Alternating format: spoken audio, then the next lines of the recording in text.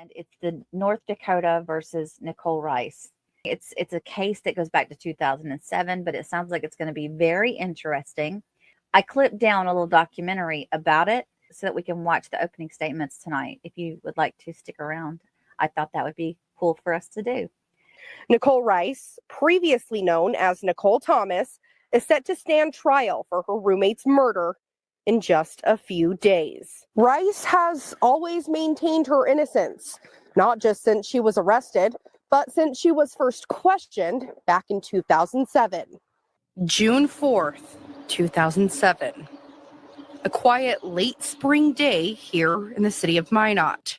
It was summer break for 18-year-old Anita Knutson, who had just finished her freshman year at Minot State University. But the quietness of that weekend became concerning for Anita's father, Gordon Knutson, who headed to her apartment to check on his daughter after not hearing from her for days. The police responded when her father called it in because he had not heard from her in a couple of days, which was unusual for the father and daughter. His daughter, lifeless in her bed. Captain Dale Plessis with the Minot Police Department was on duty that day in 2007.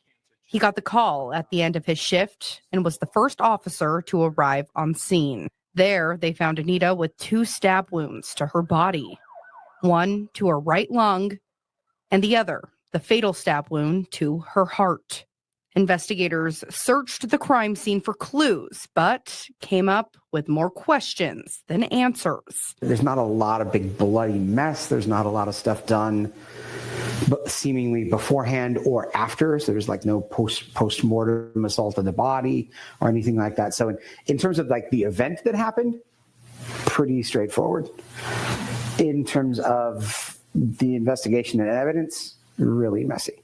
Not that they messed anything up, just there's not a lot there to identify who might have done this. Police records show nothing in Anita's apartment was missing. And investigators say they found no signs of a sexual assault.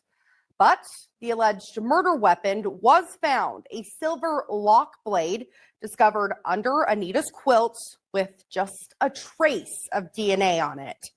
That lack of DNA, a big part of why her murder case goes cold for nearly 15 years. Police questioned several suspects, but no arrests were made. Weeks turned into months and months into years, and it was just kind of one that was out there. I can't imagine what it was like for the family. Through the years, Anita's family and friends kept her memory alive, placing billboards around town, creating a Justice for Anita Facebook page, and even writing a story remembering her in the local paper every year. As the 10th anniversary approaches, Anita Knutson's family and police reflect. Nearly 15 years go by and still no arrests in the case.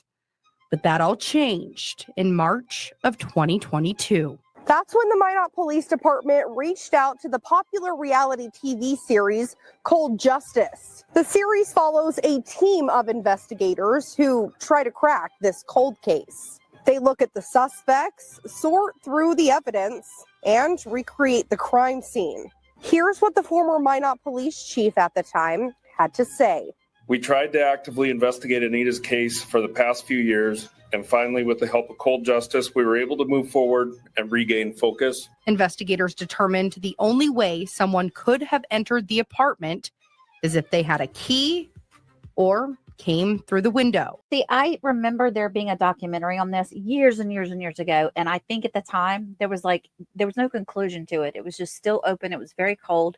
And I don't even remember them talking much about the roommate. It was more about the maintenance man because he had a key. And I felt like that documentary led towards a male suspect. Investigators say Anita's blood was found on the screen of the window, which had been cut, indicating it had been cut after Anita was stabbed. Investigators at the time say the evidence also showed the person who killed Anita likely used a key when leaving the apartment. Police questioned more than 100 people following the murder. When Cold Justice looked at Anita's former roommate, Nichole Rice, they uncovered different witness accounts and changing alibis from her, So police make their move. Now, after nearly 15 years of investigating and following up on leads, and the suspect is in custody. At about 3:25 p.m., 34-year-old Nicole Rice was arrested for murder and taken to Ward County Jail. Although most of the detectives who worked the original scene and investigation have retired, we have not forgotten about this case. Over the years, a total of 6 people became prime suspects. Everyone from the apartment handyman to the man she last texted before she died. And even a friend of Anita's that was in love with her. But it didn't end there. Nicole's defense team also tried highlighting another suspect that an FBI report identifies. Take a look. Anita Knutson was a student here at Minot State University. And for years, police chased leads, questioning dozens of suspects. But still, no arrests were made. During the first weekend of June in 2007, Anita's family headed to Bismarck for a sports tournament for her brother. However, Anita stayed behind to work over the weekend at the Fairfield Hotel. Saturday arrives, but Anita didn't show up for her shift, and her family begins to worry. The day passes, and Monday comes. Police reports show that's when the maintenance man, Marty Annell, at Anita's apartment, sees a damaged screen on Anita's window. He reportedly takes it off to repair it. At this point, Anita's family sends her dad, Gordon, to check on her. When he arrives, he knocks on the front door, which is the only entrance to the apartment. There's no answer, and the door is locked. He finds the maintenance man and tells him it's an emergency, and they need to unlock Anita's apartment, which is when he found her dead, looking through her window. Several suspects come into view and start to be investigated. We know Tyler took Anita to prom, lives in the same apartment complex, and admitted to police later that he was in love with Anita. Following her death, created a Justice for Anita Facebook page. Police questioned Tyler and his brother, who was living with him, several times. They cooperate, hand over DNA samples, and are ultimately ruled out as suspects. The medical examiner determined Anita's cause of death was from blood loss due to the stab wounds, and that she died somewhere in the early morning hours on Sunday. A witness told police they saw someone running from the apartment building around that time. Police released a sketch, and a man came forward saying that drawing looked like him and that he runs in the area in the mornings. Police questioned him, took his DNA, but he was also excluded from the profile.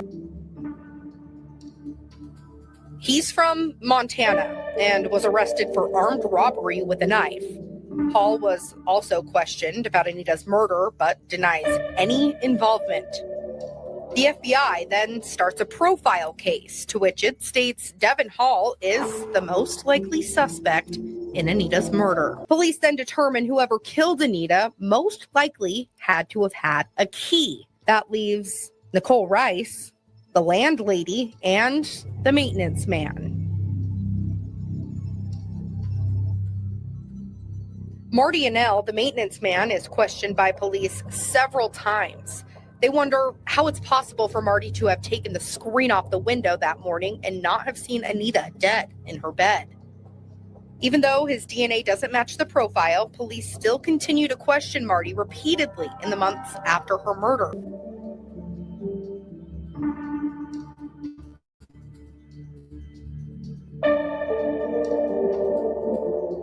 Okay, so yeah, he did self-harm. He unalived himself, but his sister claims it was due to a relationship with another person. It had nothing to do with being blamed in the death of Anita. And the police also at one point has said he's no longer a suspect. So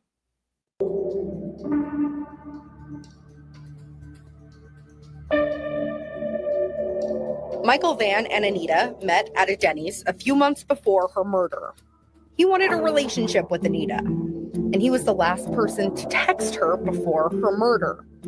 The pair exchanged a text chain around 4:30 in the morning on Sunday, with Anita sending the last text she would ever send at 4:48 a.m. Mike texts her back at 4:52 a.m., but that text shows that it was never read. Police question Mike.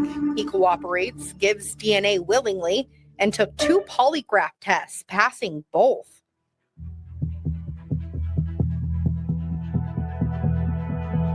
Okay, so he died of an asthma attack. But he was also ruled out as a suspect. They had a lot of suspects. Rice is questioned by police several times, but has the alibi that she was in Velva all weekend. She initially told police that she was best friends with Anita and that they were inseparable. However, Nicole's friends painted a different picture. They tell police after Anita's murder, Nicole was more upset about a missing iPod than the news of her roommate being found dead. They also tell police she was having problems with Anita, and Anita felt unsafe at their apartment. Then police find text messages between Nicole and Anita just weeks before her murder. Okay, I'm going to read these to you guys. So this is coming from Nicole. It says, "Kay, so next time you leave and don't plan on coming back in the morning and lock your door, because God knows I'm dying to get in there. Shut the effing alarm off so I don't have to listen to it when I could be sleeping." And then Nicole writes back, "And just for a heads up, my dad and I are going to talk to the landlord ASAP to see what we can do, because honestly, I have no idea what I did to make you feel. I had no idea what I did to you to make you all of a sudden be all weird on me. But right now, I sure as hell ain't gonna put up with this until December. This sucks. I may sound like a biatch, but what goes around comes around." So apparently there was a falling out. And it looks like Anita was ignoring all these texts. "Things shouldn't have gotten like this in the first place. I didn't do crap to deserve this, but whatever. I'm done discussing this. I'm going to smash your door down. You need to make sure your alarm clock is shut off. Why does your Police mom want my determined- phone number? Why does your mom want my phone number? You need to make sure your alarm clock is shut off." So I guess her alarm clock was going off when she wasn't home, and the roommate couldn't get in there and turn it off. That would tick me off too, you guys. Nichole Rice had access to the apartment and could have a motive to kill Anita. They also determined later that DNA testing shows Rice can't fully be excluded from the DNA found on the murder weapon. Police are now honing in on Rice and the most damning piece of evidence they say they had against her. A young woman who had her entire life ahead of her, with dreams of becoming a teacher. Those dreams sadly ended on June 4th, 2007 for Anita. While the years went on, people still talked about her case in the small towns of Minot and right here in Velva, where her and Nicole went to high school.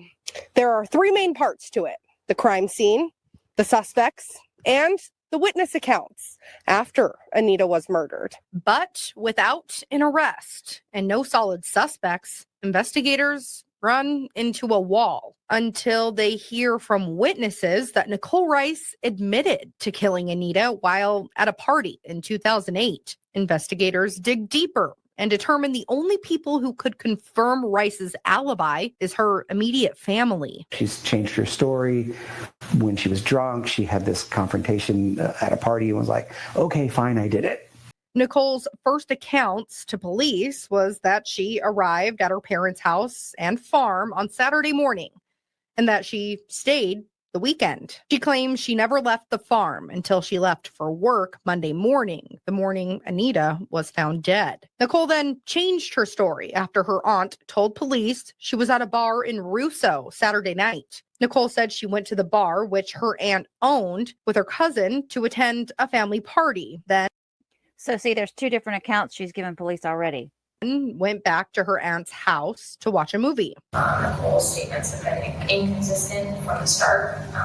They've changed drastically from not seeing Anita to seeing Anita to not being in Minot at all over the weekend to now coming back to Minot on Saturday night after she left the bar. But in the end, the differing alibis, contention between Anita and Nicole, all leads investigators to believe that Nicole is responsible, and they charge her with Anita's murder. And on March 17th, 2022, Nicole is arrested and taken into custody. We tried to actively investigate Anita's case for the past few years, and finally, with the help of cold justice, we were able to move forward and regain focus. Due to the resources, logistics, planning, and experts they were able to provide, we were able to obtain an arrest warrant for Nichole Rice. Rice was eventually arrested here on the Minot Air Force Base, where she was working as a civilian. The day after her arrest, and after spending a night in jail, Nicole Rice appeared here in a courtroom in the Ward County Courthouse for her initial hearing. This is the state of North Dakota versus Nicole Erin Rice. Ms. Rice is charged with murder. Do you understand that charge? The courtroom was filled with people. Nicole's parents, recent husband, and other family and friends. Anita's parents were also in the courtroom, waiting to see what the judge set their daughter's alleged killer's bail at. Judge Richard Hager set a cash bond of $120,000 and her corporate surety bond at $250,000. That same day, Nicole posts bail. 6 months later was the first time Nicole appears back in court, this time for her preliminary hearing after it was rescheduled 4 times. Her defense team tried to get the case dropped, but is unsuccessful. The charge is murder, class AA felony. How do you plead, man? Guilty or not guilty? Not guilty, Your Honor. After that, court dates continue to be pushed back until the defense requested a hearing regarding the DNA in the case. This hearing is where the defense introduces an alternate suspect, Devin Hall. Hall was the Montana felon who arrived in Minot around the time of Anita's murder. Does that state that Devin's grandmother had reached out and told somebody that Devin had told her he had possibly killed a young lady in Minot? That's through like third or fourth party, but that's what it says, yes. Hall remains a focal point of defense for Nicole because of his previous involvement with women in other crimes. Then a gag order is granted. Everyone involved in this case is barred from speaking to the public or to the press. The trial is then moved to Grand Forks and is set for January 2025. I think that it is not possible for either Ms. Rice or the state to get a fair trial in this matter. Then another delay hits, this time a combination of problems. Minot's police chief, John Klug, who was a police officer at the time of Anita's murder, becomes the focus of an investigation himself for various alleged conduct within the department. And a new report about Anita's body is submitted into the record. Also, Nicole's main attorney leaves the law firm she's with. All of these things combined forces the judge to push the trial to March, which brings us to present day. Rice will be on trial for the Class AA murder of her roommate nearly 18 years after her death. She faces life in prison without the possibility of parole. But is there enough evidence to convince 12 jurors beyond a reasonable doubt that she committed the crime? So there you go. That should help us get caught up on what's going on with this. So can you guys see automatically where her defense attorney is going to go with some of this information? Right out of the gate today, before they even called in the jury to do the jury instructions, her defense attorney filed a motion and he said he wanted the case dismissed because of the way that the investigation was handled and because the DA was withholding discovery. So this is very dramatic. This was what happened first thing this morning when trial was supposed to start. Detective Asham, she's implicated throughout it. She's implicated for personal reasons, and I do not take any joy in doing this right now, Your Honor. This was hard for us to make decisions on how to do this last night, but this is such a serious case, we have no choice. In going through the report, there are incredibly disturbing details. There's discussion of deleting emails, deleting files. There's recommendations from the firm that went through this that the entire office needs training on Giglio, and I'm summarizing what I've seen, but it goes on to say that lying is part of the daily course of business at the Minot Police Department. on and on. And again, I'm summarizing because I don't want to go through the quotes, which I assume Your Honor has looked over here from that report. But it's an absolute bombshell. Detective Asham is not only the case agent in this case who's on the trial team and sitting through this, she was the lead investigator on this case after Detective Talbot left. And as this comes to light, I'm sitting here on my phone seeing that Rob Port has published this report independent of our filing of it based on a FOIA request he did at I think 12:09 today. It begs the question for me when the state knew about this, when Rob Port got this. I know there were redactions that were done. The fact that it's such a bombshell and it was disclosed to us yesterday, moments before trial. I actually disclosed to us, I know there was the phone call on Sunday saying there's some impeachment evidence regarding Miss Asham. Honestly, our arguments for dismissal, we believe, are completely valid on every front, all three arguments. This one we thought was going to be our weakest, and we now believe is absolutely our strongest, based on the incredible things we're reading in this report. And it's a thick report. I know it's 57 pages. It's top to bottom. It's incredible. There's accusations of rape. There's accusations of incredible things. And I know we attached it last night. I know we're moving and grooving, and I don't know how much Your Honor has had a chance to review it. But I made that clear. I've read it all, so okay. You may continue. I didn't hear you say it, Your Honor. I apologize. But first of all, it would have changed our entire jury selection process to talk to people about police misconduct, how they would judge officers, especially officers that are sitting here, if they lie, if they cheat, if they destroy evidence. Again, in reading this, Detective Asham is the one referenced in our Exhibit 1 with the email chain I have with Miss Sorgan, that it sounds like it kept the CD in this evidence room or whatever they're calling it. It doesn't sound like it was in the normal course of the evidence file for the Ward County State's Attorney's Office. And then I flipped last night and I'm reading that she's texting about destroying emails and files. It's incredible, Your Honor. And I don't know, first of all, I know that the state in one of their prior arguments had talked about a trial by ambush from us based on one of their motions. I can't think of a bigger trial by ambush than what's going on right now. We're getting disclosures regarding the case agent and lead investigator in the case at 7:09 a.m. the morning of trial that blow up the entire police department, that blows up the credibility of their case agent and lead investigator. There is so much work and so much investigation this creates on our behalf that I believe this rises to the level of dismissal. Obviously, we've requested alternate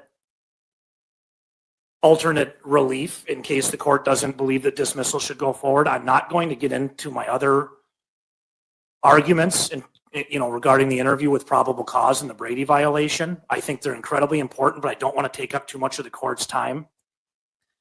I also let the court know in our brief that we did this last night after dinner between then and 1:30 a.m. We were as thorough as we could be. This thing could be 50 pages long, Your Honor. We sat in a hotel room all night putting this together and finally just decided to kill it at 1:30 in the morning. We could have gone until 5 a.m. It's a bombshell on proportions that I cannot describe. I had no idea this was going to happen when we were meeting yesterday. The primary basis for everything we discussed was the Hall interview. As I got into this, I was blown away. I've never seen anything like it in my career. It's the kind of stuff you read about happening in other states. As we speak, articles are being published based on FOIA requests that happened. I don't know when. And I'm just downloading and trying to digest this information. And it's appalling and incredible to me, Your Honor. And I asked that the court on all three motions dismiss this case.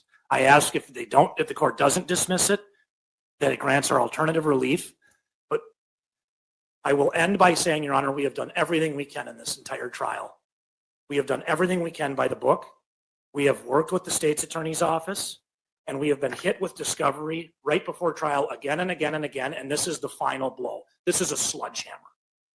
In November, we got information regarding newly investigated bug reports that weren't done prior to charging, right before trial. In February, we got hit with another discovery bomb when my brother was sitting there doing the hearing, when the court closed discovery, I believe on March 4th. Then we get this interview on Friday. Now we get this investigative report that is an absolute bombshell, and I have never seen anything like it, at 7:09 a.m. on Monday, the week of trial, the day of trial. I have not been able to go through it in the depth I would like to. We were racing to get this done yesterday, and like I said, Your Honor, I'm absolutely appalled. I've seen nothing like this in my life in practicing law. I'm sitting here as we're doing jury selection, watching the news come down, front page, front page, front page, from Rob Port on this FOIA request. My guess is this report's about to go national, and it's not because of me. And I'm concerned about what other disclosures are out there. We got this because Rob Port did a FOIA request. You know, if you were on the defense side, I know he's being dramatic and everything, but you guys, if you were in his position, I think you would do the same. I can't blame him for that. And thank God he did it just in time. This is happening over and over again. It's becoming a course of practice, and it's absolutely blowing this case up. And Nicole's family has spent so much money and so much time on attorneys and travel, expert witnesses that are scheduled to come in this week. This is an absolute abortion of justice, Your Honor. And I don't like to get this way. I'm appalled. I've never seen anything like this. That's all I got. All right. Thank you very much, Mr. Sand. Thank you. Ms. Sorgen, do you wish to reply? Your Honor, as set forth in the state's papers, I'm not going to reiterate what was put forth in our filings on there, but I will address what Mr. Sand has just indicated. First off, I don't even know who Rob Port is. And so he is not the reason that they received their report. We are. We provided it to them as soon as we got it. Now, Mr. Sand's probably going to take issue with that. This was sent after hours to myself and Mr. Nelson on Friday, after hours, as we were preparing to come here. Mr. Nelson got alerted to it while he was driving on the road on Sunday to come here, called Mr. Sand immediately after that. He called Mr. Sand before he called me. I found out about this after Mr. Sand did, Your Honor. Upon checking this, making sure that we could even get at the email with the Wi-Fi situation, it was then forwarded, which the earliest that could happen was Monday morning at 7 a.m. And my apologies for how that is late, but unfortunately there's no opportunity to have changed that, Your Honor. It was not in our hands until later in the afternoon on the 14th. And again, because of the email and preparing to come here and getting it all together, it got forwarded as expeditiously as I possibly could on that point, Your Honor. As to this February discovery bombshell, I think we established that at that February hearing. It was 2 copies of digital maps that were sent over as part of the Axon transfer with the information. The interview on Friday, I addressed that in our papers, Your Honor. I'm not going to go into that any further. That's information that was available to the defense, could have gotten to the defense had they bothered reviewing their discovery before that and determined that it was an empty file. Could have been done within due diligence, and I addressed that in our response to their allegations on Brady. As to the blowing up the credibility of our case agent, credibility is an issue of the jury, Your Honor. I don't think that this report blows up her credibility. Mr. Sand wants to cross-examine her on that. That's his option. He can do that. I've set forth when the state knew about this report. I can tell you when Mr. Nelson and myself knew about it. And that's exactly when. And I would like to reiterate, Your Honor, that Mr. Sand is arguing that this report implicates Sergeant Asham throughout. Please note, this is a report regarding Lieutenant McLeod. Sergeant Asham is mentioned in it tangentially with regards to a relationship with McLeod and inappropriate behavior on McLeod's part. Information that was contained therein that may pertain to Sergeant Asham, again, that's something that can be either cross-examined on or, as we set forth in our paper, if the court wishes to allow for a pretrial deposition under Camp Rood for the defense, that's permissible, and that's the remedy that's outlined by the North Dakota Supreme Court. The conclusions of that report, Your Honor, again, are in large part due to the behaviors of Lieutenant McLeod. I can't reiterate enough that this report is titled McLeod Complaint Report. It's not the Asham report, as the defense wants to put it in their papers. It is the McLeod report. Thank you. All right, thank you very much. Time is 3 minutes after 3. The court's going to go off the record. I'm going to take 12 minutes and then I'll be back. We're going to go right to his ruling. All right, we're back on the record. The time is 17 minutes after 3 o'clock. I took a few more minutes than I told you I would, but it had nothing to do with what I was reviewing. It had to do with another issue. That issue is the court has dismissed, the court has dismissed juror 44, which is Mr. Eric, for a medical reason.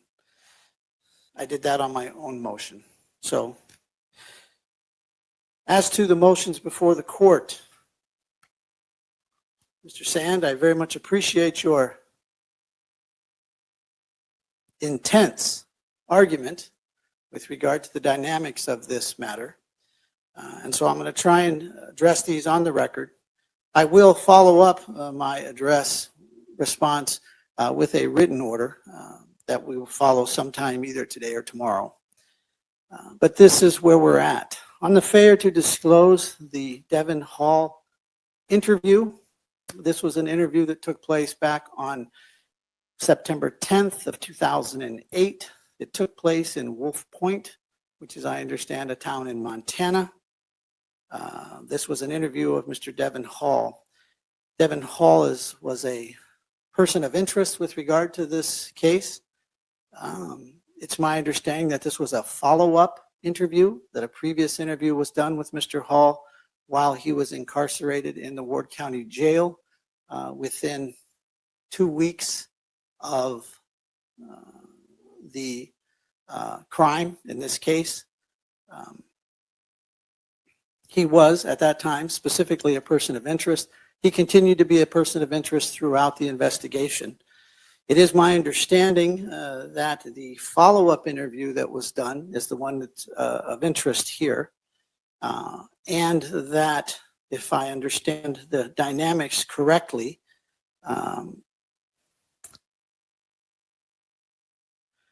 that the defense did have this interview in the sense that it was disclosed by the state, that the file that they disclosed was empty, as was the file that the state had. It then went from that emptiness, once it was discovered, to tracking it down, that it was being held somewhere else, more in a more solid form than on some kind of digital platform.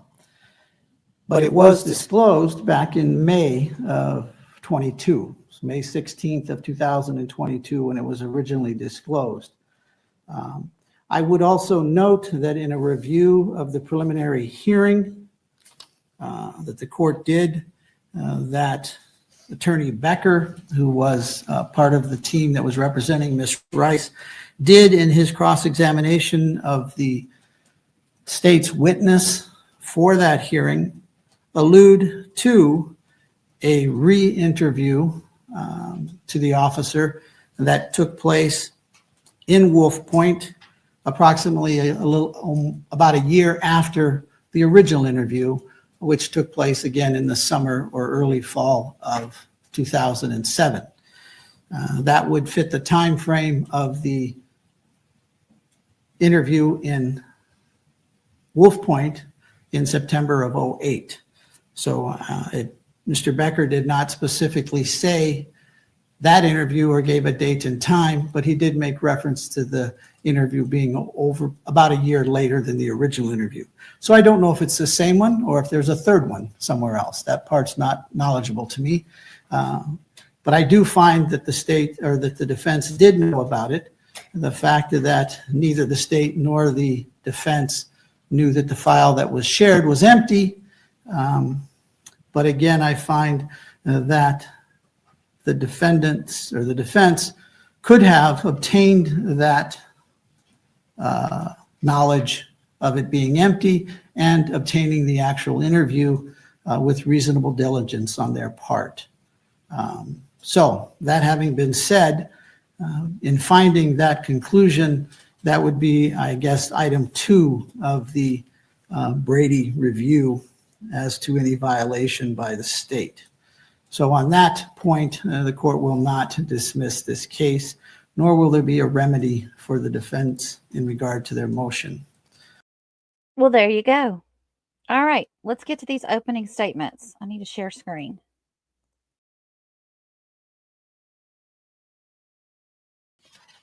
Ms. Sorgan, do you wish to make an opening statement? I'm just going to add a banner, Bama.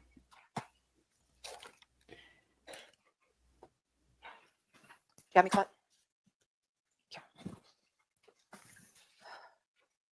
Good afternoon, members of the jury. That's what you are now. You are the jury. As Judge Hager has just instructed you, it's your job to listen to the facts in this case as they are presented. And as Mr. Nelson told you during voir dire, how we do that is through the testimony of witnesses in that witness stand right over there, and through the introduction of exhibits. 18 years ago, 18-year-old Anita Knutson was stabbed to death in Minot, North Dakota. Anita had dreams of becoming a teacher. She was a college student at MSU. And when she was a student at MSU, her roommate was Nichole Thomas Rice, known as Nicole Thomas at that time. The state intends to show you evidence. There was bad blood between these two girls, and their living situation was highly toxic. The state intends to show you evidence that on the early morning hours of June 3rd, 2007, Nicole Thomas Rice stabbed Anita Knutson twice in the chest, killing her. You're going to hear from a number of witnesses who established this timeline. I did a trial back in September. It was another murder trial. And my trial partner made a statement during closing that's echoed with me for a while, where he said, "Crime loves silence." Now, in that particular case, we had a defendant who had killed someone who could have blown the lid off of a pretty big drug operation. But that phrase stuck with me. Crime loves silence. As you have heard, this has been a cold case. Ms. Rice was not charged with this crime until 2022, 15 years after it happened. It's a bit of the tortoise and the hare, slow and steady. Law enforcement took the time to make sure we're the right person. There were some new developments that occurred over the years. You're going to hear testimony with regards to that.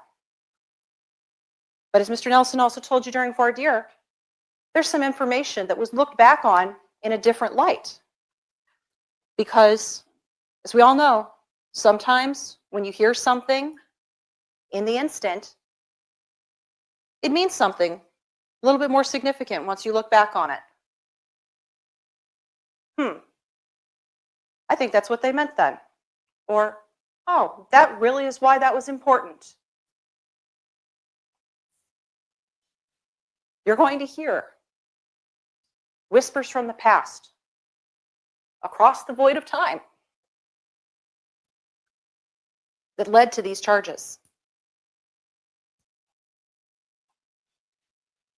Silent no more. And we are concluded with this case. We are confident that you are going to find Nicole Thomas Rice guilty of the murder of Anita Knutson. Thank you. Mr. Sand, do you wish to make an opening statement for I the do, Your defense? You may proceed. Thank you, Ms. Sorgan. Can you guys hear me all right? Wonderful. First of all, thank you for being here. I know we said that during jury selection. This is a huge commitment. I'm sure it's very stressful. Taking a lot of time out of your lives, and we really appreciate it. Now, as the state's attorney said, you're going to hear a lot of evidence in this case. You're going to see a lot of evidence. You're going to hear a lot of testimony. At the end of it, I disagree with the state. You're going to know after you hear that Nicole did not kill Anita. Now, what happened to Anita is terrible. It's awful. It's every family's nightmare. It's every parent's nightmare. It's every town's nightmare.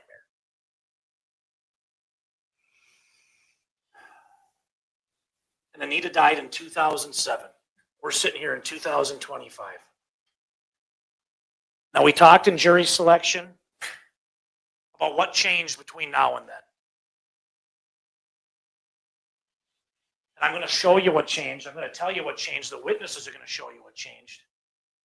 It was pressure from a TV show, a nationally syndicated program that came in, worked with the Minot Police Department, didn't dig up anything of substance, but put an incredible amount of pressure on the state's attorney's office, the police department, to bring charges in this case. Now, you're going to hear from the original officers. I anticipate you'll hear from them. They're on the state's witness list. Those are good officers. They worked this case really hard. And they followed up with a lot of people. And they didn't charge Nicole. They didn't charge Nicole because she didn't do it.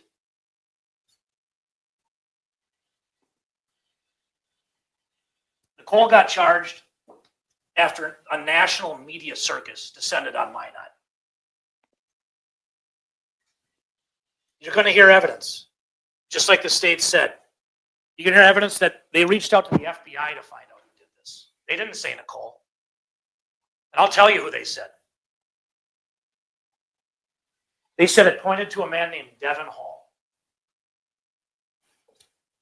And I'm going to come back to that. Every time the police called Nicole, she showed up. She talked to him. She said, "How can I help?" Not everybody did that.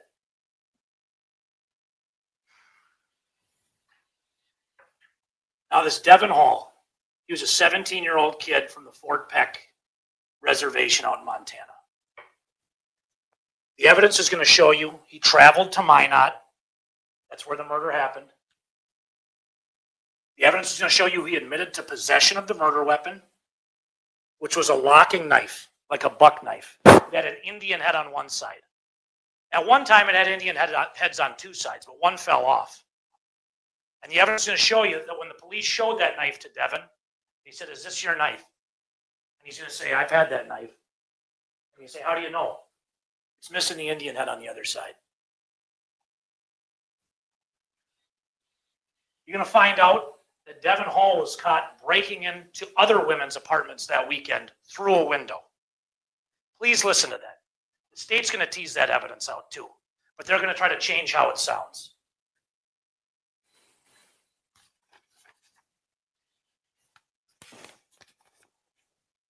It's also important that you're going to look at someone's behavior. Devin Hall, the evidence is going to show you, continued this kind of behavior. And he had implications, not just back on his home reservation, but federally as well. You're going to hear testimony regarding a suspect that was the lead suspect in this case that ran from the apartment complex that Anita and Nicole lived in. You're going to hear this man was described as a 6'2" Native American young man who was sprinting at 7 o'clock in the morning from that apartment complex to the next apartment complex with blood on his t-shirt.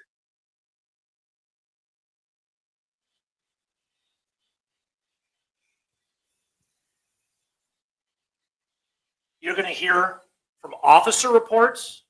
You're going to hear that they worked with the FBI, like I told you, and you're going to hear from other investigations, some of our own, that point to Devin Hall. That's where all the fingers point in this case. On top of that, there was other work that was done in this case that showed other suspects that were much more culpable than Nicole. There was the maintenance man you're going to hear about. The maintenance man who in the morning showed up, found a broken into apartment with curtains and a curtain rod strewn outside that he threw back in. That maintenance man was interviewed, and on New Year's Eve, the next year around, he committed suicide. And the night before he committed suicide, he talked to a friend and said he had something very heavy on his heart. You're going to hear about someone else, the prom date of Miss Knutson. This prom date ended up moving into the same apartment as Miss Knutson, same apartment building, went on to continue to be a sleuth throughout Miss Knutson's, after her murder, and has been sitting in many of these court hearings as we go. He was a prime suspect. The cops describe him as obsessed with Anita. You're going to hear that Nicole had an alibi while this went on. She wasn't there. You're going to hear she did not do this. This is a media sensationalized case. And that's the person they want. They want the roommate, the college roommate. That sells. What doesn't sell is somebody who's dead or an indigent person that lives out in the middle of nowhere in Montana. Nicole sells. And that's what's going on here. And I'm sorry that I get impassioned, but I'm sure you understand the seriousness of this. The state's going to talk to you about a toxic roommate relationship. And I know we discussed this in jury instructions. Siblings, roommates, they fight. There's issues about an unplugged fish tank, about an alarm clock that wouldn't stop going off. The evidence is going to show you people like Nicole don't kill their roommates over that kind of stuff. They don't put knives through their sternums. The evidence is going to show you Nicole Rice didn't do this. This entire case toward Nicole has been an abortion of justice, and it can stop now. And Anita deserves justice. But justice is out there. It's not here. This is a show. Thank you very much. Thank you very much, Mr. Sand. Thank you, Your Honor. Ms. Sorgan, call your first witness. State calls Sharon Knutson. Someone call in Ms. Knutson, please. I'll go get her. Thank you. Nothing but the truth will help you God. Watch your step, and we'll have you go back over here, ma'am, to the right. Yep, please. Watch the cords. All right. Ms. Sorgan, you may proceed. Thank you. Would you please state your name for the record? Sharon Knutson. Get a little bit closer to the microphone. She can't. Bring it a little closer to her if you could. Can't. Ayla, just Sharon slide Knutson. How's that? Okay, let's just try it one more time. Okay. Sharon Knutson. Thank you, ma'am. You're the mother of Anita Knutson, is that correct? Right. Okay. Are you Anita's birth mother? No. What was your relationship with Anita? We adopted her when she was an infant. How old was Anita when she first came into your care?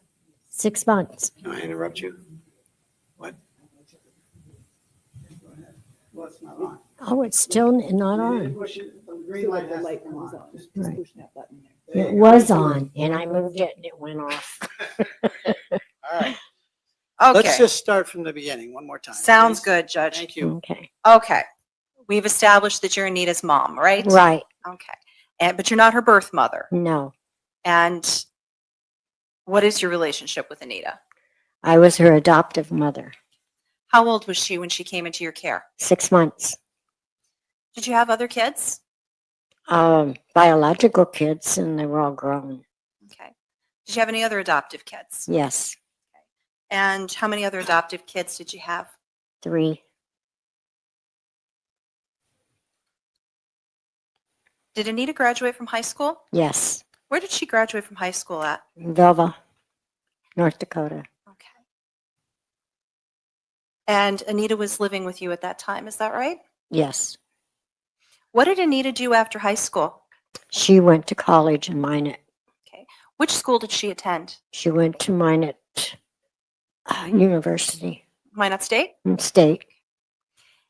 Did she go right away to school or did she take a gap year? She went right away What was Anita studying? to be a teacher. Permission to approach, Your Honor. You may. 17 when she graduated high school. State moves. You're not her birth mother. No, And what is your relationship with Anita? Sorry about I that, was her guys. adoptive mother. How old was she when she came into your care? 6 months. Did you have other kids? Biological kids, and they were all grown. Okay. Did you have any other adoptive kids? Yes, And how many other adoptive kids did you have? 3. Did Anita graduate from high school? Yes, Where did she graduate from high school at? Velva, North Dakota. Okay. And Anita was living with you at that time, is that right? Yes, What did Anita do after high school? she went to college in Minot. Which school did she attend? She went to Minot University Minot State? State. Did she go right away to school or did she take a gap year? She went right away What was Anita studying? to be a teacher. Permission to approach, Your Honor. You may. Sharon, showing you what's been marked as for identification as State's Exhibit 1. Do you recognize this? Yes, What is it? it's a picture of Anita. When was that taken? When was it taken? Oh gosh, I don't remember. I How- think it was in high school. Is that a fair and accurate photograph of Anita? Yes. How old was she in that picture, approximately? It's like 17. Anita She was was 17 when she graduated high school. Anita was a State tiny moves to little introduce thing. Exhibit 1. Mr. Sand. No objection. State's Exhibit 1 is received without objection. Permission to publish. You may. This was your daughter? Is that correct, Yes. Sharon? Sharon, where did Anita live while she was going to college? She lived the first year of college. She lived in the dorms. And did there come a time that changed? The second year of college, she got an apartment with a share person. So she shared an apartment with somebody, is that correct? Right. Where was that apartment located? North Hill, In what city and county? Minot. And what county is that? What county is Minot in? Oh, Minot. I have no clue at this point in time. Okay. Sorry. That's all right. Let's get a few bases on there. Sharon, how old are you? I'm 80. Do you sometimes have issues with your memory? Yes, I do. Do you recall who Anita lived with while she lived in that apartment? Nicole Do you know Nicole's last name? Rice. Had you ever met her before? No, I never met her until after they got the room together. Okay. I knew she was Anita's roommate and also in college that first year. So you had not met Nicole before Anita and Nicole moved into the apartment together? No. Had you ever been to the apartment? Yes. Okay. How many times did you have occasion to go to the apartment? Really couldn't say how many, but I would go over with once in a while. Most of the time we would meet at the mall and go shopping. go Now, out when to you say eat. we would meet at the mall and go shopping, who do you mean we? Anita and myself. And how often would the two of you meet at the mall and go shopping? When she wasn't working or I wasn't doing my stuff that I did in Butte. I had a business. Okay. And you were living in Butte at that time, is that right? Mm-hmm. You said Anita was working sometimes. Where did she work? She worked 2 jobs. Where were those at? One was the Fairfield Hotel, and the other one was at a dress shop in the mall, Vanity. Do you know what kind of hours Anita was working? Not really. It's just Now, you said that you had had occasion to go to the apartment. Can you describe the apartment? it was a nice little apartment. Anita kept it up. How many bedrooms, how many bathrooms? 1 bathroom, 2 bedrooms. Do you know what the relationship was like between Nicole and Anita? From what I got from Anita, it wasn't good. And why do you say that? She was kind of scared of Nicole. At least that's how she came over to me. You know, if Nicole was going to be home, she didn't want me over there. She didn't want you to come over to the apartment? Right. How often did you speak with Anita? Oh, all the time, it seemed like. Daily almost. We have our cell phones and then. And did Anita have a cell phone as well? Yes, she did. And whose name was that cell phone under? Her dad's name. Gordon's. Gordon. And is Gordon your husband? Yes. Now, you said that things were not good between Anita and Nicole. No, they didn't run in the same circles from what I gathered from Anita. You know, they had separate friends. Now, you said that you lived in Butte at that time. Mm-hmm. How far from Minot is Butte? It's a good 60 miles. And you said Anita went to high school in Velva. Is that right? No, yes. How far from Minot is Velva? 30 miles. How long does it take to drive from Minot to Butte? An hour. And how about from Minot to Velva? 30 minutes. Now, you said that you spoke with Anita pretty much almost daily. Is that right? Yeah. Do you remember when the last time you spoke with her was? Yes. When was that? The Friday before she was found dead. Do you know what was going on when she called, when you had the phone call with her? No, that night she was over at her friend's house and she was getting ready to leave to go home, she told me. Do you know which friend? Michelle. That was Friday evening. Mm-hmm. Did you have any contact with her on Saturday? I called, but she didn't answer, so I assumed she was working. Okay. Did you hear from her on Sunday? No, I did not.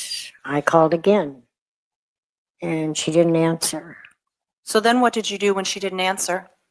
We're all busy. We're kind of, I was mowing and stuff. And so I thought, well, Gordon was going to Minus Monday. He can stop and check on her. Okay. And he did. I called him and I said, did you check on Anita?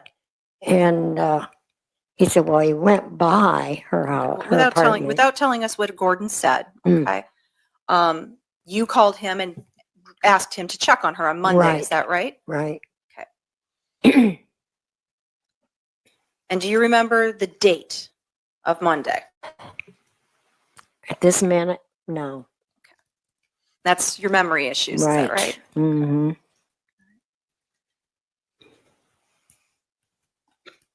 What was the next thing you heard about where your daughter was? He called one of my neighbors in Butte and had her come and stay with me while he told me on the phone what he found. And what was that? He found Anita dead. What were you thinking in that moment?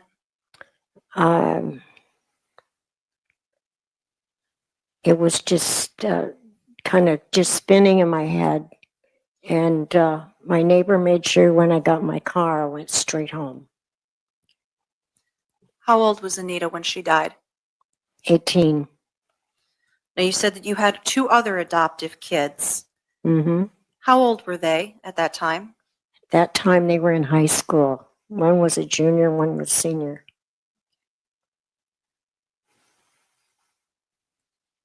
And which one of your children was the senior? Daniel. How old was Daniel? At that time, he was 17. And your other child, who was the junior? 16. And that's your other daughter, Anna, is that right? Right. When you talked about things not being good between Anita and her roommate, was there anything specific?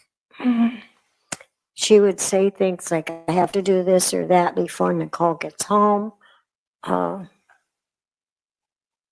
Just not comfortable things.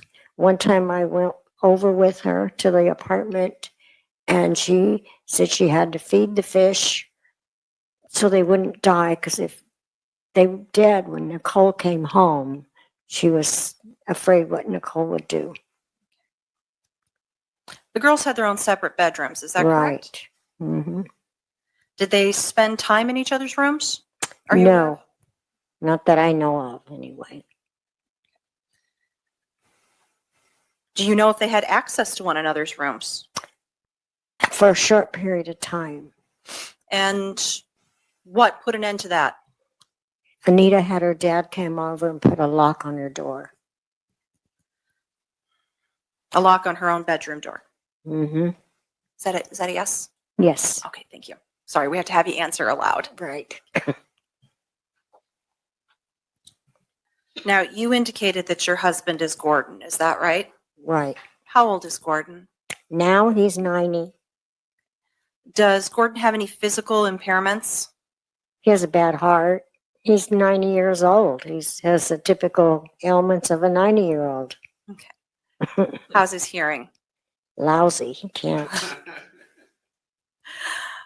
And how about his memory? Off and on. It's pretty good, though. Okay. How about his long-term memory? Long term, he remembers things I forgot. Now, you indicated previously that Anita had a cell phone, and that was under Gordon's name, correct? Right. Okay. Is that how you would contact Anita? Yes. How would you talk to her? Did you text message, calls? No, I called verbally. Okay. And did you ever text with her? Not that I can remember ever texting with her. Okay. Not much of a texter? No. Okay. Do you recall where your other two children were at the time that you were informed that They were Anita at was dead? They were at school. Okay. Now, you said that when you couldn't reach Anita on Saturday or Sunday, you assumed that she was working, right? I assumed, yes. Okay. Did you take any steps to verify whether or not she was working? No, I didn't. Because we just didn't. Okay. Are you familiar with an individual by the name of Tyler Schmaltz? Yes. Okay. Who is Tyler? He was her friend. Was there anything special about him? He had some issues about, he wanted her to be his friend. And she didn't want him as that type of friend, but she still stayed friends with him, you know. Now, when you say she, you mean Anita? Anita. Mm-hmm. And he wanted to be a little more than just friends? Right. All right. How did Anita react to that? I think she just kind of ignored that. Okay. I never discussed it with her about him. Now, did they go to the prom together? No. No. Okay. No. What was the prom arrangement? She had friends, other male boyfriends that were in high school with her that took her. Okay. Now, were these boyfriends that she was dating, or were these male friends? They were just male friends. Okay.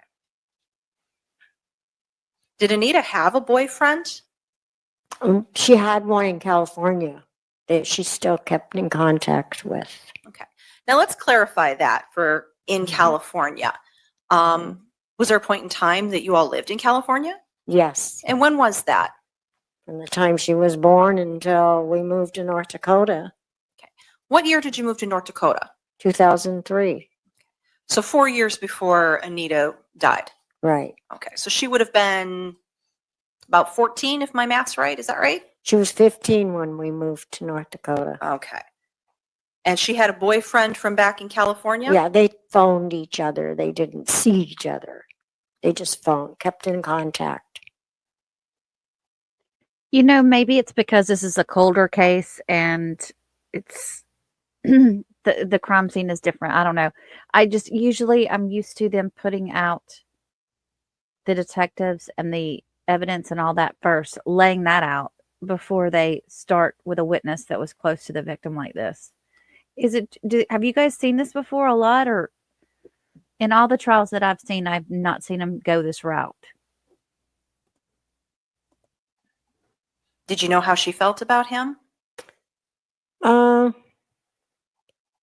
Kind of like a boyfriend, girlfriend in California. But once we moved to North Dakota, she would talk to him once in a while, but that was about it, as far as I knew.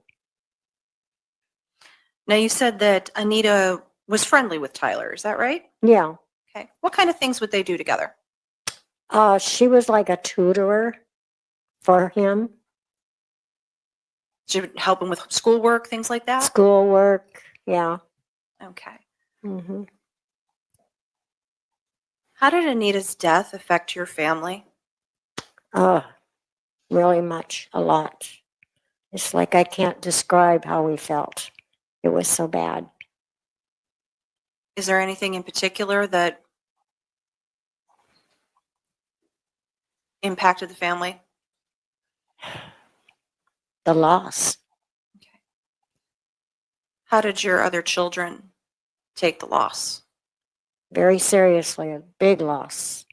They're still feeling, well, and Anna is still feeling it because we lost Daniel. You lost suicide.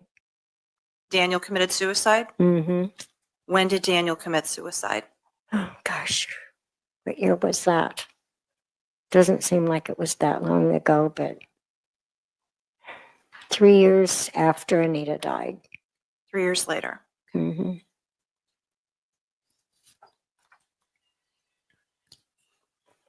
When Anita was in school, did she come home very often to Butte? Not too often. She would come periodically, but with her going to school full time, working 2 jobs, and then I understand she would go to her aunt's house, my husband's sister's house. Okay. Because where did she live? She lives in Minot. That's a long drive. In the wintertime, it's not a good drive. An hour on a normal day, correct? Right. All right. In the wintertime, how long would it usually take? Last week, it took me an hour and a half. That is a long drive, isn't it? Mm-hmm. Okay. I have no further questions for Mrs. Knutson, Your Honor. All right, thank you very much. Mr. Sand, do you wish to cross-examine Ms. Knutson? I do, Your Honor, just briefly. I am unable to see her, so is it all right if I stand? Absolutely it is. Thank you. You want She's me too to tall stand? for you? Oh, too you tall. can stand. Yeah. No matter, you're just The fine. chair's too short. Right. Bless her heart. First of all, Mrs. Knutson, I'm very sorry for your loss. Thank you. I'm sorry they have to sit here today. Do you know how Anita and Nikki knew each other? College, high school, School. high school and college.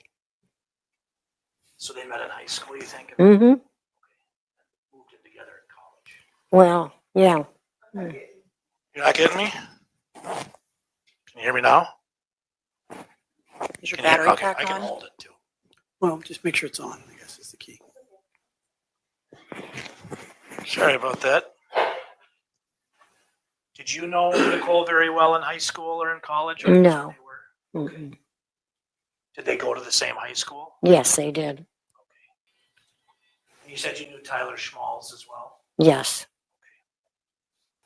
Now, this is a long time ago. This is in June of 2007. Do you recall meeting with a detective Barnard and doing an interview? Right. Yes, I remember it very A long well. time ago.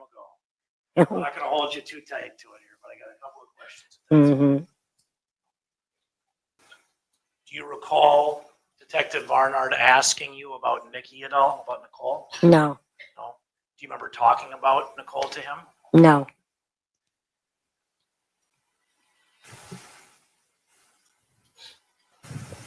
Do you remember any of the conversation? No. I don't. I know he was rude. He was talking Anita Aunt down like she was a street person. Detective Barnard was? Mm-hmm. What kind of things did he say, do you know? Well, at that point in time, there was a club on Main Street for all the teenagers. No, I Club don't. 101 maybe? I have no idea. Okay. What did he say about the club? Oh, that she went there and danced. And I didn't get his point other than he was not making her look like a nice girl. Was he saying it was like a sleazy kind of club? No. What was he But saying about it was like he thought she was better than going there. Gotcha. You know. Mm-hmm. Gotcha. But she would go and she always went with her girlfriends. Mm-hmm. Did you know that she went to this club 101? Yeah, she told me. And it was like a dance club, is it? Mm-hmm. Now, in this conversation with Detective Barnard, do you remember if he talked to you about whether Nikki smoked or drank? No. I'm sorry. I don't. Oh, no, she didn't. Not that I know of. And Do you remember telling Detective Barnard that she didn't, but Nicole did? mm-hmm, that I remember. Do you remember talking about how Nicole was in beauty college and the house stunk and there was hair dye all over the walls from her? No, I didn't. I don't remember any of that.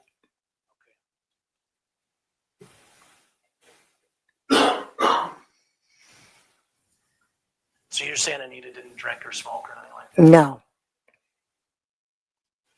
That I know. Do you have any idea about the people that she might have met at this Club 101? No. She didn't go that often because she was too busy with school and her 2 jobs. And you said that Nikki did not go to prom with Tyler Schmalz? I don't think she did. I don't know who she went with. Okay. But he wanted to be her boyfriend, it sounds like, and she wasn't. Right. Feeling that. Okay. Do you know at the time Nikki died if Tyler lived in the same apartment complex that she And Nikki didn't die. Anita I'm did. sorry, Anita. That'll be the last time I do that. I apologize. Thank you. When Anita died, do you know if Tyler was living in that apartment complex? No, he did not. Not to my knowledge, he didn't. He lived in somewhere else. And I know this is a long time ago, and it's Mm-hmm.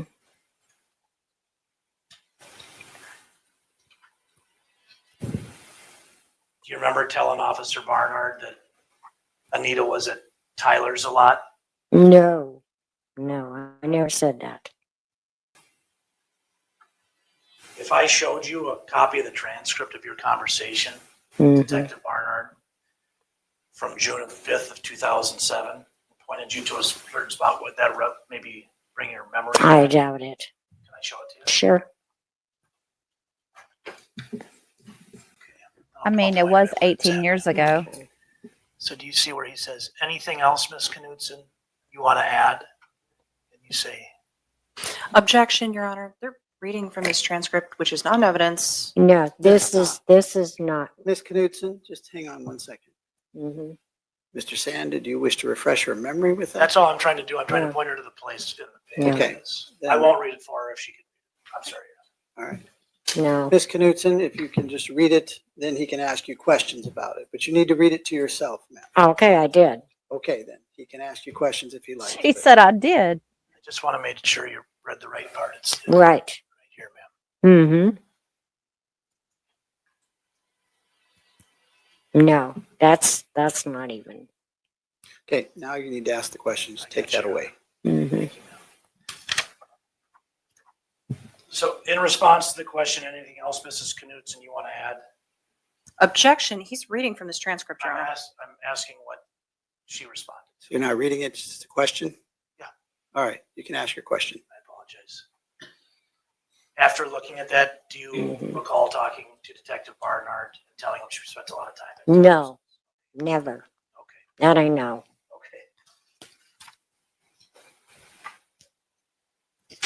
She could hold her own, yeah.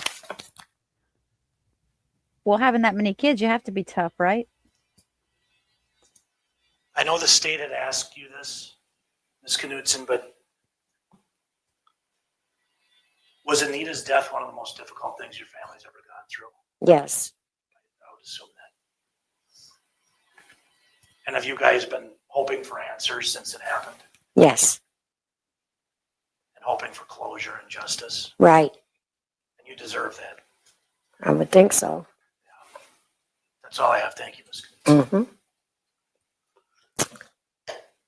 Ms. Sorga, do you have any redirect, ma'am? Just briefly, Your Honor. Sharon, what was your mental state and emotional state like in the days and weeks following Anita's death? It was a lot of blank. Just going through the motions of living. And I had to call her biological family in California and let them know. And it was a lot. It's still hard. Do you have a lot of active memory of around that time? Some, yeah. But mostly, what is it for you? What is it? It's to lose a child, regardless whether she's your biological child that had her all those years. And she had plans, and we had plans for her. It's not there. It's not going to happen. Do you have a lot of specific memories of what you and your family did in the days and weeks following Anita's death? Not all of it. Who handled most of the arrangements? with regards- Gordon did. Gordon handled that. My husband. Mhm. Okay. Were you involved in it? No, I wasn't there mentally. Mm-mm. Thank you. I have nothing further. Mr. Sand, anything else? No, Your Honor. Thank you. See, I think the prosecution was trying to win over the jury with the way he handled Mom. You may call your next witness, please, Miss. Your Honor, state's next witness is Gordon Knutson. All right. I know. Questions? You can read them. So we're clear for the record. The ADA assistance is necessary for Mr. Knutson's hearing loss.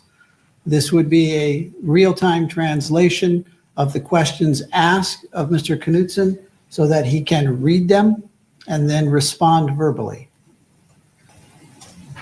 Are we going to hear the questions? Ms. Sorgen, you may proceed. Thank you, Your Honor. Would you please state your name for the record? Gordon Knutson. Push the microphone down. There you go. Just name it as Jim. Thank you. Hand it back on. Gordon, you're Anita's dad, is that right?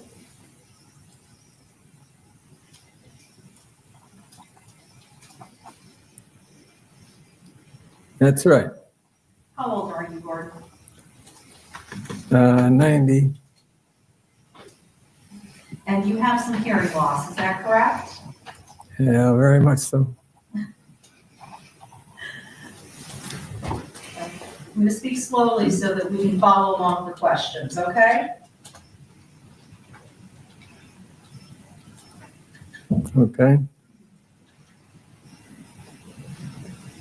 We heard from testimony from your wife earlier that Anita was a college student. Is that right?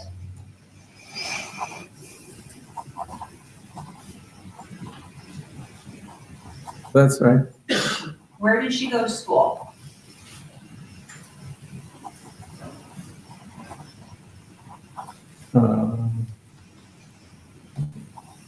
Wayne State College, I think.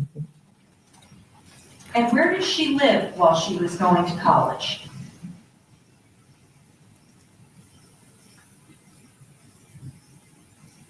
I don't know the address. It's up in North Hill. What was found it again? What city?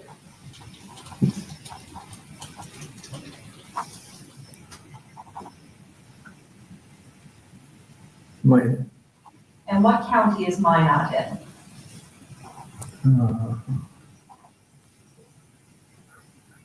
I know it, but I can't think of it right now. Does Ward County sound familiar? That's right.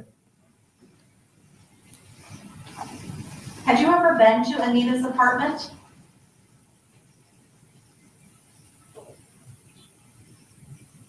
Yes, How many times had you been to Anita's apartment while she lived there?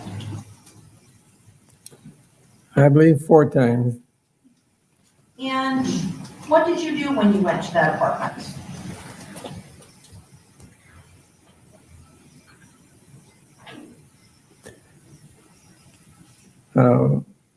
Well, a couple times just to pick her up, but one time I fixed the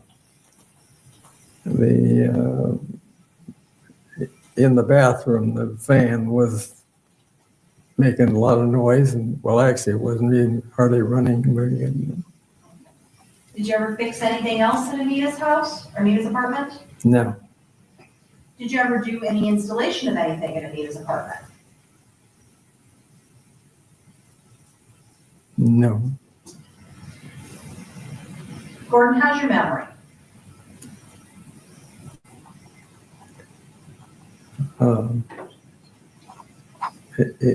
It's like my hearing, very poor. Okay.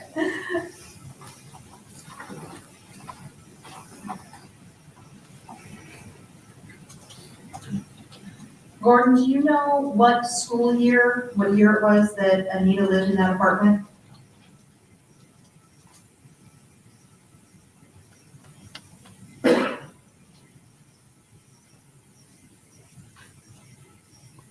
Uh,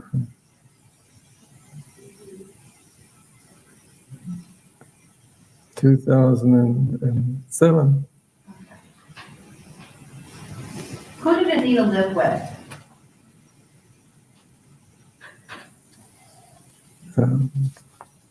Nicole. Did you ever meet Nicole?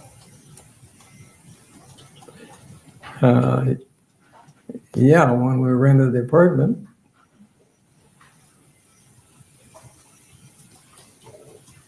Gordon, I'm going to draw your attention to June of 2007. You were living where at that time?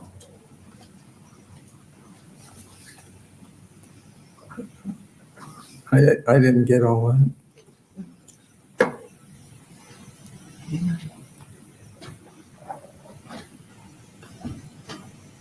In Butte, North Dakota. Did you ever have occasion to go to Minot?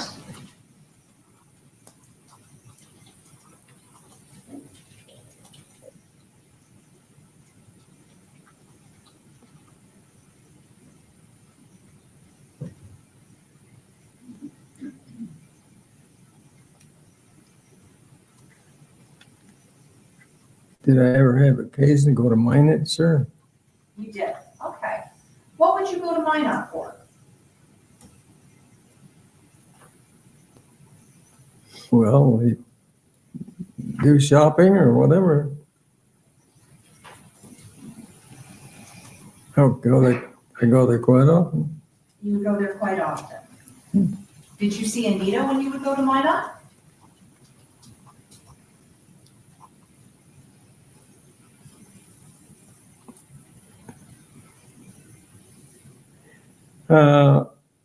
Yeah, but I usually went to where she was working.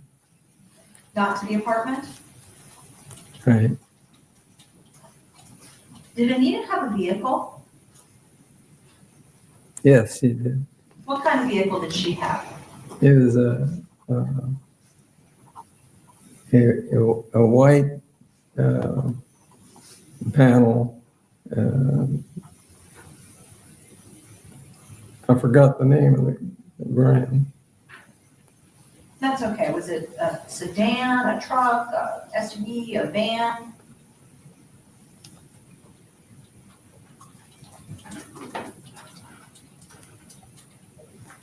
Well, it was the one that had the side doors slipped open instead of opened in, you know. But you recognized her car, is that right? Yeah.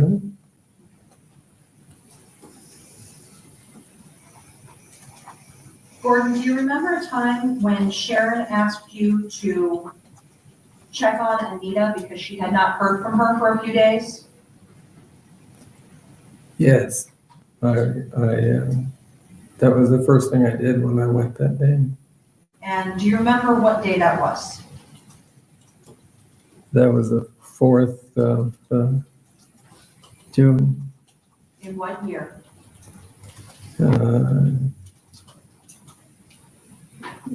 2007.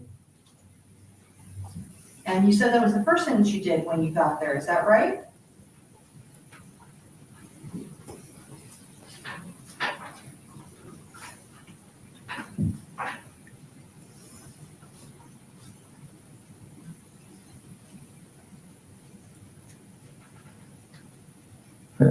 I don't.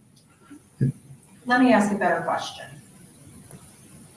June 4th, 2007, you came to Minot, is that right?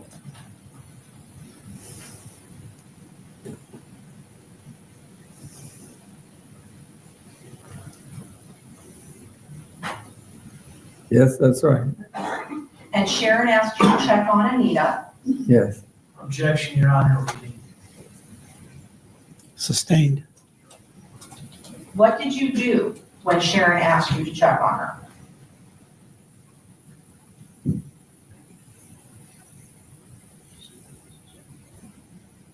I said, that's the first thing I'm going to do, is go there. About what time did you go there? Well, I think we left right after I had breakfast, and it takes about an hour to get there, so about when I got up there. Okay. And do you know approximately what time of day that would have been?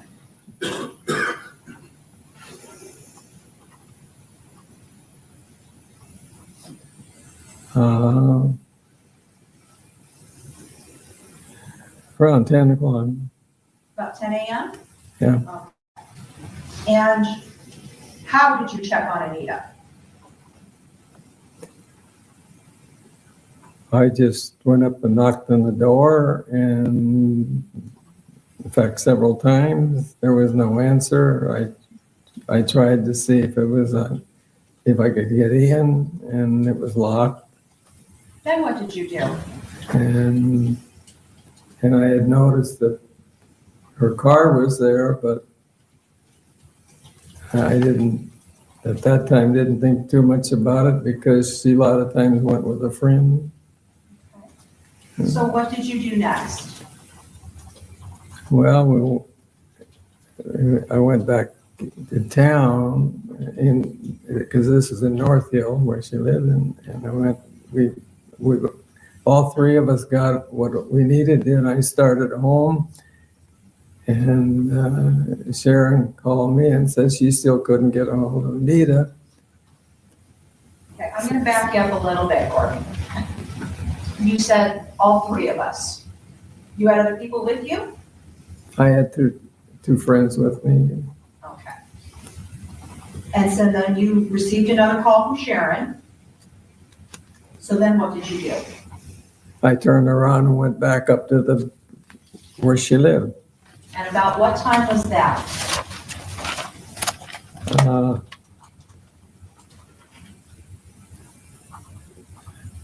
I would say it was around noon, I believe. I'm not sure of that. And what did you do when you got back to the apartment? I went straight to the manager's office and told him we couldn't get a hold of Anita and that I would like to see what's going on if she would let me in. Did you have a key to Anita's apartment? Did I have a key? Correct. Did you have a key? No, I didn't. Why did you go to find the manager?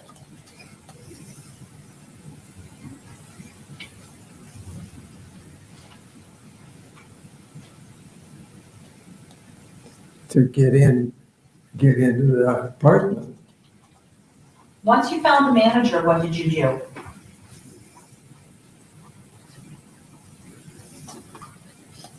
She said that she could get into trouble if she did that. And I said, you can get into trouble if you don't do it too. So then what happened? She got up and got the keys, and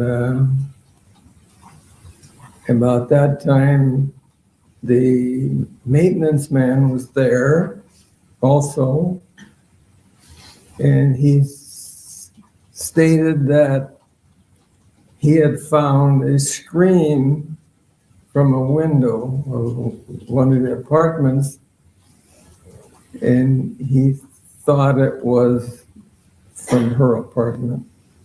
So then what did you do? So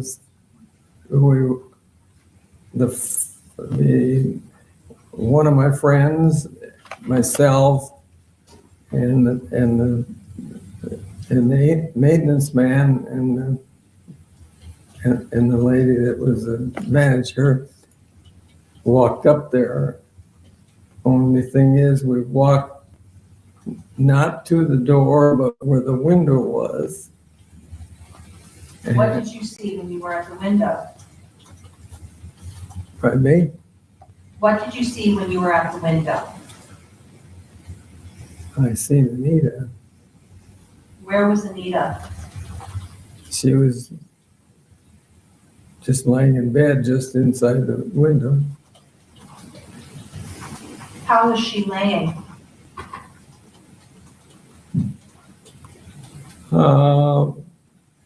Like face down. What did you do when you saw her laying face down?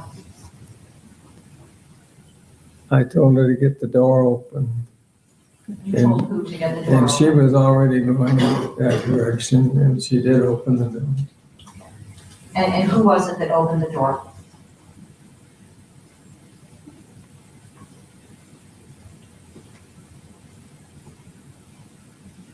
The manager.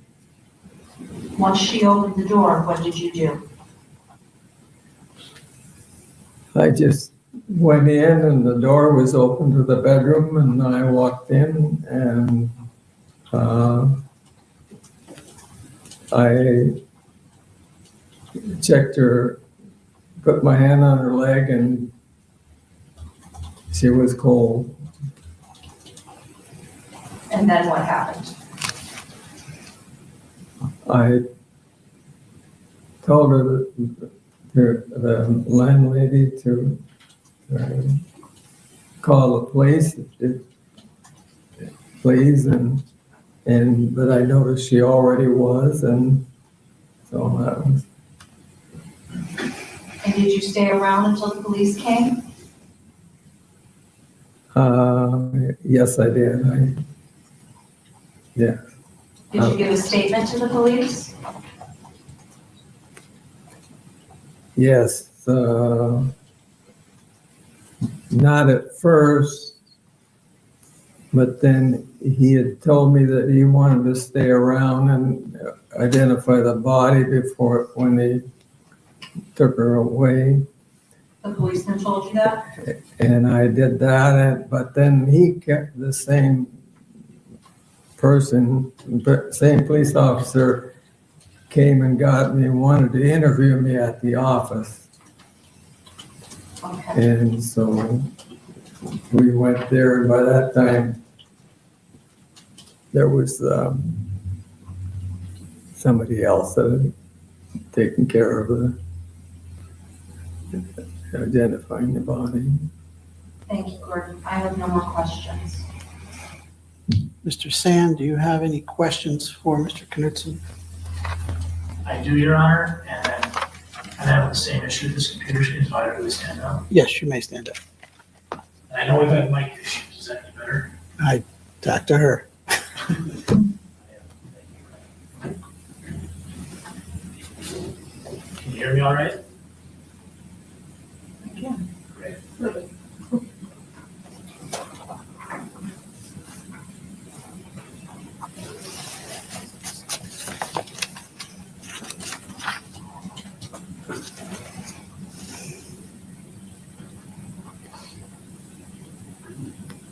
Gordon, I'm sorry for your loss. I can't do it. Read it over. Thank you. I just have a few questions for you.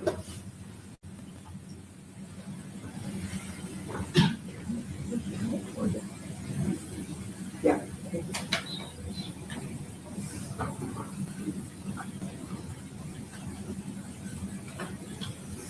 You talked with the state's attorney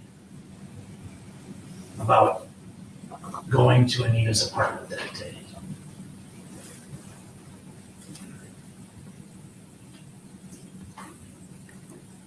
Do you recall the maintenance?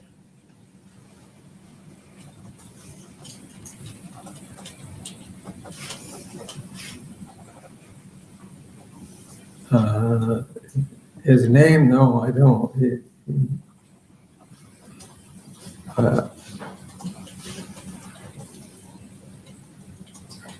Do you recall talking to him that day?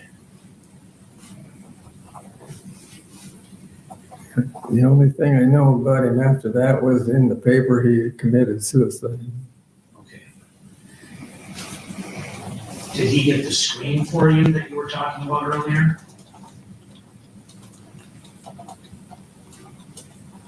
Yes. And he thought that was Anita's screen? Yes. Okay.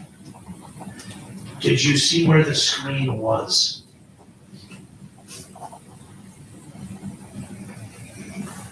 No, I didn't. He said it was about out in the middle of the lawn. Okay. Did he tell you anything about curtains or a curtain rod from Anita's room? No. He didn't tell you that he had thrown the curtains and curtain rod back in her room earlier? I don't remember that, no.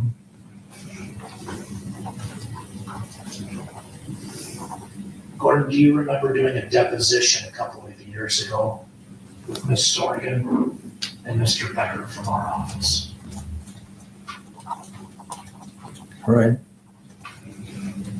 Do you recall talking about the maintenance man and what had happened at that deposition?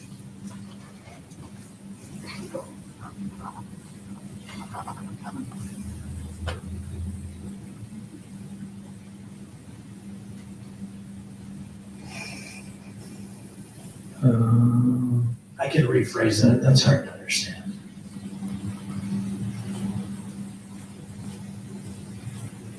Yeah. Okay. Do you recall discussing the maintenance man with Ms. Sorgan and Mr. Becker at the deposition?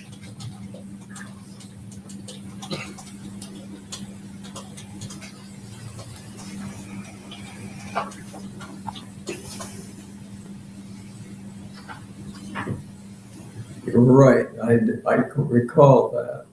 And what he was asking me, well, how many feet away the screen was. And I said, well, I really don't know. He said, well, was it 5 feet or 10 feet? I says, no, more like 100. Do you recall He specifically? didn't ask me any more about that. Do you recall specifically discussing how it could have been that the maintenance man didn't see Anita's body?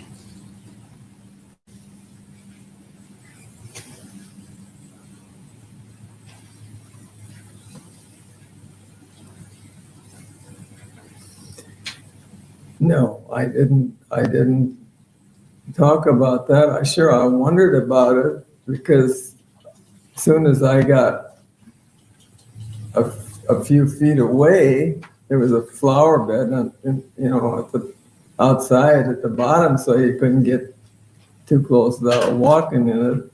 But I knew something was definitely wrong.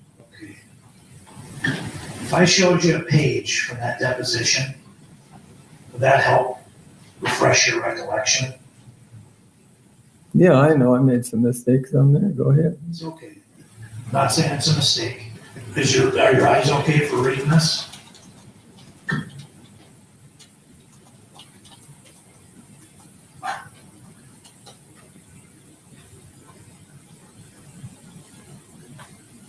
Yep. Okay. Mr. Knutson, could I have you just review from here to the bottom of the page?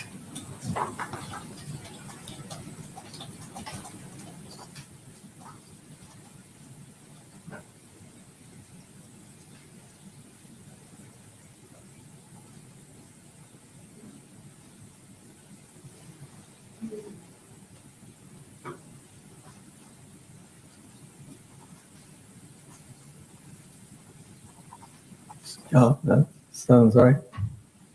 Okay. And so does that refresh your recollection of that conversation a little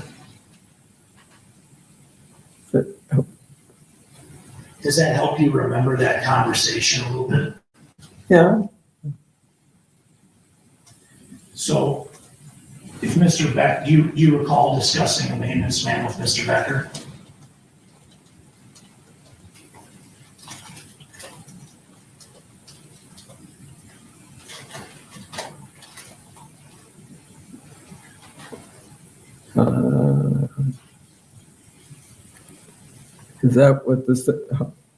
Is that what the maintenance man's name is? No, I don't understand that question. Sorry. I've shown you this page from the deposition. Yeah. Does that help you recall this conversation you had with the attorney at the deposition?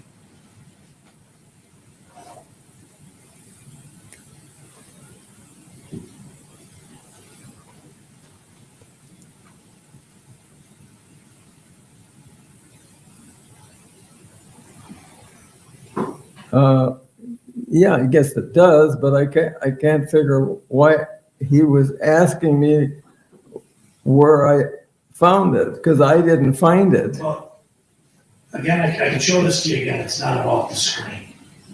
It's about whether or not you thought the maintenance man could see Anita's body. And then you had said,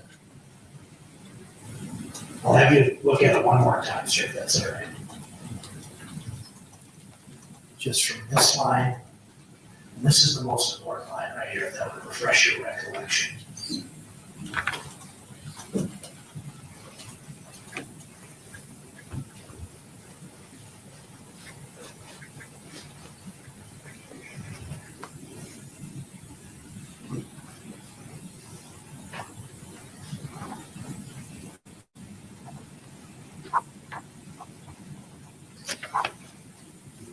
I don't know what you're getting at, so I just. Did you tell Mr. Becker unless he was blind, he wouldn't have seen her? All I wanted to do was get away from him asking me where the way he put it, I'm the one that found them, and I didn't. He's the one that told me where it was. You're talking about the screen? Is that right? Okay. I'm talking about Anita's body.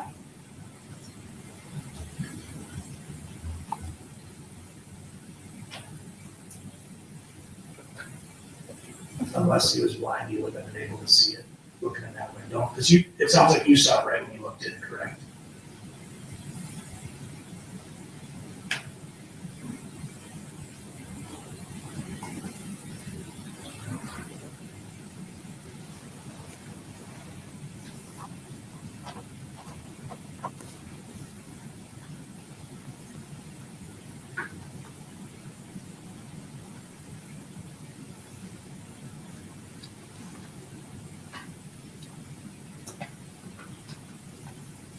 I don't know what you're getting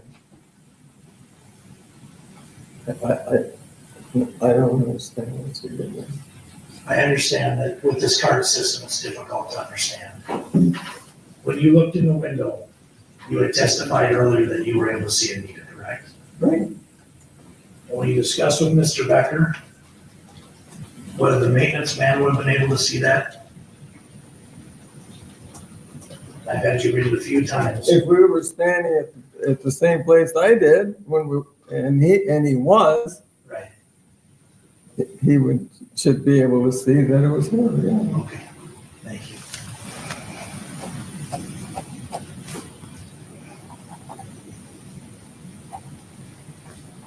Now,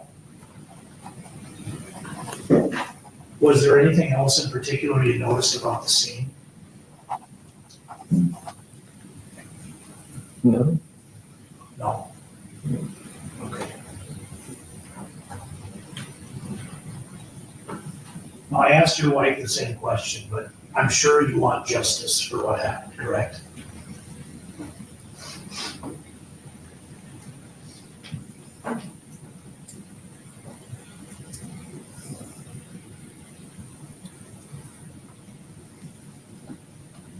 Yeah.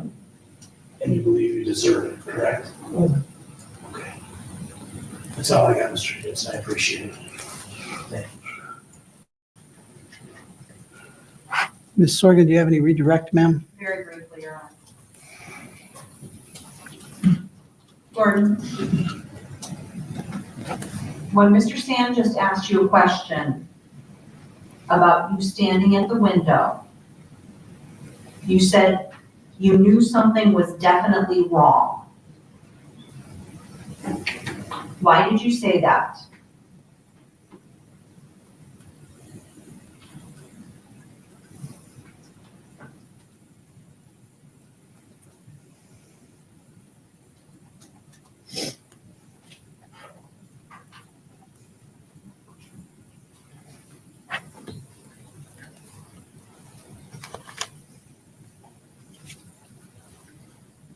Well, when I seen her laying there, I figured she was dead. What did you see of her when you looked in the window the first time?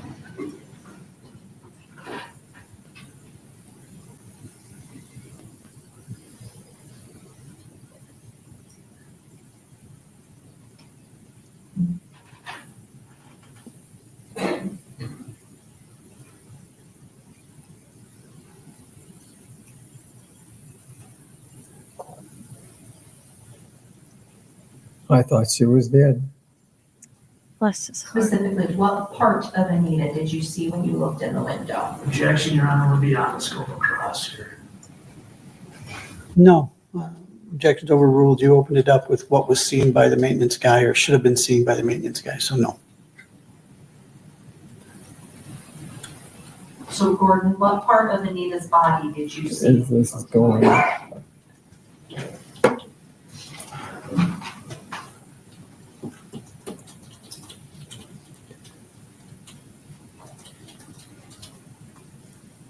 Mainly her head, because she had a blanket over her. What color was the blanket? It was a dark reddish color. What color was Anita's hair?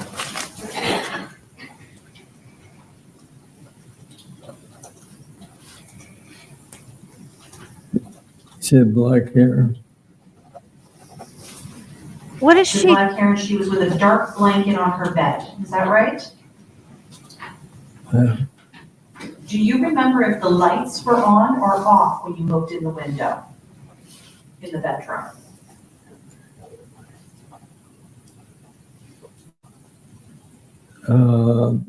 They were off. Thank you. I have no more questions. What was that Mr. about? Sand? Nothing else. All right, is Mr. Knutson here by subpoena, Ms. Sorgan? He is, Your Honor. Is excused? Yes. Mr. Sand, do you have any objections? No, Your Honor. All right. Mr. Knutson, thank you for your testimony. You are excused, sir. You may come and go as you please. So they had them come up and testify at the beginning so that they could sit through the entire trial. I get that. I'm kind of confused about why I know the father found her and I know they're trying to establish what the maintenance man would have seen, but You know, the maintenance man also may not have been looking in the window. He's looking for stuff that needs to be fixed. You know, he's not looking. He probably had a habit of trying not to look in the windows, so he wouldn't be accused of looking in windows. You know what I mean? Yes, Bama. Please send up a prayer for the Knutson family. They're going to need it. It's Knutson, right? You got to pronounce the K. This is going to be a tough trial on them. Even though it's been so long, it's still kind of, I'm sure there's a lot of stuff that gets brought back up. Hi, everyone, and welcome in. We are back to go over the trial for Nichole Rice in the unaliving of Anita Knutson, her roommate from 2007 in Minot, North Dakota.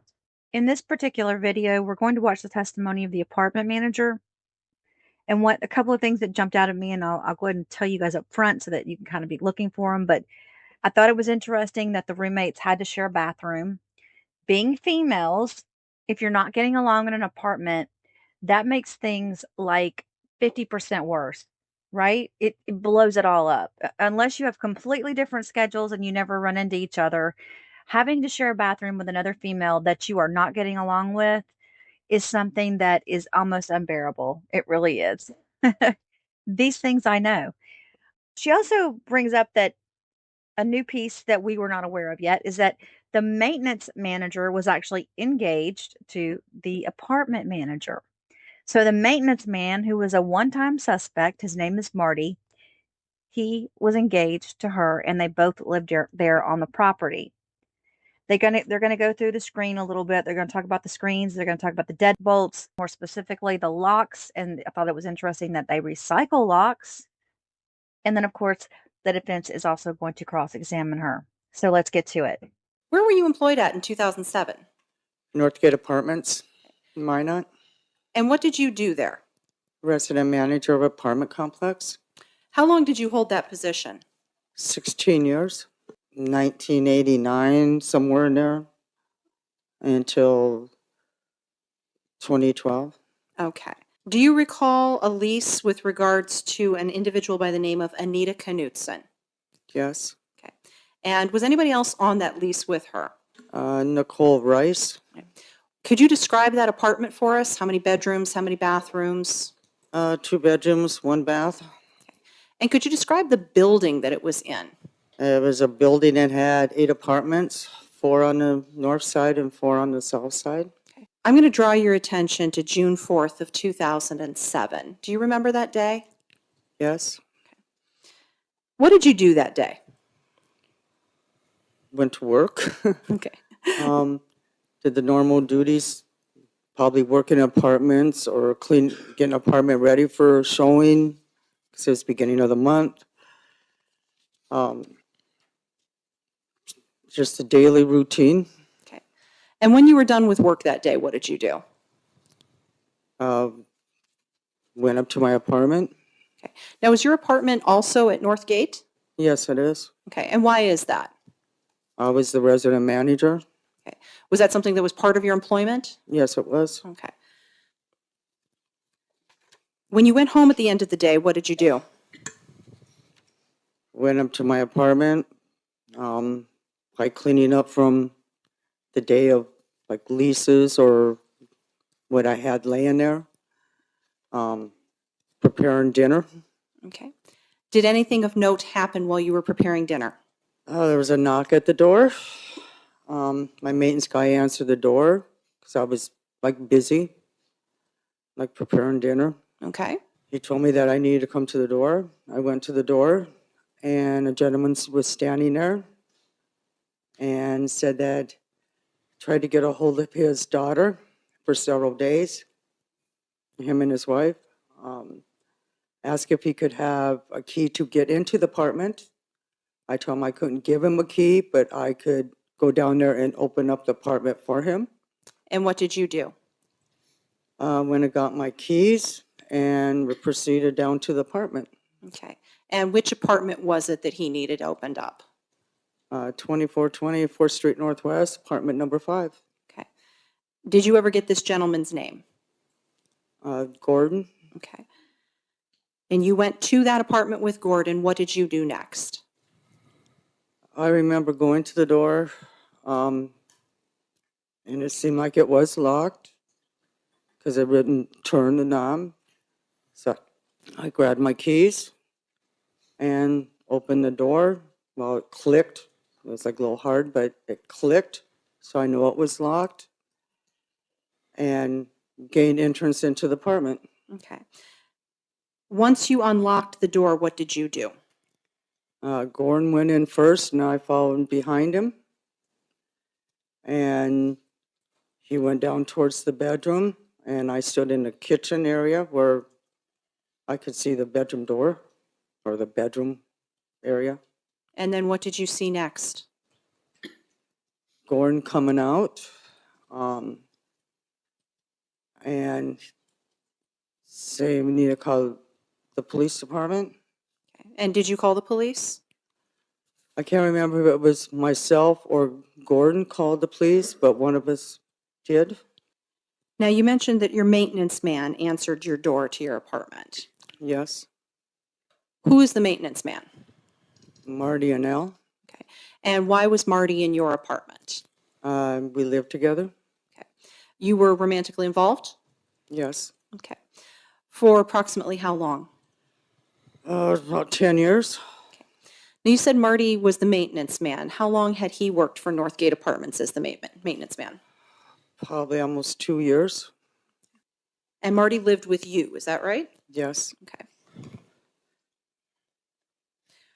Was living in the apartment part of Marty's compensation package from the apartments like it was yours? Yeah, I guess basically probably. The owner knew he was living there. Okay. But the apartment was for the resident manager, is that right? Yes. Okay. Now, you said that Marty lived with you. Had you seen Marty earlier that day? Yeah, we worked together that day. Okay. What all did you all do together? Worked, shopped, met up with friends once in a while at night. With the two of you working together, were you working side by side? Were you working apart? How did that work? And together. Were there ever periods of time when you're working together that you and Marty were not within each other's eyesight? Not really.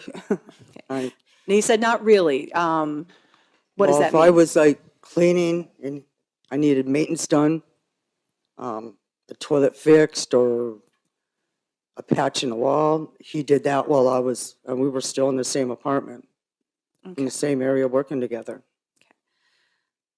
Now, you said that you and Marty lived together about 10 years. What was your relationship? He was my fiance. What were Marty's duties at Northgate Apartments? Duties of a maintenance guy, repairing lawn work. I guess that's basically it, repairing things. When Marty would repair things, what would he do with them? If it was something like if it's a toilet in an apartment, and he did it right there. What if it was something that couldn't be repaired in the apartment? Screens. Okay. What would he do with those? They would go to the shop. Okay. And there was a shop? Where was the shop located? On the same grounds. Okay. On the date that Gordon came knocking on your door and asked you to let him into Anita's apartment, was there something that needed repaired for that apartment? A screen. Okay. Did you see the screen? After we got taken into the shop, yes. Okay. Can you describe the screen? The frame was bent and there was a cut in it. Can you describe the cut? No, not really. I just know it was slashed. Okay. And it was in the shop, correct? Yes. All right. Who put it in the shop, to your knowledge? Maintenance guy, Marty. Okay. And do you know when it was placed in the shop? That morning when he walked through to, there was laundry rooms up there in between the units. And we would lock them up at night to prevent vandalism. And then they would get reopened up in the morning. Can you describe the kind of screens that were at the apartments at Northgate? No, the frames were probably like aluminum. They were easy to bend. Okay. Were these expensive screens or? No, probably what a general screen it would just be in an apartment. Can you please describe the locks that were on the doors at the apartments at Northgate? Bolt locks. Okay. And what does that mean to you? You had to have a key to entrance and to leave the apartment to have it locked. So you couldn't just pull it shut behind you and it would lock? No, you had to have the key to do it. Were the locks changed in those apartments when people moved out? Yes. And what was the practice for doing that? It was Shooks that came up and changed them. Okay. And Shooks is a lock company? Yeah. Okay. Shooks Locksmith. That's where we got our locks from. Okay. And what would they do with the old locks when they'd take them off the doors? We would keep them once in a while. If they were damaged, they went in the garbage. Okay. Were locks ever recycled on doors?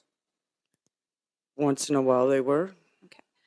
And was there ever a record that was kept of what lock got recycled onto what new door? No. Can you describe the keys to those locks? It was probably about an inch wide on top. I mean, they were like heavy duty keys. How many keys were given out to apartment number 5 when Anita Knutson and Nicole Thomas were living in that apartment? 2. Okay. And why is that? That's for how many tenants are in that apartment. That's how many keys are issued out. What was the policy with regards to copying of keys?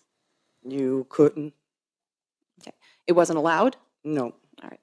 Was it possible to copy keys? No. Okay. And why is that? Because they were from the locksmith, and you had to have permission to have them made. And there was only a certain amount of people that could get those keys made. Okay. In that time frame at 2007, is that right? Yes. Okay. Could somebody just take that key to Shooks Locks and get that made without you knowing about it? No. Objection, Your Honor, calls for No. speculation. Overruled. No, there was only certain people on the list that could get those keys made. Okay. And who were those people? Myself and the owner, I know for sure. And was a record kept if copies of those keys were requested? No. Okay. Are you aware of whether or not keys were made for number 5, copies of keys? I don't think so. Okay. You never handled any request for a copy, is that fair No. to say? Oh, no. Okay. I misunderstood your question. Oh, that's okay. It's okay. If you don't understand me, just tell me, okay? And why was it that it had to go through management or ownership to get a key copy made? That's the only way you could get a key made. Was there a fee associated with it? If there was a last key, yes. Now, you said that Marty would do a walkthrough of the apartment complex. Is that right? Yes. Okay.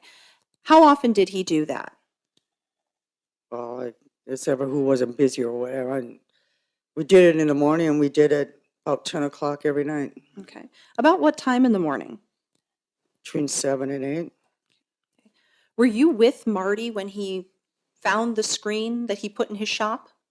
No, he went and did the walkthrough himself. Okay.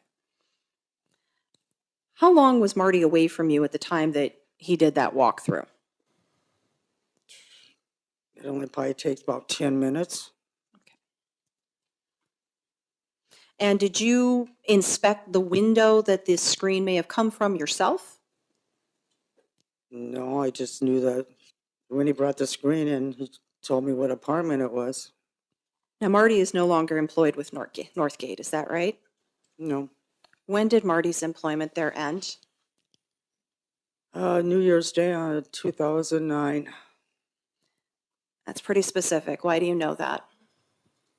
It's when he committed suicide. What was going on in Marty's life at that time?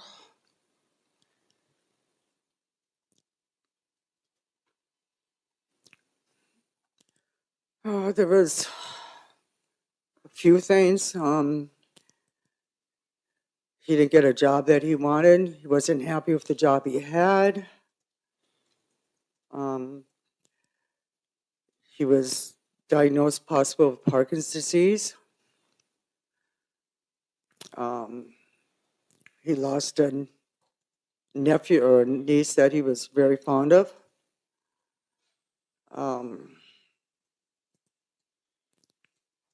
I guess basically his family that was here moved away. Was there anything going on in your relationship? I thought everything was good. You said that he'd lost a niece that he was very fond of. How long before Marty passed away had that happened? Probably a few months. Don't know the exact date. Okay. Did Marty have health insurance? No, we didn't. And you said his family moved away. Where'd they move to? His mother moved to Animus to be closer to her sisters because they were all getting up in age. And he had a sister that moved to Minneapolis. Okay. Was Marty close to his family? Yes. What were holidays like for Marty's family? Well, I guess we always spent Thanksgiving and Christmas, those two main ones, all together as a family. And so Thanksgiving and Christmas of 2008, which would have been the holidays just before Marty's suicide. Yes. Did you spend those with Marty's family? No. What was Marty's relationship with alcohol like? I drink like by everybody else. And Did he drink? yeah, I'm like after work or whatever, or like on a Friday, we'll go have a few drinks. Okay. And what did you notice of his drinking in the time period leading up to when he committed suicide? I didn't really see no difference. Laura, did Marty own a knife? I don't believe so. Okay. I never seen one. And you lived with him for 10 years? Yes. I have no further questions. Mr. Sand? Thank you, Your Honor. Questions? So just to clear a couple things up, you said you had been working at these apartments for 16 years, but then you said 1989 to 2012. I just want to make sure I got that right. I'm estimating, I'm not sure. Oh, wait, no, I worked there longer than that. Okay. That would be 23 years by my math, but Yeah, I was going to say, I know it was 16 years. okay, but so we're not sure of the dates. Well, not when I started, but when I left there, yes. So 2012 is when you left. Yes. Okay. When did you start dating Marty? I don't know the exact year. Can you give me a ballpark? About 1998, 1999. Okay. And I am not trying to say anything negative about the dead, but I'm going to ask you, did Marty ever use drugs that you know of? No. You sure? Yeah, and Okay. But we he were drank? together for like 10 years. But he drank? I'm sorry, what? But he did drink, you said earlier? Well, like on a Friday night when, like the end of the week, yes. Okay. And now you said that Marty was the maintenance man, correct? Yes. And you were the general manager of the apartments? I was the resident manager. Resident manager. And you said Marty didn't have a knife? I'm sorry, what? You had said Marty didn't have a knife? No, Did he ever have to use tools in his job, do you know? yes, it'd be like a carpenter knife, a box knife. Okay, but a knife. He never carried it with him. It was only during work hours. Okay. Okay. That was Marty working the day that Anita's body was discovered? Yes. Okay. Did you talk to Marty at all about what happened to Anita? No, You guys didn't discuss it? no. I just bought the screen that needed to be repaired or whatever. No, we didn't discuss Anita's body or nothing like that. So after you went in to the apartment with Mr. Knutson and Marty and you found Anita's dead body, you guys didn't discuss that at all? There was no talk about it? No, Okay. The state's attorney had asked you about this screen that had been slashed, correct? yes. When's the first time you saw that screen? That morning when I was in the shop, You were in the shop with Marty? yes, Okay. Where was the screen? In the shop? yes, Okay. And you were in there with Marty, correct? yes. How did the screen get in the shop? Did Marty bring it in there? He picked it up and brought it into the shop. Do you know where he found it? He said outside that window. Okay. Did Marty talk to you about a curtain or rods at all being outside that window? No, He didn't tell you that he threw a curtain rod and curtains back into the window? no, there was no mention of a curtain rod or a curtain. Okay. Do you know where specifically on the property this screen was when Marty picked it up or however he got it to the shop? Towards the sidewalk, Do you remember talking to police officers at all? well, like up at the apartments. Yeah, after Anita's death. Were you interviewed by police? I don't recall really talking to. You were the police interviewed by Detective Plessis on June 6th. Do you recall that? I'm sorry, what? You were interviewed by Detective Plessis on June 6th. Do you recall that? Down at the police station, yes, Yeah. but not up at the apartments. Okay, thank you. Do you recall Detective Plessis discussing the lock with you? I'm sorry, what? Do you recall Detective Plessis discussing the lock with you? I apologize if you're having trouble hearing. No, I don't. No? If I showed you a transcript of the interview you had with Detective Plessis, might that help you refresh your recollection? Could. Okay. Yeah, probably when I said that because the door was like Stop sticking. talking, ma'am, please.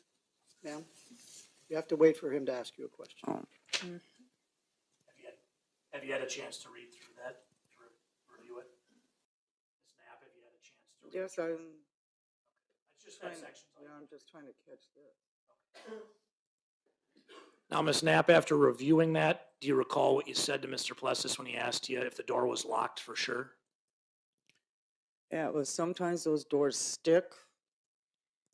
I don't know if it's Okay. because of the dirt or whatever. Thank they you, stick, thank but you. then I appreciate it. I heard it click. Do you remember calling Detective Goodman about a tip from the landing bar? What? Do you remember calling Detective Goodman about a tip you had heard at the landing bar in Minot? No, You don't. no. Those are the only questions I have, Your Honor. Thank you. Thank you, Ms. Knapp. Ms. Sorgan, do you have any redirect, ma'am? Just briefly. Laura, Mr. Sand asked you about an interview on June 6th at the police department, correct? Yes. Okay. Was that with Officer Plessis or Detective Goodman? I don't recall what officer it was. Okay. And Mr. Sand asked you about when you first saw the screen in the shop with Marty. What drew your attention to the screen? What was the what is screen? What drew your attention to the screen that you noticed it? He showed it to me Marty pointed it out to you? in the shop, yeah. Okay. He says, I put the screen over here. Okay. Mr. Sand asked you about the statement that you had made about sometimes the door sticks, but you had some additional information to add on that, correct? Yes. And what is that?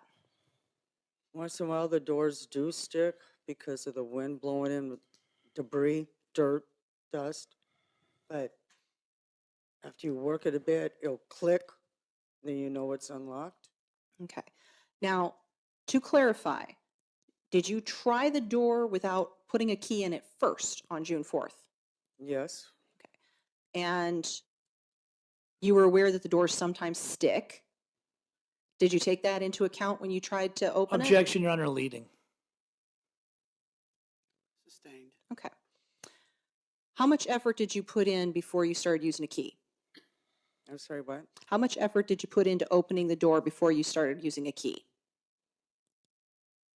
I turned the knob, whatever, and they didn't want to, and that's how I knew it was locked. I put the key in, jiggled it a little bit, and then it clicked, and then I turned the knob, and the door opened.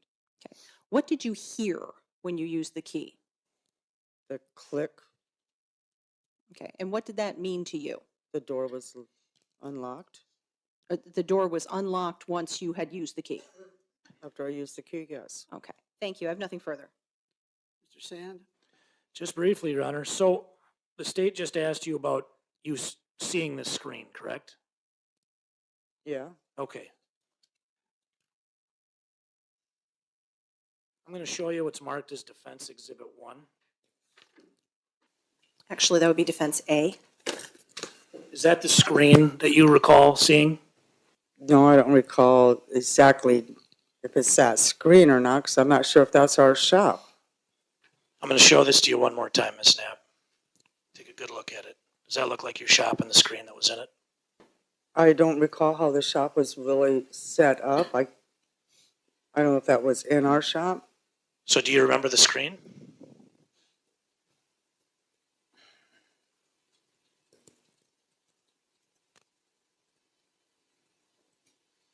And if you don't remember all the events of that day, that's okay.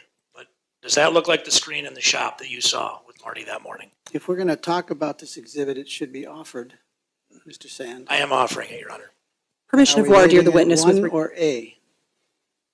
Should be A. I have it marked as 1, but I can mark it as A if Your Honor, if that's It'll what be we're doing. Defense Exhibit A. Mrs. Sorgan, is there any objection? May I voir dire the witness with regards to the exhibit, Your Honor? Have you seen the exhibit? Briefly. All right, you may. Okay. Ms. Knapp, were you present when that photograph was taken? I'm sorry, what? Were you present when that photograph was taken? No, not that I'm aware of. Foundation, Your Honor. Mr. Sand?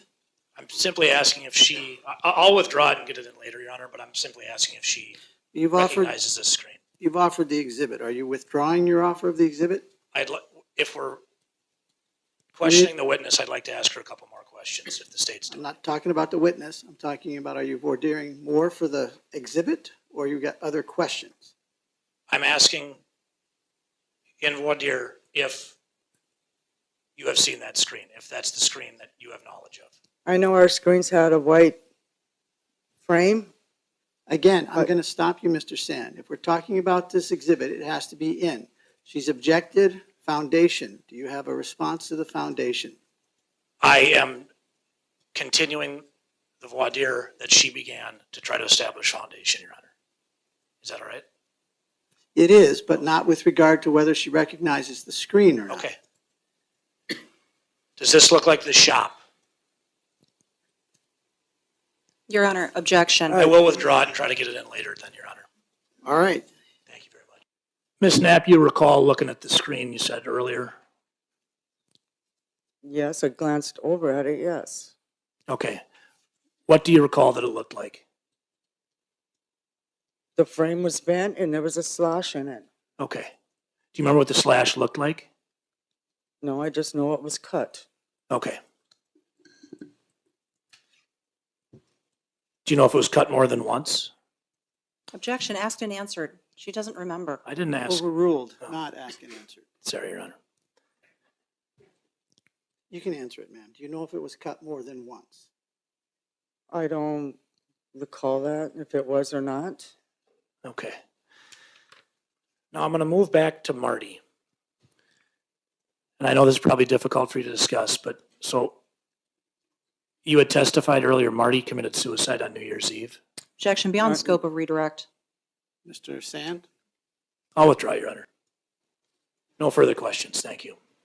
All right. Ms. Sorgan, is this witness here by subpoena? She is, Your Honor. Is she excused from that subpoena? She is, Your Honor. Any objections, Mr. Sand? Yeah, we would like to keep her under the state subpoena, Your Honor. The state is releasing her from her subpoena. You want to keep her under your subpoena? We do not have a subpoena on her right now. Then she's free to come and go. Thank you, Your Honor. You may come. A big piece of this that we learned was that we knew Marty had taken his own life. but she said it happened in 2009 of New Year's Eve. Now, this unaliving of Anita occurred in 2007. But before he did it, he had also recently been diagnosed with Parkinson's disease, which is a big deal, and that he had lost a family member as well.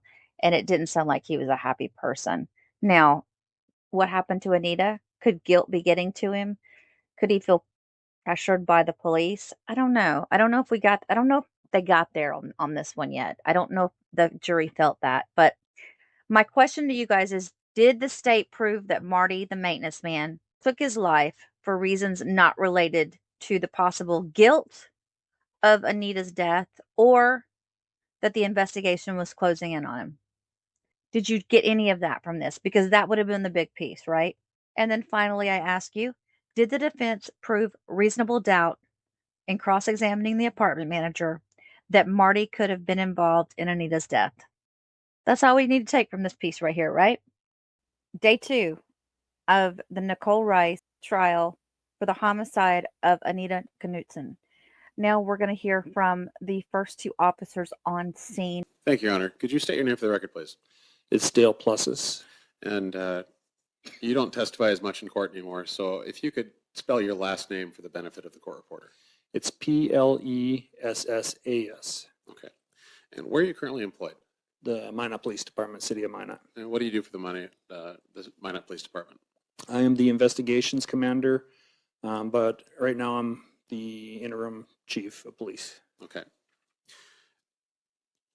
Now, your current rank is that of captain, is that correct? Correct. Okay. Could you give us a rundown of your training and experience?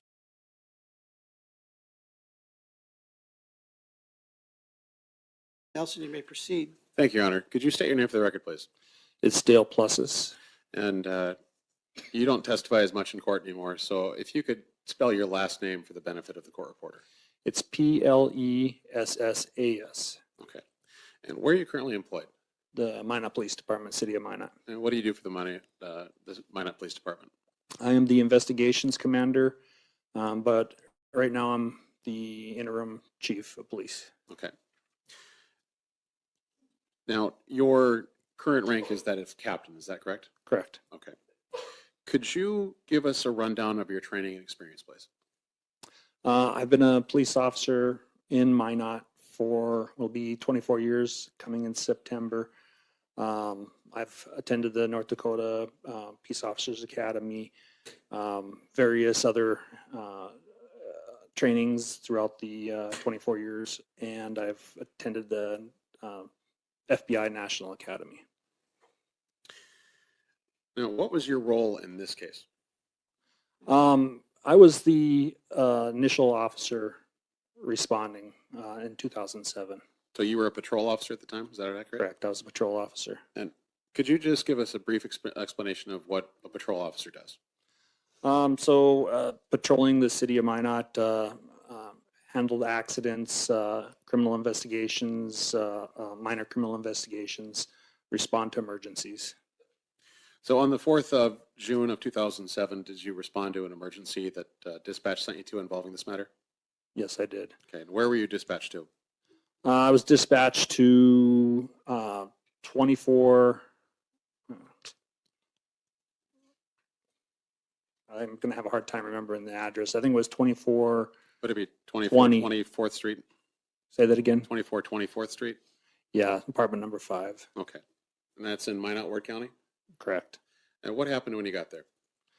I was dispatched for a potential unattended death or a deceased female. So I was at the very end of my shift at that day, must have been around 5 o'clock, and I arrived on scene and made contact with the reporting party. Would that be Gordon Knutson? I think the reporting party was Laura Knapp. Okay. So Laura Knapp was the one that called. When you say reporting party, you mean the person who called 911? Correct, yeah. Okay. And was Gordon there as well? He was. Okay. And what happened next? They directed me to the apartment, and Laura wanted to go in and show me where she was. I told her to wait outside. She motioned down the hallway, and I went to the bedroom where she was located. And what did you find? I found someone who was later identified as Anita Knutson deceased in the bed. And what did you do at that point? I had a firefighter who had just arrived on scene. I'd asked them to stand outside and wait. Once I believed that she was deceased, I had him come in to verify. After he verified, I had him leave the scene, and at that time, community ambulance had arrived on scene, a paramedic, and I wanted them to verify, so I had them come in and just ensure that she, in fact, was deceased. So the firefighter would have been there basically to perform CPR potentially or something like that. Is that accurate? Correct. It's standard procedure to send the fire department in case there's something medical that we can do. And Anita was long past that point. Is that accurate? Objection leading, Your Honor. Sustained. Was there any life-saving that would have done anything for Ms. Knutson? The firefighter indicated she was cold to the touch, and therefore he didn't believe there was anything to be done. Okay. What happened next? I had them leave the scene. I secured the apartment by securing the front door, standing outside of the front door. That's just standard procedure. Waited for investigators to arrive. Did investigators come? Yes, they did. And who were those investigators? I recall Barnard was the first investigator on scene. I don't recall after that. Other officers also arrived. And Mr. Barnard also, was he a detective with the Minot Police Department? Correct, he was. Okay. And what happened after that point? After that point, I was contacted by my lieutenant in charge of my shift, and he instructed me to turn the crime scene over to another officer from the afternoon shift and to return to the PD. And did you have an issue with that? I didn't like that, no, but it was an order given to me, so. Okay. So did you follow that order then? I did. And return to the PD? Yes. Okay. Did that pretty much end your involvement in the case? Yes, it did. Okay. Now, later in your career, were you involved in the detective side of things as far as the Minot Police Department? Many years later, I became the commander of the investigations division. Okay. So you've been with the Minot Police Department for, you said 24 years at this point? Correct. In September, it'll be 24 years. Okay. So that does include the entire period from June 4th of 2007 when Anita is discovered to when this case got charged out in March of 2022. Correct. Plus stuff on either end. Yes. Okay. Were you involved in any decision making on trying to find or work with detectives at the Minot Police Department to work the case to try to crack the case? Yes, I was. When I took over the investigations unit, I was instructed by Chief Klug to find a way to get the case reviewed again and started again. Not necessarily started again, but readdressed. Were there any difficulties with that? Yes. Chief Klug was the commander of investigations. Two commanders in front of me. Well, Chief Klug and Justin Sunheim were both commanders of the investigations unit, and they both indicated that manpower was an issue for both of them in trying to get to that point. What he asked me to do was find a way to get logistics and get the investigation going again. Now, has manpower been, unfortunately, a persistent issue with the Minot Police Department? Yes, as with all law enforcement agents, but definitely Minot PD has been down between 10 and 15, even more than that, since around that time. So does that cover patrol officers, detectives, the whole kit and caboodle? Yeah, it does. I mean, it's across the board. Now, over those 15 years between 2007 and 2022, how has crime changed in the city of Minot? There was a couple of things that really impacted the crime in Minot. The flood being one of them, and the oil boom in western North Dakota being another. And so crime has increased. We're seeing a lot more violent crime than we ever have prior to that. So as a result of that, are detectives and other law enforcement officers in the Minot police community stretched a little thinner? Yeah, I would say yes. Were you involved in the decision to reach out to potentially podcasters or syndicated television shows, that sort of thing? We never reached out to them. They reached out to us. That's what I meant. So they reached out to the Minot Police Department, and you had to make a decision on whether or not you were going to cooperate. Is that accurate? Correct. Okay. And what was that decision? Well, Cold Justice reached out to us and indicated that they had some things that they could provide us that were attractive to us. Logistics was a major one. DNA expert, forensic experts, and cold case investigator assistants. So we reviewed all that, made a decision that with their logistics, we would be able to move forward with this investigation a lot smoother than on our own. So was that due to the logistical support that the decision was made to utilize them? That was the major component, and is logistics. Did their help make it easier for the Minot Police Department to do the work necessary for this case? It allowed us to move a lot quicker, so yes. I'm so confused by them pulling out these maps right here. It's like, are you kidding me? Are you going to put these up for the jury to show? That's what you got? You didn't put something up on the screen that could have been way easier for them to follow? And even the judge questions it. But they're like, no, we're going to pin these up on the tripod. In portion of the city of Minot. And are these true and accurate copies of?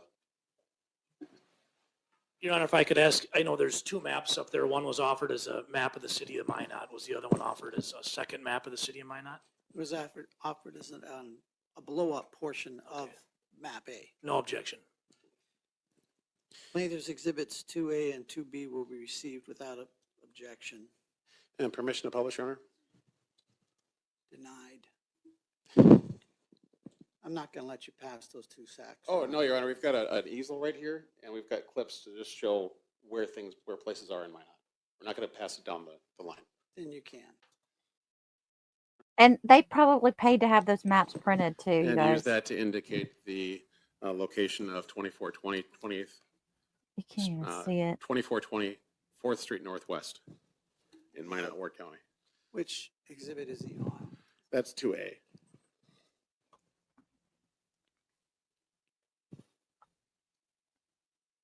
I mean, maybe this is all they have over there. Maybe their DA's office doesn't have a whole lot to work with.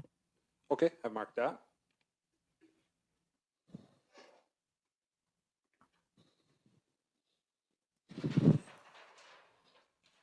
Put my glasses on.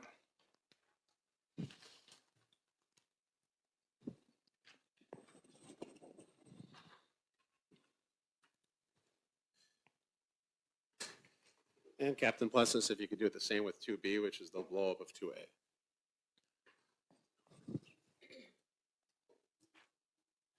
And I have no further questions at the time. Captain Plessis, if I could get that microphone back from you. Okay, that's done. Let me make sure it's off. Yeah, it's on. They can't even read the map. Yeah, thank you. This doesn't make sense.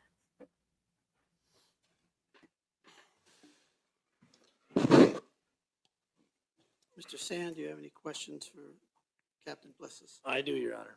You may proceed. Captain Plessis, the state discussed with you MPD's numbers being down in terms of officers, correct? Correct. And you had said that you guys, all law enforcement has struggled, but you have struggled more, right? I would say, I can't say more, but we are definitely struggling, yes. What reasons do you think that's for? There are multiple reasons. The police in general are struggling because of the perception of law enforcement, I guess. There's multiple reasons why we're down. Did your police chief just step down? Yes, he did. Okay, do you know why? He was investigated on a administrative investigation, and he, at the end of that investigation, chose to step down. What do you know about that investigation? Objection, Your Honor, relevance. I believe it has extreme relevance, Your Honor, especially given what's gone on. I'll overrule your objection. Please make sure you connected, Mr. I will, Your Honor. What do I know about the investigation? Yes. I was involved in the investigation, but I guess I didn't conduct the investigation. Did you review the report when it was completed? I have read the report. I can't say that I've read it extremely thoroughly, but I have read the report. And I'm guessing you're aware of the new report regarding Sergeant McLeod. Yes, I am. Okay, have you read that? I have read through that. I have not in depth read Are it. you aware of the allegations of destruction of text messages and Objection, files? Your Honor. Relevance to the Extreme current relevance, investigation. Your Honor. That's Okay, can I have you approach the bench, please? I mean, you knew they were going to bring this up. It is a point that needs to be discussed. order sustained.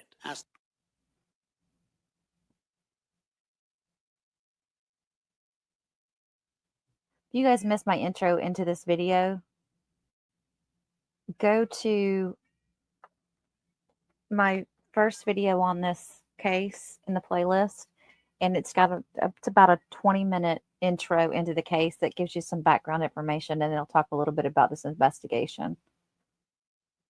Nelson, you may proceed. Thank you, Your Honor. Could you state your name for the record, please? It's Dale Pluses. And the touch and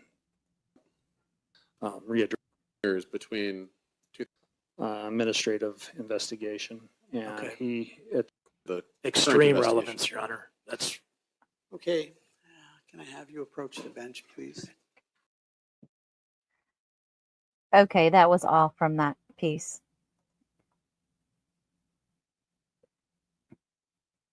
This judge is pretty stern. I think I like it, though.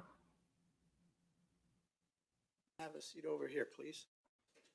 Now, this policeman right here, he's retired now, but he remembered a lot more than anybody. He was probably higher up on the chain of command Once back you're seated, then. Just try to adjust the mic so it's aimed at your chin. He's got a pretty good memory about this case, but you know, Start with the states, and then we'll go to the defense. they always say that certain cases stick Thank with you, them, and Honor. I can Could you imagine that this case probably stuck with this man, especially if he had daughters.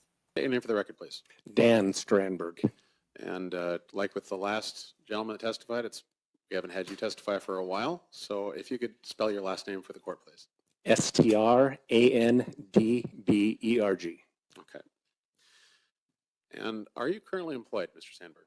I am not. Okay. Were you formerly employed? I was. Could you give us a brief rundown of your work history? Almost 30 years at the Minot Police Department. Retired there as captain in charge of investigations. Then I went and worked for the Department of Corrections for 6 years as a probation officer. Now, that time that you were approximately 30 years, you said, at the Minot Police Department? Yeah, 29 and change. 29 and change. And what were roughly the dates on that? Oh, May 2nd, I think it was 1986 to July 31st, 2015. So you remember specifically the day, but you have trouble with the year? No, I'm pretty sure that was 1986. I just had to think about it for a second. Okay. Now, you were a licensed peace officer at the time? At the Minot Police Department, I started as a civilian dispatcher, did that for, I suppose, a couple of years, and then was licensed after that. Okay. Now, what sort of training and experience did you have while you were with the Minot Police Department? Lots of training, thousands of hours of law enforcement training. Okay. Now, on the 4th of June of 2007, were you sent out on a call relating to this case? Yes. And what was the nature of that call? I got a voicemail on my cell phone from the PD that Officer Barnard was at a crime scene and requested that I respond to it. And did you respond to that scene? I did. Was that at 2420 4th Street Northwest? Yes. In Minot? Yes. That's in Ward County? Yes. What happened next? I got the call. I went to the PD and got a digital camera Sergeant Sunbakken was working on a search warrant for the residents, and I responded to the residents, started taking some photos of some of the outside of the residence, waiting for the search warrant. Okay. The general, yeah, they're photographs. They're photographs that I took of the general scene. Is that those photographs the outside of the apartment? Yes. Okay. And are these true and accurate copies of the photographs that you took? Yes. State moves to introduce these exhibits into evidence, Your Honor. And it consists of 6 under 3 and 4 under the 4. 10 exhibits. That's correct, Your Honor. All right. Mr. Sand, do you have No any objection, objections? Your Honor. All right. States exhibits 3A through 3F and 4A through 4D are received without objection. Now, what happened next? You said you were talking about the search warrant. The search warrant got signed and we entered the apartment. And what happened at that point? We went through the apartment. You walk in, there's a living room. Behind that, there's a kitchen. Hallway goes to your right. As you go down the hallway, you're going to the west. There's a bathroom on your left. There's a bedroom straight ahead and a bedroom at the end of the hallway on the right. Okay. Now, did you take photographs within the apartment as well as the photographs you took outside the apartment? Yes. Okay. So they're showing these photos to the jury, I would assume. Yes. And are these photographs of Anita's apartment? Yes. Okay. Are they true and accurate copies of photographs? Yes. You took these photographs? Yes. State moves to enter 5A and 5B. Sand? No objection, Your Honor. States exhibits 5A and 5B will be received without objection. Do you recognize these photographs? Yes. Are you the one that took these photographs? Yes. And what are these photographs? These are photographs of the body. Okay. And are these true and accurate copies of the photographs? Yes. State moves to enter 6A and 6B into evidence. Mr. Sand? No objection. Exhibit. More photographs.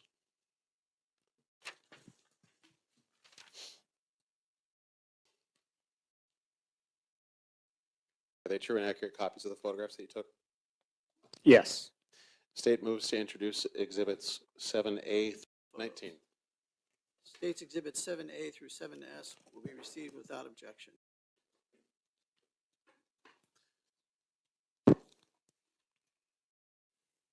Well, we started, as we were taking these pictures, we're taking items and evidence.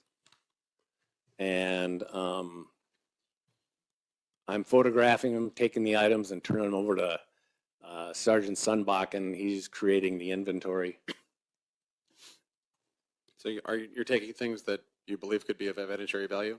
Yes. What exactly does, when you look at a scene like that, what makes something of value versus something that's not of value? Proximity to, in this case, the victim. I mean, one item in there is a knife.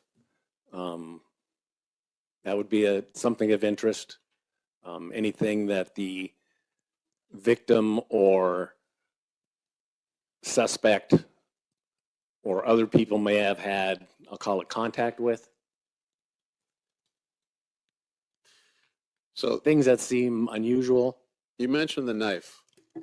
And there's a photograph of the knife that was just entered into evidence? There's more than one photograph of the knife. Were there other knives located? No. Was there blood on that knife? Yes, there was what appeared to be blood on the knife. You've seen blood on things before, and you're not just necessarily as an officer, but in your everyday life? Yes. And was that pretty consistent with what blood looks like on something? Yes. Okay. You had an opportunity to actually see the body of Anita Knutson? Yes. And was it apparent how she died? Well, when we got there and entered the room, she's laying on her belly or on her chest, I'll call it. And we'd lifted, she had a nightgown on, or not a nightgown, but a bathrobe on. And we lifted the bathrobe looking for any indications of any marks or anything on the back, but didn't find any. And after we had taken everything that was kind of like on top of the body, we brought in a big sheet of like white paper. So and like butcher paper? Like yeah, probably about yay wide? there's those Yeah. rolls that are about like, I suppose, 4 feet wide and on a, I don't know how big a roll it is, 200 feet or whatever they are. We brought in a piece of that from the PD and laid it down, and we rolled the body onto the paper. And why did you do that? We're trying to preserve any evidence that might be on her, so it would fall on the paper rather than in the carpet or whatever kind of flooring they have. So in an apartment like that, there's carpeting in this apartment, in the bedroom. I couldn't swear to that, but I think there was. Okay. So it's basically to make sure that it didn't, if something was of value, that it didn't get lost. Yes. Okay. So what happened next? We rolled her onto the paper, and we could see a wound like at her sternum, on the left side of the sternum. I would say it was slightly above like the nipple line in her chest. Okay. Was it clear that that was a stabbing? Yes. Why was it clear? It appeared to be a knife wound. Okay. So that would make the knife that was found potentially very valuable. Yes. Okay. What happened next in the investigation? Dr. Smith was our county coroner. I called him and spoke to him, and he authorized release of the body to the state medical examiner. We called community ambulance, and Cliff Black came and responded. And was he with the ambulance? Yeah, Cliff was a longtime ambulance driver. Please continue. He took the body and the bedding and the piece of white paper and loaded it up and took it to the medical examiner's office in Bismarck. Okay. Now, as part of the investigation, was a screen brought to your attention? A screen, yes. Okay. A window screen specifically? Yes. How did that come to your attention? Well, there was not a screen in the window when we arrived. And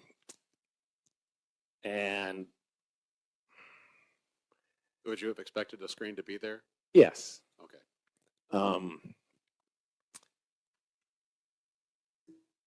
And it's my understanding that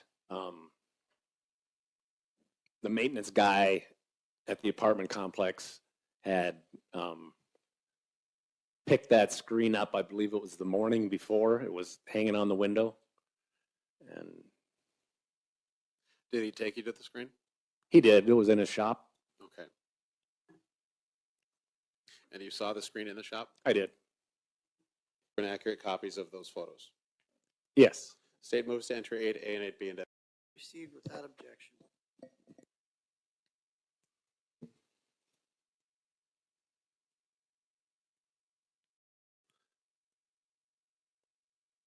Well, let me back up a bit. Did you take We're that going to have screen? to back up a little bit because. Did you take that screen into evidence? Yes. Okay. And why is that? Well, it appeared to be possibly a point of entry or exit. The screen was cut, it was damaged, it was bent.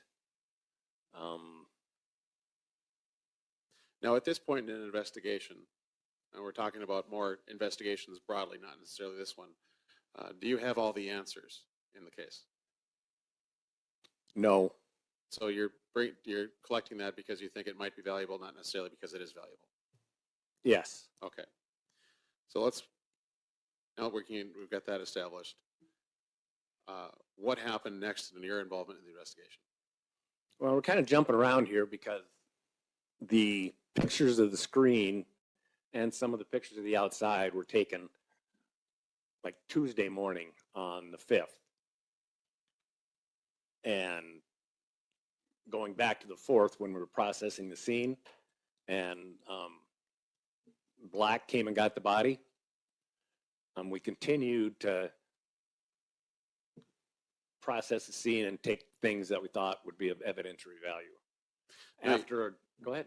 No, you said some of those pictures were taken the next day? Yes. But they still are a fair, accurate representation of what, say, the outside of the building would look like and things of that nature? Yes. Okay, please continue. After we kind of cleared the scene, but had patrol keep the scene secure, and we left for the night and started again the next day, and that's where some of these pictures were taken, were the next day. So what happened next in the investigation at that point? And the scene secure would look like and things of that nature. You know, it's pretty bad when the police has to point out to the prosecution that they know more about how to lay this information out to the jury than they do. Yes. Okay, please continue. After we kind of cleared the scene, but had patrol keep the scene secure, and we left for the night and started again the next day, and that's where some of these pictures were taken, were the next day. So what happened next in the investigation at that point? I know that we photographed some footprints that were outside the window. I at least attempted to make a cast of those footprints, sprayed fixer on them and poured plaster of Paris in them. And we did come up with something anyway. Were you able to figure out whose footprints those were? Yeah, from looking at the photographs, and we compared the maintenance guy's shoes, and it was not his. And at one point I had Mr. Knutson bring his shoes in. You're talking Gordon Knutson? Yes, bring his shoes in, and they matched his shoes, and he had been standing there at one point. So he was standing right outside the window? That's my understanding. Okay. Now please continue.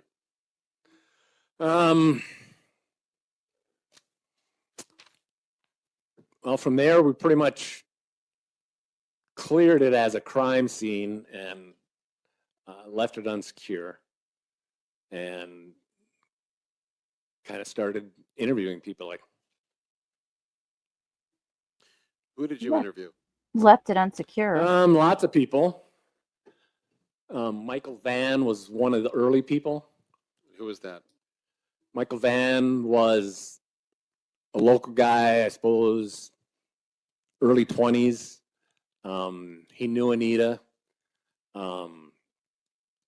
He would have been the last person who had contact with Anita's phone anyway. There was text conversations going into like about 4 or 5 o'clock in the morning into Sunday. Sunday the 3rd. Sunday the 3rd. Okay. So the 3rd of June. Yes. Okay. Please continue.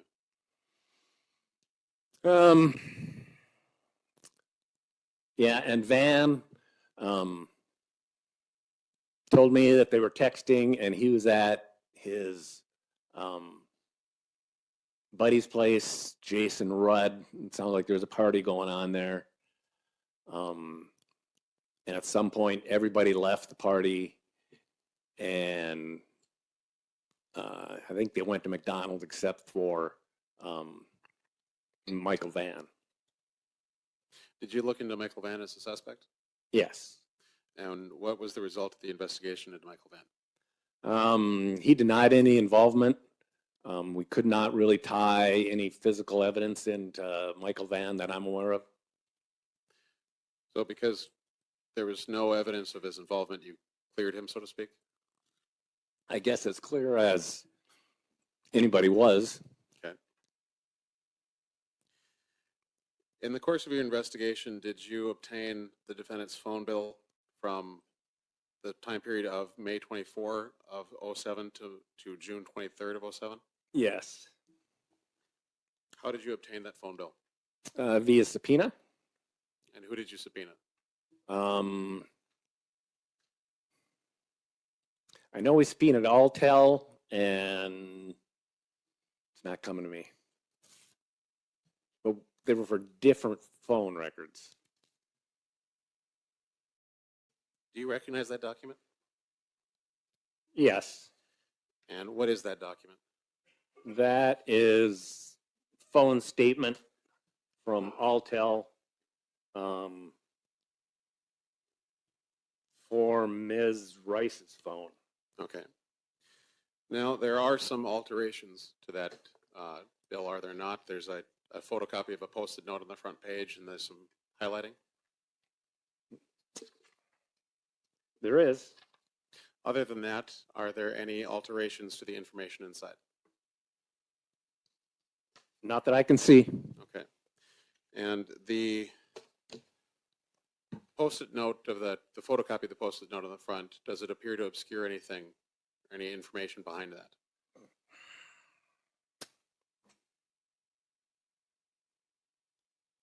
Yeah, there's some letters that are obscured. Okay.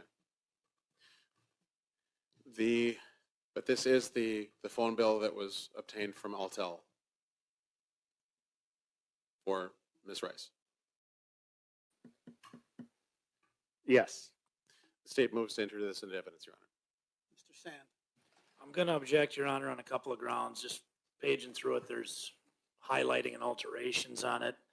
Mr. Strandberg's not the custodian of this record through Alltel, and he didn't even know that's who was subpoenaed. So it doesn't seem like it's a record that's properly kept. It's got highlighting in multiple places on it as well.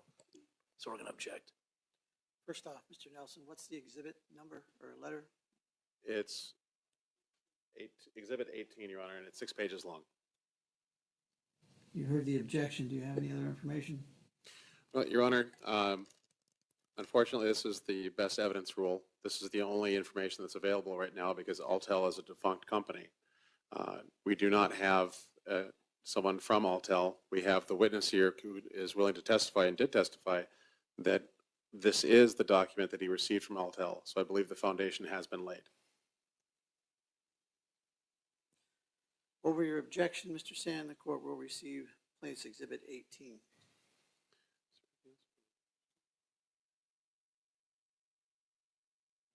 No further questions, Your Honor. Mr. Sand, do you have any cross-examination? I do, sir. Thank you. So you go by Mr. Strandberg now, is that correct? Used to be Lieutenant Strandberg? Yes, I do. Okay, thank you. Now you took photographs at the scene. Yes, You photographed a knife. I did.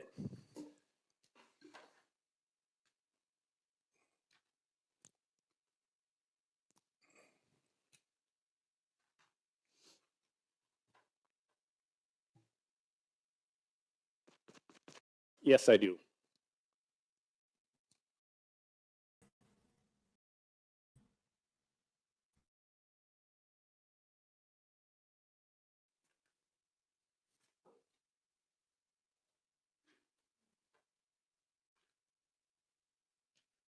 report, and I noticed you reference taking a picture here. Can you read what exhibit that is? It says 7J. What do you see in that picture? I see the knife on a piece of legal pad paper and a scale. Like a ruler? Yeah. Anything particular about the knife you see? Mr. Sand, are you on mute? Did you having trouble picking me up? Can you hear me now?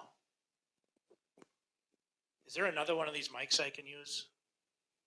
I don't. Seems to be a recurring problem. What do you see on the knife where the lock is? You mean where the Yeah, right here. Indian with the headdress? Yeah. Yeah. It's like a medallion Indian with a headdress. Okay.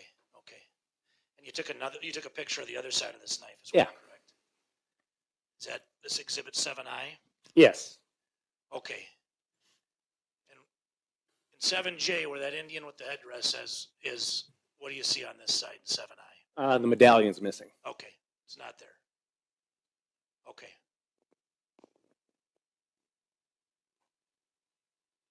Did you take any other photographs? I'm going to show you guys the picture of the knife. That's it right there. The medallion's missing on it. And the medallion was an Indian with a headdress. This is a weird knife, though. This isn't a knife that I would see a female having. But then again, I don't see females having knives like this. I could be wrong. The reason they're trying to say that they called Nicole in on this is because Nicole was supposedly an avid hunter. And she would have had a knife that would have been decorative looking like this. I think that's the only link they have to the fact that this was hers. They don't really have anything else. Not yet that I'm sure of. That's this knife that you recall? There should On be the bed some here? on the bed.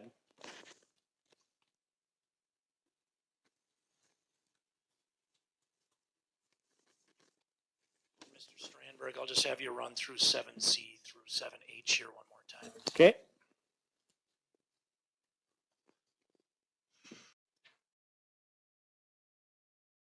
So I'm going to show you guys this one photo. I think this is an actual photo. You can see her leg right there. This is Anita laying forward, face forward on the foot of the bed. It was kind of like she had a knee resting on the bed is what it seemed like to me. Or maybe she was sitting on the bed.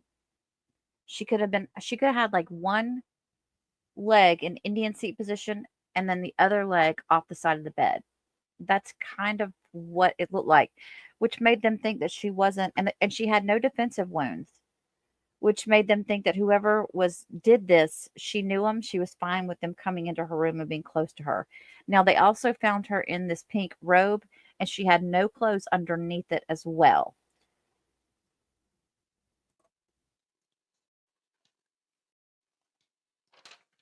Thank you, sir. And in those photos, do you see the same thing, that the Indian head's missing on the other side? Yes. Okay. Do you want to keep these up there, or do you mind if I put them down here? It doesn't matter. Doesn't matter. If I need to reference again, I'll ask. Back up. All right, thanks. You have the screen there, I see. Yes. Before you get here, I had some trouble with this photo, so I appreciate you having it. So this is 8A, 8B, correct?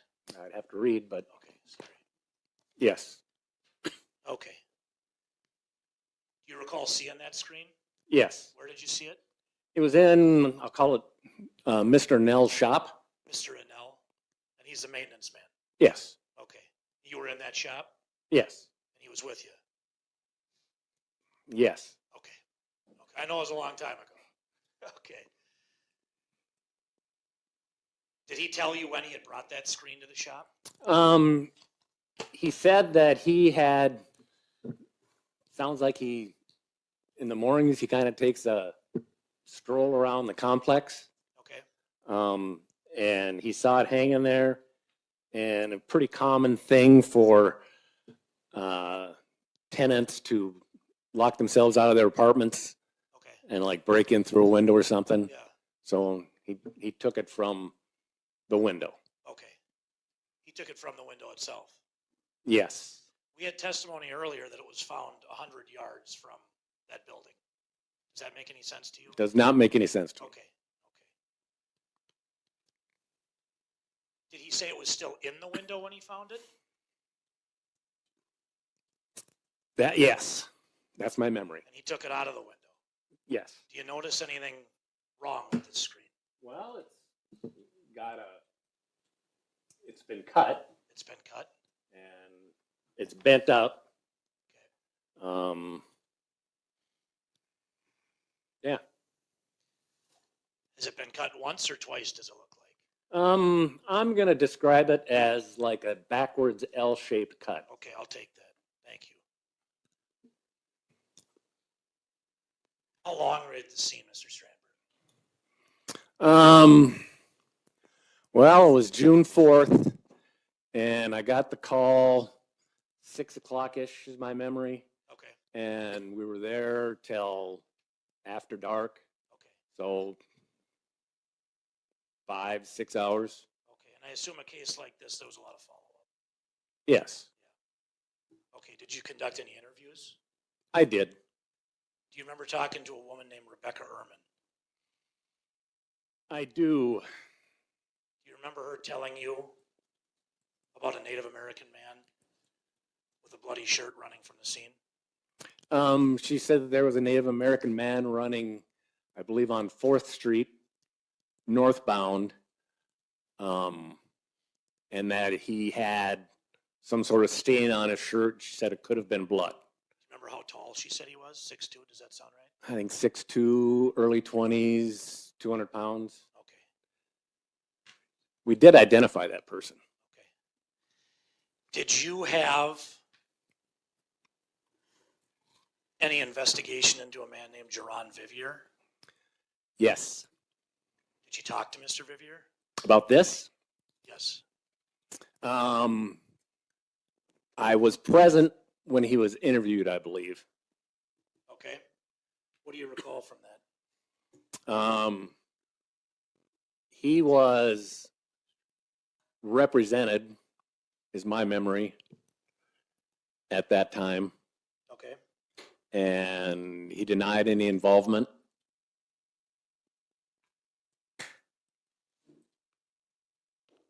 How long did that interview go on for? I'm not sure. Were you there? Yes. Okay. Do you know where it took place? It was in well, my memory is it was in the bullpen at the PD at Barnard's desk. Okay. Do you know who the attorney was he had with him? I think it was Ryan Sandberg. Okay. Local Minot defense attorney. Yeah.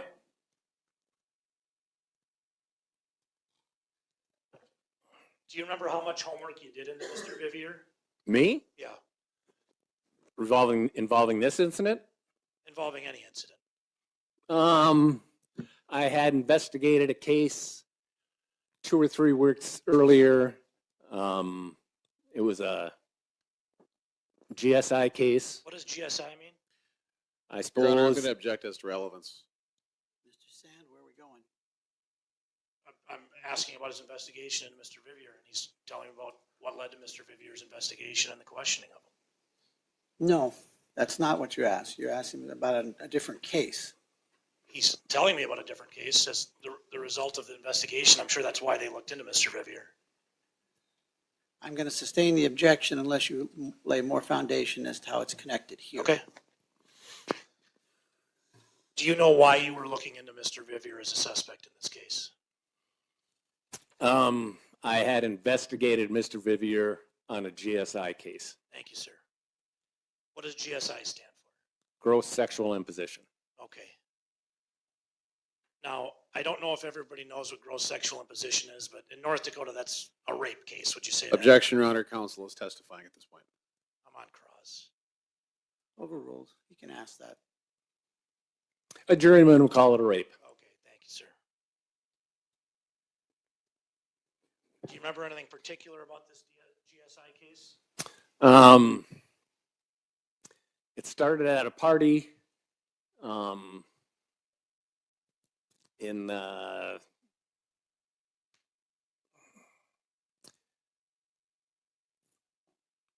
like at those apartments, there's like 3 buildings, 320, 324, and 300, 320, and 324, I think. I got this map. 27th Avenue Northwest. Take a look at it. Sure. You want me to stand up? Come over there? Sure, we can share the mic. Okay. Can you show me where on the map? Which crime scene? Anita Knutson murder scene. Right here. Can you hear them? You guys, if you're going to stop, if you're going to share that mic, you need to actually use it. So Sorry.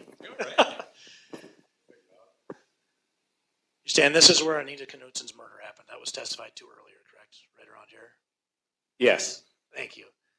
And could you point to where the Jaron Vivier rape happened, that he was accused of rape? Well,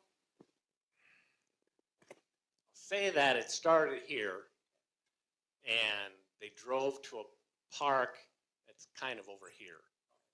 And that's where the rape happened. But the party where this took place, you're saying, was right up here?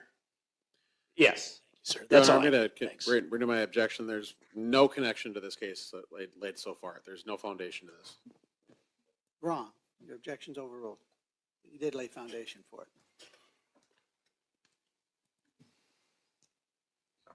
Pretty close to the location. Show you a certified record of this GSI case. Just to confirm we're talking about the same person. Your Honor, I have no idea what a certified record of a GSI case means. It's the criminal judgment. I'm happy to show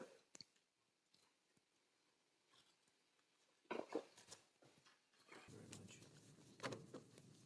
So you've had a quick second to look at that? Yeah. What do you see there? It's a criminal judgment For who? for Jaron Vivier. Is this for the GSI case we were discussing? It would appear to be, yes.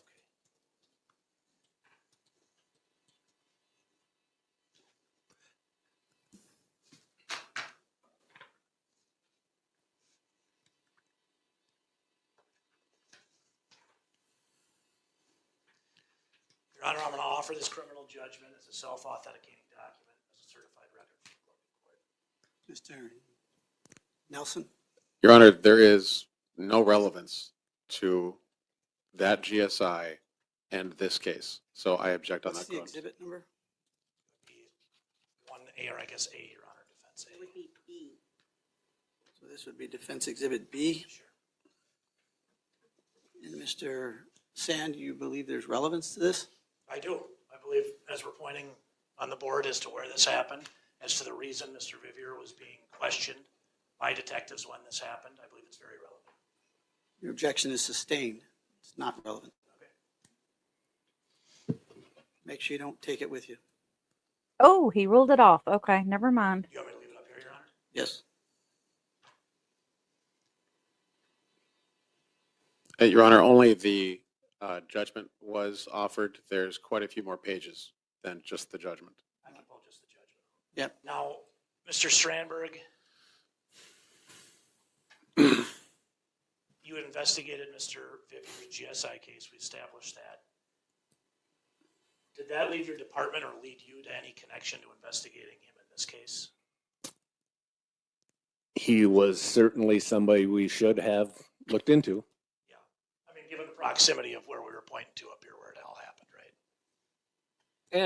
And other things. What other things?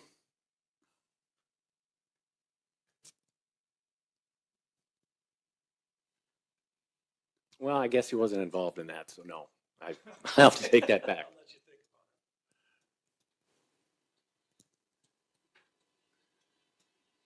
it. How close in proximity were the dates? Do you remember? I would say 3 weeks. Okay.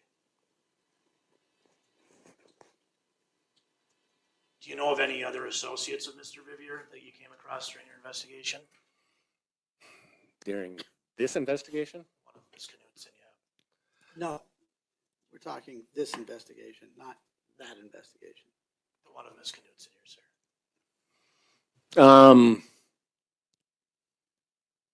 Yes. Devin Hall. Devin Hall was an associate of Mr. Vivier's? Yes. Okay. What did you learn about Devon Hall? I did not, I was not really involved in the investigations into Devon Hall. Who was that? Who was? I don't know. But other officers at Minot PD? Yes.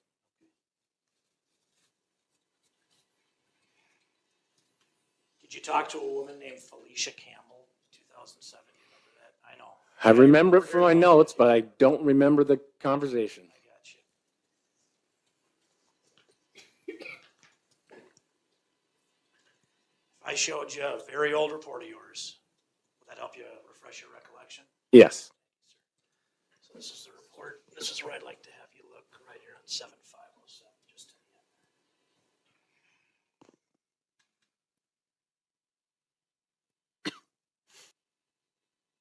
Okay. Do you recall that conversation now? Vaguely, maybe. Okay. Do you remember what Ms. Tart might have said to you? Objection, Your Honor, that would call for hearsay. Do you remember what you learned? Sustained. Do you remember what you learned from talking to Ms. Campbell? Objection, Your Honor, that would be relying on hearsay at this point. Overruled. She talked about being at the club with some friends, and one of them being at least John Vivier was there. Did she say what, not talking to Jerron Vivier? Objection, Your Honor, this is hearsay. Sustained. Okay. What club are we talking about? Yeah, the 101. 101. Okay. Did your investigation lead you to any information of Mr. Vivier going to the 101? The only recollection I have is from what you just showed me. Did you pull any records from it? You know, at the 101, are you aware that they scan IDs? Or they did? Sure. Were you involved in any record pulling from those IDs being scanned? Not that I recall. Okay.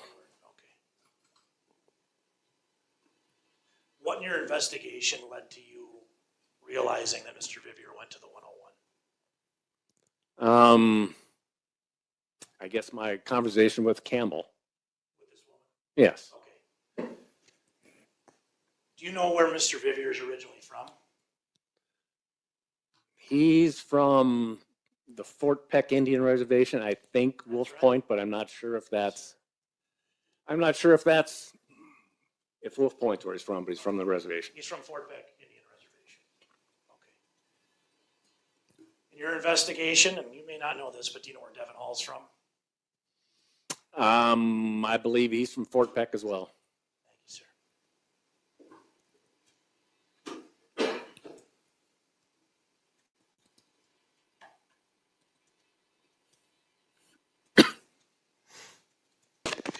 Mr. Strandberg, do you recall receiving a voicemail from a Carla McGill in 2022? A voicemail from who? Carla McGill? No. Do you remember ever receiving a voicemail from Carla McGill? No. Okay.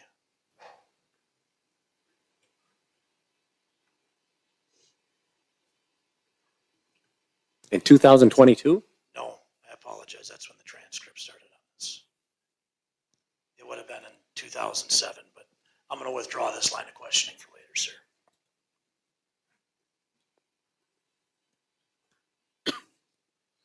I think that was on purpose. I think he laid that out there to leave question marks in the jury's mind. And then he's like, oh, I'm just going to withdraw that. Never mind. Now, I know other investigators worked on this report, so if you don't know, that's okay.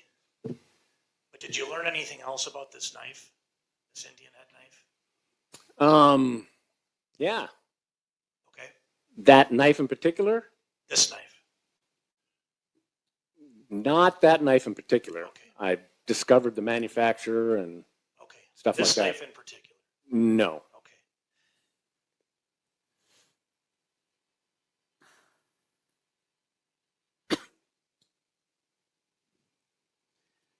Now, just to make sure I understand, you sat in on an interview with Mr. Vivier while Ryan Sandberg, defense counsel, was there. Did you ever have another occasion to talk to him during this investigation? Duran? Yeah. Not that I'm aware of. Okay, probably in the Or other, not that I remember. probably in the other investigations, though, that we discussed earlier. Yes. Okay. I don't have any further questions. I appreciate it, sir. All right. So Nelson, do you have any redirect? Yes, Your Honor. Mr. Sandberg, the running man that was described here, we're not talking about the movie, we're talking about the person running near the scene there. Was that person you said was identified? It was. And how was that person identified?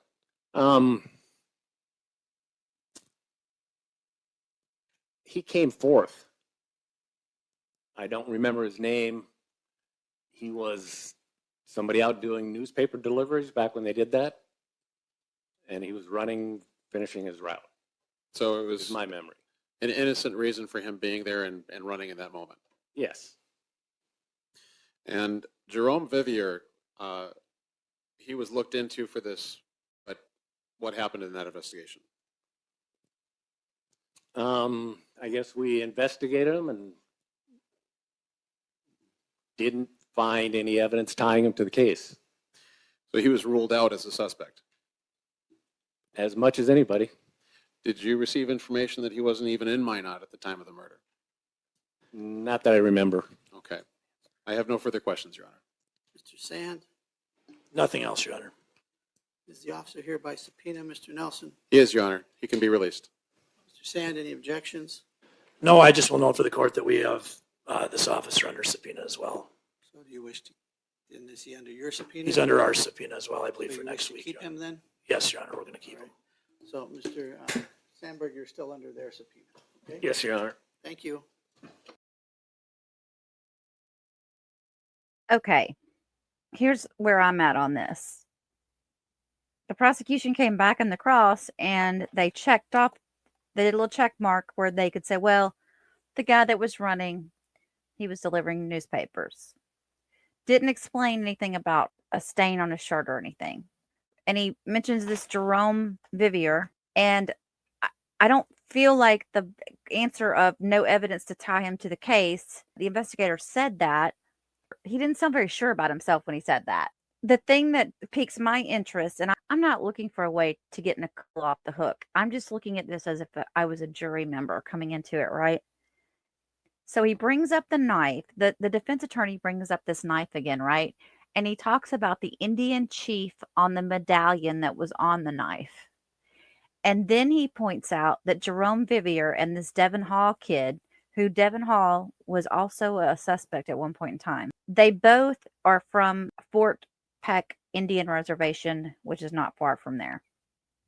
Now he says he's going to recall this investigator later, and I have a feeling he's going to dive even deeper into that. This is a tough one, you guys, because there's so many people that are possibilities here. And you could say they're ruled out, but So listen, here's what I'm going to do. I'm going to watch this cold case video. I think it was a double episode they had.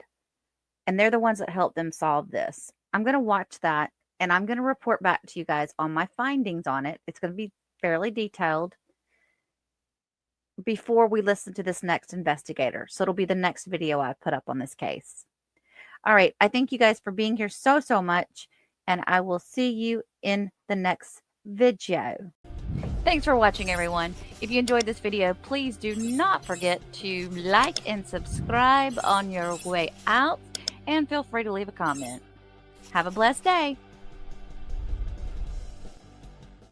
So let's get to the testimony of the last investigator, and I think he's the detective. I haven't even looked at it. I'm going to watch it with you guys and comment as we go. All right, Mr. Nelson, you may proceed. Thank you, Your Honor. Could you state your name for the record, please? David Goodman. And since, like the previous gentleman that had been testifying, you haven't testified in a while in district court, could you spell your last name for us, please? It's Goodman. Okay. In June of 2007, were you employed at the Minot Police Department? Yes, I was. What were the dates of your employment with the Minot Police Department? Started in May of 1990, and I retired in June of 2021. And could you give us a rundown of your training and experience? The 31 years of law enforcement experience. I started in dispatch. I was in that for about a year and a half. Hired on as a police officer, went to the police academy in Bismarck, attended that and graduated from that. Numerous hours of police training on various police topics, including investigative topics, and college, high school. We won't ask you for the graduation dates in high school. Okay. So you were a licensed peace officer during that period of time? Yes. Okay. And on June 4th of 2007, what was your role with the Minot Police Department? I was a sergeant in the investigations division. Okay. Now, was that your role through the end of your career as well? It was, yes. Okay. How did you come to be involved in this case? I was off duty and I received a call from Lieutenant Rob White. I believe he was the shift commander that night. And he stated that detectives were out at the scene and they were asking for additional manpower. So I came in to assist with that. Now, when you say shift commander, does that just mean the person who's basically in charge of the day-to-day operations of the police department in that moment? At that moment, and the patrol shift that is out in the street, yes. Okay. So did you then respond to for that incident that you were called out on? I did, yes. Okay. And where did you respond to? I responded initially to the police department. At that time, our vehicles were left at the police department. So I went there in my own vehicle. I got the gear and stuff that I needed to go up to the residence. When you say the gear, what do you mean by that? Well, just like my radio, my call-out bag, just my bag that would have stuff that I may need while I'm up at the scene. Okay. So you drove your personal vehicle to the police department and got a vehicle that was owned by the city? That's correct. Okay. And then you drove that vehicle to the scene? Yes. And what happened when you arrived at the scene? I met with the officers that were on scene and they kind of briefed me on what they had up there at that point. I looked over the scene. I had brought a crime scope that we had used at that time up to the scene. What is a crime scope? It's just it's a light that's used to try and detect certain fibers or fluids that might not be seen by the naked eye. So a layman, is that the sort of thing that might be used to look for, say, blood or vomit or something like that, bodily fluids? That's correct. Okay. What happened next? We had kind of an ongoing discussion amongst the investigators that were there. We looked at the body. We saw Anita Knutson's body laying on her bed. Could you describe that for us, please? She was laying, she had a robe, very light pink colored robe on, and she was flopped over, kind of sitting on her legs, and her head was near the foot of the bed, and she was face down. I could see on the back of her robe, there was a small blood spot kind of in the middle of the back of the robe, and I kind of suspected that she might have an injury somewhere on her back, excuse me. What happened next? We discussed again what we were going to do to proceed, and we decided that we wanted to look at her body closer just to see what we could determine was possibly the cause of her death, and go from there. So we had another detective that was on her way up to the scene, and she was bringing us some paper that we would use to lay down on the carpet just to keep it as, to try not to contaminate the scene. Is that the butcher paper that we're talking about, like 4 feet wide rolls that are 200 feet or whatever? Yeah, I always thought it reminded me of what every grade school has with the rolls of paper that they rip for art projects and stuff. So, but that's exactly what it was. Okay, please continue. We looked at the floor area next to her bed, and just to determine that there wasn't any evidence that we wanted to collect from there. And once Sergeant Murphy was on scene with that paper, she ripped off a chunk and laid it down on the floor so we could put Anita from the bed down onto that paper. So that's what we did. And at that point, we were able to get a closer look on what injuries she had. I noticed a stab to what would be her right chest area, and a stab or what appeared to be a stab wound to the middle of her sternum. So it seemed obvious that that was more than likely her cause of death. And how were you able to determine that they were stab wounds? You could just kind of see the cut in the skin, and I've seen stab wounds many times throughout my career, and it seemed to match up with that. It was consistent with those other stab wounds that you saw? Yes. Okay, please continue. So we also saw her back and noticed that there was no injury on her back. So we were trying to figure that out. And the best I could tell is it looked like the stab wound to her right chest area had run down and kind of back around onto her back as she was maneuvering to try and get up or whatever she was doing at that point when she ended up face down. Okay. Face down, excuse me. And that's how you saw her, was face down when you came in? Yes. Okay. What happened next? We took pictures of the scene, and we had assigned one of the investigators that was there as the evidence custodian. He kind of set up an area out in the kitchen living room area where any evidence that was collected was brought to him, and we just kind of proceeded with that at that point. So a separate spot for just for collection? Well, a separate spot just to bring all the evidence to. Just an area that would be kind of away from the scene of the homicide, but yet still in the apartment, so we could just kind of take everything to that one officer so he could record it. And so just for purposes of inventory? Correct. And catalog, make sure that everything was recorded, that sort of thing? Yes. Okay. Please continue. We began to take pictures, and I don't remember exactly who took pictures, but began to take pictures of the apartment. I noticed that her room, I just kind of took a mental note that her room seemed to be not in disarray. There were things set up on her dresser and stuff that weren't tipped over, so it didn't appear that there was any sort of a scuffle. I was trying to see if, in my mind, if I could come up with a motive, what took place or what had happened. I noticed her purse was sitting there, had cash visible in it, so it didn't appear to be a robbery or a burglary or anything like that. Now, you've seen other crime scenes in your history as a detective with the Minot Police Department. Yes. And you said that this one, things weren't disturbed. Things did not appear to be disturbed to indicate that there was a scuffle of any kind. In those other crime scenes that you've seen, disturbed things, do those usually indicate that a scuffle, a fight of some kind occurred? Yes, I've seen that over my career where things are tipped over or messed up. So the absence of that indicates that we don't know if there was or was not, but there's no evidence of a fight.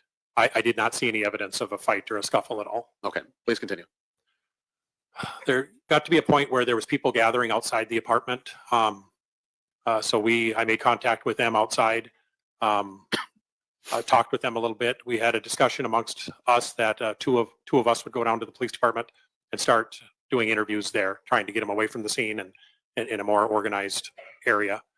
I believe that was Detective Barnard and Sergeant Nancy Murphy that were going to go to the police department to meet with witnesses or friends or family that were gathering at the apartment. I talked to a couple of females outside the apartment who stated they were friends of Anita, and I asked them to go to the police department and ask for Detective Barnard. Now, were you there on scene when community ambulance came for the body? Yes, I was. Okay, and describe that process for us, please. I had, not too long before that, I had met with Anita's aunt and the gentleman that was with her. They were at the scene, and she stated that she wanted to remain there until Anita's body was removed from the scene. I told her that I felt that that was close because we had, I believe, dispatch reach out to community ambulance, and I knew that they were on their way up there. By that time, it was getting pretty late. It was pushing, I think, towards midnight, maybe 11:30 to midnight. So they did arrive on scene with the community ambulance vehicle. We had, again, discussed amongst ourselves that we wanted somebody to make a positive identification of Anita, somebody that knew her. So I went back out and I spoke with her aunt and the gentleman that was with her, and they both stated they'd be willing to do that. But again, the gentleman with her said that he would be the one to do it and that he had known her for approximately 15 years, I believe. So he came in. By that time, community ambulance had been into the apartment, and we assisted them in putting her into a body bag. And we had her on the gurney moved out to the living room, and I unzipped the body bag enough just so he could see her face. And he said right away that he was 100% sure that was Anita. So he identified the victim of the homicide as Anita Knutson? He did, yes. Okay. What happened next? At that point, her body was removed from the scene. We continued to process the scene and collect anything that we thought was of any possible evidentiary value. And I had also been asked by one of the other investigators to make contact with the maintenance man who was standing outside and visit with him about Anita's window and the screen that was in her window and just kind of what he knew about this. So at some point in all of that, I did go out and meet with him. When Anita's body was still at the scene prior to being transported away from there by community ambulance, did Nicole Rice come to the scene during that period of time? I believe she was outside the residence, but she was not inside at all, no. So she would have been outside the residence, and you testified a moment ago that Anita's body was put into a body bag? Correct. The black plastic that we see on TV? Yes. Can you see through that black plastic? No. If you could, you wouldn't have had to unzip it for the identification, correct? So the defendant could not have seen what Anita looked like because the body was in the bag the entire time it was transported to the... Objection, Your Honor, he's testifying. Sustained. Could she have seen the body at that point? No. What happened next in the investigation? As I was indicating, I went out and I made contact with the maintenance man, Marty Arnell, and I asked if he'd provide me with a recorded statement, and he said that he would. So we had our crime scene van there, and it was just kind of a convenient spot to go. That was just away from everybody else that was gathering. So we went inside the van, and I obtained a recorded statement about what he had found that morning and just kind of his involvement in this. Was he cooperative with her? Very cooperative, yes. And when you were in your career as a detective with the Minot Police Department, have you had cause to sometimes to figure out if someone's being deceptive with you? Yes. Was there anything to indicate that Mr. Arnell was being deceptive when he was speaking with you? No, not at all. Okay. What happened next in the investigation? We collected all that evidence. We ended up taking it out to the crime scene van, and we eventually transported that to the police department, where we took it from the crime scene van into the Minot Police Department crime lab areas where it was stored for a while. It's a secured area, and we chose to store it there just because it was easy access for us investigators while this was still a very active investigation. Okay. Was the scene itself secured overnight? The scene was secured, and we didn't release the scene at all. We kept an officer there overnight just to make sure that it was protected. Did you return to that scene the next morning? Yes, I did. And what was the purpose for returning to the scene? I returned to the scene with Jason Sunbakken. He and I went up there to finish up some measuring to see if there was anything of any evidentiary value that we would have missed the night before. I don't recall that there was. I'm not sure on that though. But our main purpose was to measure out the apartment so he could do a decent diagram of the apartment and the scene. Were you present with him when he did those measurements and made the diagram? Yes, I was. Permission to approach the witness, Your Honor? You may.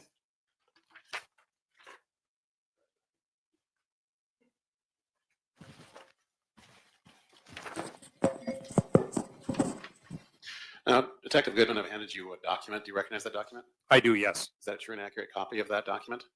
Yes. Is that the diagram that was created?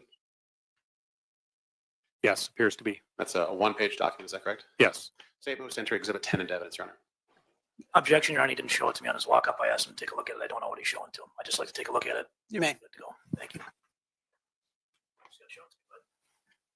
Don't call me bud. Keep your comments based on the case, gentlemen. Thank you. Ooh. No objection, Your Honor. Plaintiff's Exhibit 10 is received without objection. So that is the diagram of the apartment? Yes. And does that show where Anita's body was found? Yes, it does. What happened next? At that point, we were finishing up there. We had discussed with other investigators whether we needed to hold the scene any longer. We didn't feel we needed to. We wanted Anita's roommate, Nicole Thomas, it was at the time. Is that the defendant here today? I believe so. Okay. Yes. Please continue. We wanted her to come in and look at her apartment, basically, and see if she noticed anything that was out of the ordinary that she would know that we just weren't catching because we're not in there every day like she would have been. So you would expect a resident of that apartment to know more about that, something out of place, that sort of thing? Yes. Okay. So you brought the defendant there for that purpose? We didn't bring her there. I think she met us there. Okay. If I remember right. And then, yeah, so she came in and looked it over and didn't notice anything that was helpful to us as far as collecting evidence. Was she asked if there was anything out of place or anything missing? She wasn't asked that, but she walked to the area of her bedroom door and then with a shocked announcement stated that her iPod was missing. And was that unusual to you? I thought it was kind of strange. I thought it was a quick comment that she would make just standing outside her bedroom door, and how she would know an iPod was missing just that quickly. So it was strange. It was almost immediate, her saying that? Yes. Okay. What happened next? At that point, then we released the scene and then just went about the investigation. We had meetings at least daily initially to try and, as a group, come up with what needed to be done next, kind of a to-do list, if you will. Okay. And what was decided to be done next? Well, there was, I know at one point we got information that it appeared, and I think this information may have come from Anita's sister, but it appeared that she had a pair of light blue pajamas with ducks on them missing. So I know I was part of that. We had found out that garbages in the area had been emptied on a certain date, and that certain garbage was still on a truck. So I had communication with people with the City of Minot Sanitation, and we arranged a garbage search to see if we could come up with finding these missing pajamas. I worked with other officers that kind of joined me on that, since it's not really the best task in the world to go out and dig through garbage. So we kind of did that as a team to try and make it. So I suppose rank has its privileges in a moment like that? It probably did. I didn't realize it at the time, but it probably did. Did you investigate the knife used in this murder? I remember when the knife was found. I think I was finishing up the interview with Marty Arnell outside, and I remember just one of the investigators saying something that I could overhear.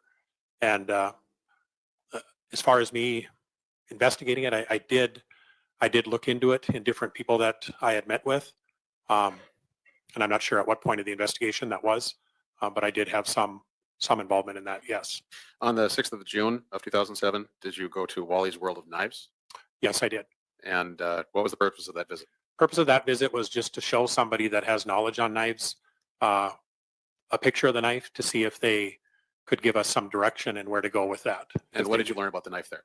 I learned that it was a cheap knife, that they're a dime a dozen at flea markets, and I think he had mentioned possibly at a powwow maybe, because it had a Indian headdress symbol on one side. So it's a very common knife. He didn't really say common, but he just said that they're cheap, but I mean that they would have been probably sold in bulk. Okay. Did you go through any phone messages involved with this case? I did, yes. What phone messages did you go through involved in this case? I went through the phone messages on Anita's phone. And did you take photographs of those messages? I did, yes. Now, Detective Goodman, I'm handing you 2 sets of photographs. If you could take them out of the packaging there.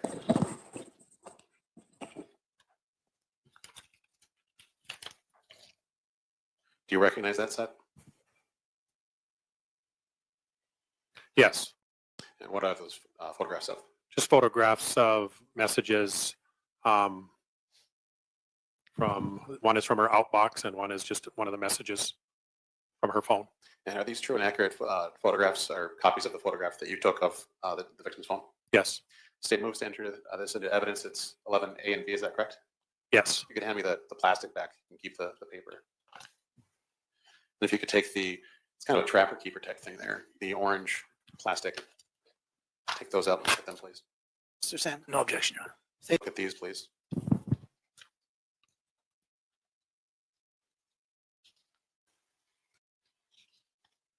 That you took of those messages? Yes, they are. And that's 12A through O, is that correct? Yes. State moves to enter exhibits 12A through O into evidence. No objection, Your Honor. I can get the plastic back. State exhibits 12A through 12O are received without objection.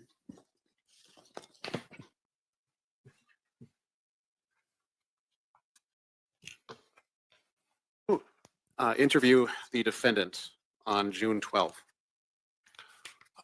Possibly June 11th. or June 11th, excuse me. Yes, I did. Okay. We're going to have to kind of circle back to that in a minute, Detective. Okay. Oh, they were looking at the ceiling? Now, were you part of a reenactment at the scene? Yes, I was. What was that reenactment? I wanted to go up to the apartment and reenact the idea on whether or not somebody could have entered that window or exited the window of her bedroom as a point of entry and exit. Now, how was that reenactment done?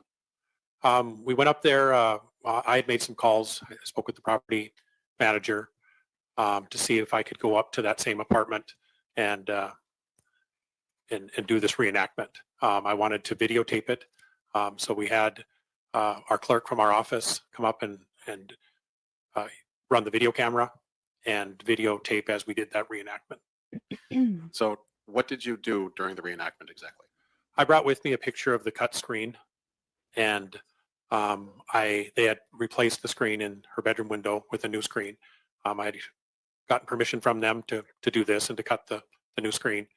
So looking at the picture, I took a knife and I cut the screen the same way that the screen was cut in Anita's bedroom window during the time of the homicide. Okay. And what did you learn from that? I learned that after doing that, I didn't feel that it was possible that the person that committed the homicide entered or exited out the window. Why is that? I didn't, in doing it, we tested it with myself and with a Sergeant Thompson, who's about my height, a little bit shorter, much skinnier. And then also with our clerk, and she's a shorter, petite gal. And just the screen was stretching and tearing in different areas than the original screen that we had from the time of the homicide. Okay. Now, what year did you say that you retired from the Minot Police Department? 2021. Okay. Did this case basically become yours at a certain point? It was at different times due to the retirement of Detective Barnard. He was the case agent initially. At different times, it was not necessarily assigned, but maybe assigned is the best word to use, to a certain individual just so they could be the point of contact for any questions or any new leads that might come in, or that they could certainly also run with the investigation if they had time. So it's not so much that it was assigned to you, but that you were the only one that was there to do it. I was, during my time, I remember it being assigned to one of the other investigators before me. Then I think he got promoted out of the office, and then it was assigned to me for a while. And then I would just, any calls about it or questions about the case would be directed to me. Okay. Now, in your time as a detective with the Minot Police Department, were you contacted by podcasts, TV shows, that sort of thing for information on this case? Yes. What sort of entities were contacting you? I know Crime Watch Daily contacted me. Dateline has contacted me. Now, was there a certain point when the Minot Police Department kind of made the decision that they were going to shift from not necessarily cooperating to working with those folks? There was. Yeah, and that was a different TV show, Cold Justice, I believe the name of that one is. And do you know why there was a change in that?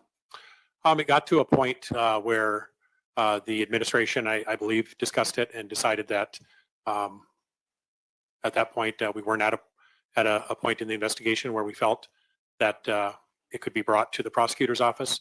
So I suspect that they decided at that time that they were going to try that. Now, you were in the detectives part of the Minot Police Department for 14 years before you retired after the murder, or roughly that, right? Because you retired in 2021? Yes. In that 14 years, did you have the time with other cases? I'm assuming you had other cases you had to investigate? During that time, yes, I had other cases to investigate, and cases came in at a steady pace daily. And so there was never really any downtime to look at it. I mean, we had to make a point of getting this case assigned out to somebody to where they were specifically only going to work on this case. Otherwise, it was just constant other cases coming in that needed to be dealt with as well. So at any point in those 14 years, did you yourself have the time to focus on this matter to give it your full attention? No. That's horrible for them to admit that, but I guess I get it, and they didn't have enough manpower. Okay.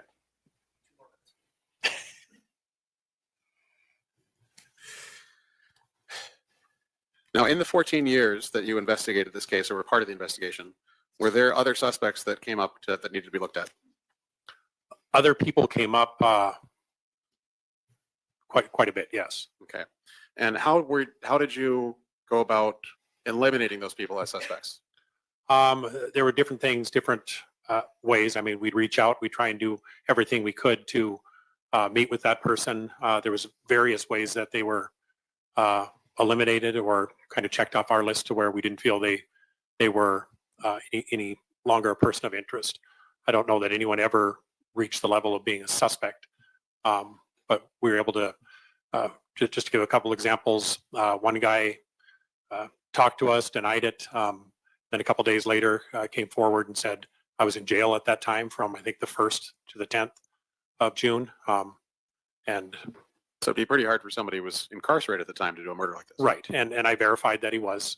Another example, a guy that gave information on a guy that lived on the East Coast, I believe, said he was a truck driver. We were able to have law enforcement make contact with him and look at his truck logs and verify that he wasn't anywhere near North Dakota. So yeah, there was nobody that we were looking at that we thought needed to be bumped up to the level of being a suspect in this case. Okay. During that entire investigation, did you ever determine that the defendant was not a suspect? No. And why is that? I was suspicious of her from the very beginning, just because of her demeanor when she went into the apartment. Some of the her information she was giving she was contradicting herself, and I just wasn't buying what she was telling us. Some of it, one of my first interviews with her, we discussed ahead of time. Don't tell me any lies. Don't be untruthful about anything, because if it's illegal, I don't care about that. I'm looking at the big picture here, and in that interview, she did lie. What was the lie? She lied about what she did on that Saturday night, where she was at, and what she did. In your experience, your long experience as a detective, is that significant? I believe it is, yes. Why is that significant? Because it just, in my mind, shows that she's hiding something.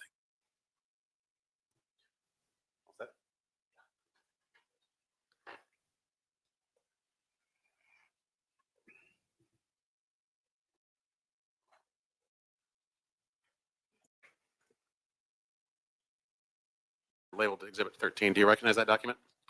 Yes, I do. What is that document? This is the transcribed statement that Nicole Thomas at the time gave to me on June 11th. Okay. To myself and Sergeant Murphy. Now, other than a couple of redactions that are in there, you'll find that there's some black lines, I think, pretty deep into the document. Is that a true and accurate copy of that transcript?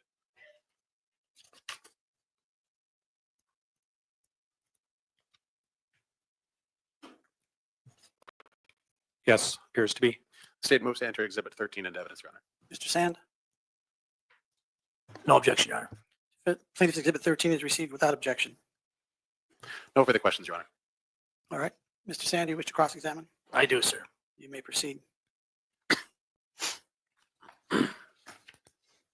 Here we go.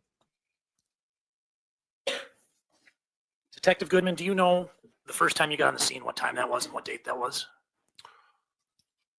It was June 4th, and I believe it was around, without looking at my report, guessing around 8 p.m. maybe 7:30, 8 p.m. And that was Monday, June 4th. Yes. Okay. Did you photograph anything at the scene? I believe we assigned Lieutenant Stramberg to do that, to do the photographs. I don't believe I did. Okay. At the scene. Now, you interviewed a man named Devin Hall a couple of times, correct? I interviewed him at least once. I think it was only one time. Okay. Do you remember on June 22nd interviewing him? Was it in Wolf Point, Montana? No. Well, let me take another look here. I don't believe this one was, no. Where?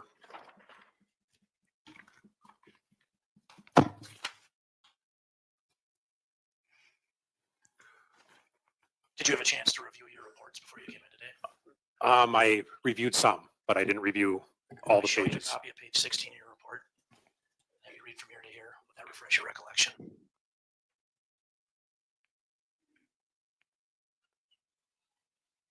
Yes. Yeah, it looks like Detective Barnard and I did interview Devin Hall on June 22nd. Okay, you see the contents of what's in there? You want me to read it? Okay.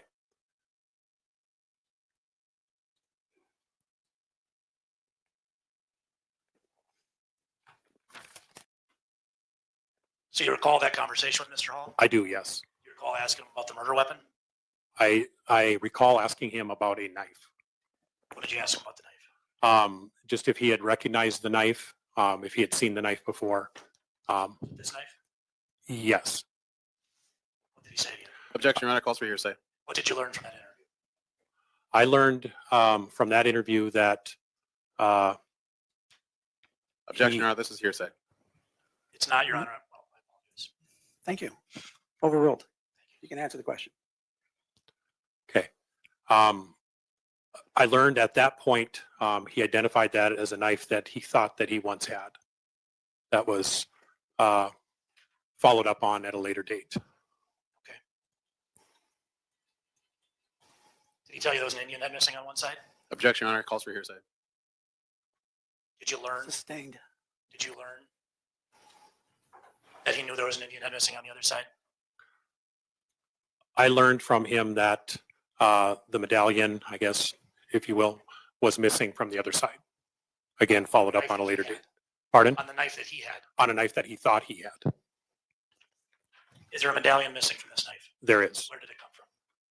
Where did this knife come from? That knife, that's a picture of the knife that we located at the scene of the homicide. You know where it was at the homicide? It was on the foot of the bed, near the window.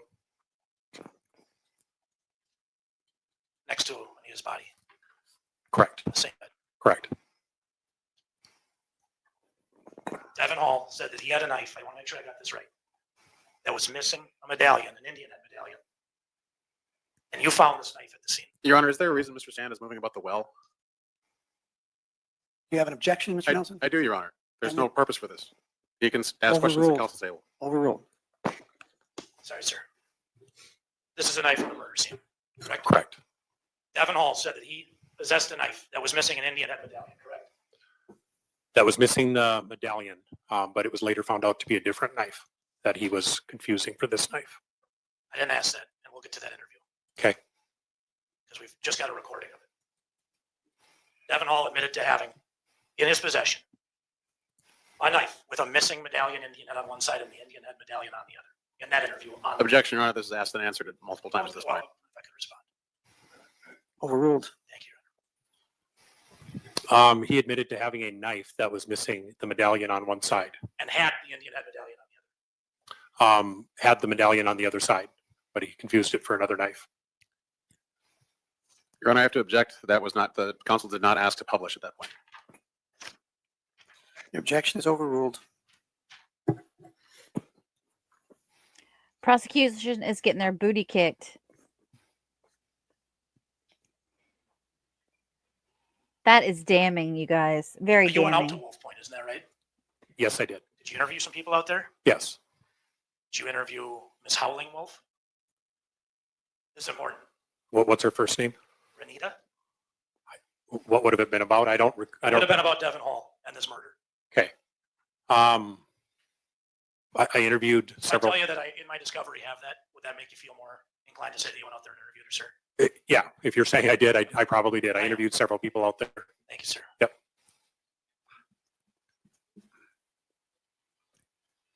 Do you remember interviewing a Natasha Clancy? I do, yes. Do you remember interviewing a Donna Follett? The name sounds familiar, so I believe I do, yes. And I apologize if I'm getting a little intense. This is important. Doesn't bother me. Thank you, sir. Do you recall what happened in those interviews? I recall some of what happened. Do you recall what you learned? I do, to a certain point. I mean, I don't remember everything. One thing I'd like to ask you, it looks like the last piece of evidence you got was a transcript, correct? That was entered into evidence? From Nicole? Nicole. Correct. Correct, okay. I have some transcripts here as well. Okay. So on June 12th, 2007, did you interview Renita Hollingwolf and Melda Lambert? On June 12th? 2007. Can I look at it?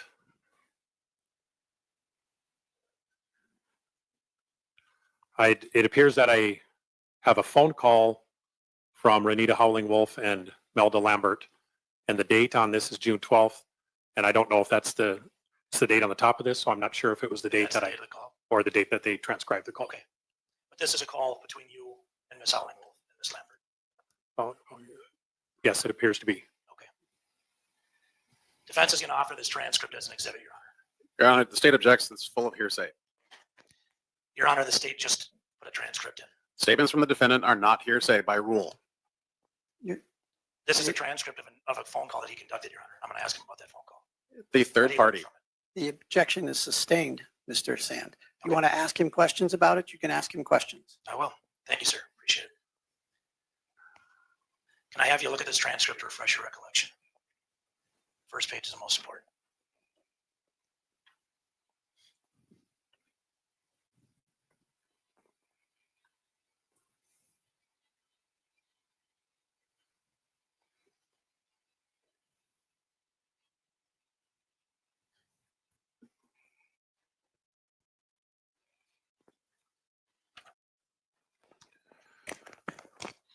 I'm assuming that you just want me to read the first page then?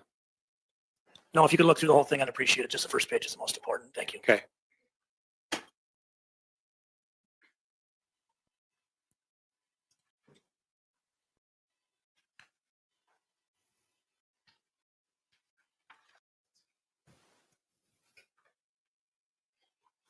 You got a chance to review that?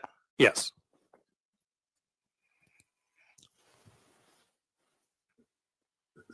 Did you learn from this call that Ms. Hollingwolf believed that her son, Devin, had done something terrible? My microphone is off, Your Honor. The objection is hearsay. Sustained. What did you learn from reviewing this? From reviewing that was a phone call reporting that one of those ladies had talked to somebody in Wolf Point or Fraser, Montana about Devin Hall and asking that these ladies pray for him. And I learned, and it refreshed my memory, that this was all stemming from a lady from Family Services in the Wolf Point area had made a comment that I hope Devin didn't have anything to do with this. What was their biggest concern on the front page? I want to ask you to take a look at that. What was their biggest Objection, Your Honor. Hearsay. It's not well. Sustained. What did you learn from reading that first page? Objection, Your Honor. Hearsay. That's not overruled. What did he learn? I learned that was the phone call that sparked me to follow up on why this lady in Montana was asking these other ladies to pray for Devin Hall. Why were they asking? They were asking, like I said, just how rumors go. The lady from Family Services in Montana had made the comment that she hoped that Devin Hall wasn't involved in this, and then that just kind of sparked as rumors do. Did that create any issues in your mind as to why people would be calling you about hoping Devin Hall didn't kill somebody and why not? Certainly, that's why I followed up on it. Okay.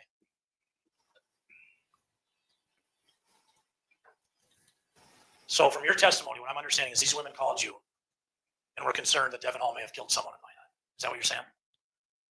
Yeah, they were saying, or she was saying, asking them to pray for her grandson because that, like I said, that rumor flew once the lady from Family Services brought that up and said, I hope he had nothing to do with that incident You in know how Minot. far Wolf Point is from Minot? Oh, about a 4-hour drive, I think, 3-4 hour drive.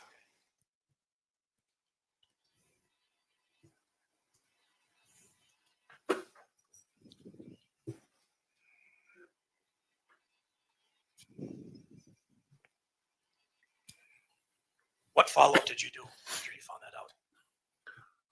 I interviewed somebody and eventually spoke with, I believe I spoke with the lady from Family Services and discovered that that's where that rumor came from. From Family Services? Yeah. I don't recall her name. Do you recall working with the FBI on this case at all? Yes. Do you recall them telling you Devin Hall was? Objection, Your Honor, calls for hearsay. Sustained. Do you recall their report concluding that Devin Hall was a prime suspect? Objection, Your Honor, that would be hearsay. Sustained. Need to ask a What do you different recall way. from that FBI report? When you Objection, asked Your if I Honor, that's recall hearsay. working, Stop. It's not overruled. You can answer the question. when you asked, do I recall working with the FBI on this case? My mind immediately went to Wolf Point because I went with FBI agent Ryan O'Neill to Wolf Point. That's what I thought you were getting at. I don't know when you talk about a report. I don't know what you're referring Did the to. FBI assist you in this investigation at all? Yes, Ryan O'Neill went to Wolf Point with me, and I believe they looked at the case, but I don't believe I had really anything to do with that. Do you remember meeting with Natasha Clancy? I do, yes. Can I show you that transcript to refresh your recollection of that? Sure. Do you want me to read the whole thing? Yeah, if you could. Thank you. It's not too long.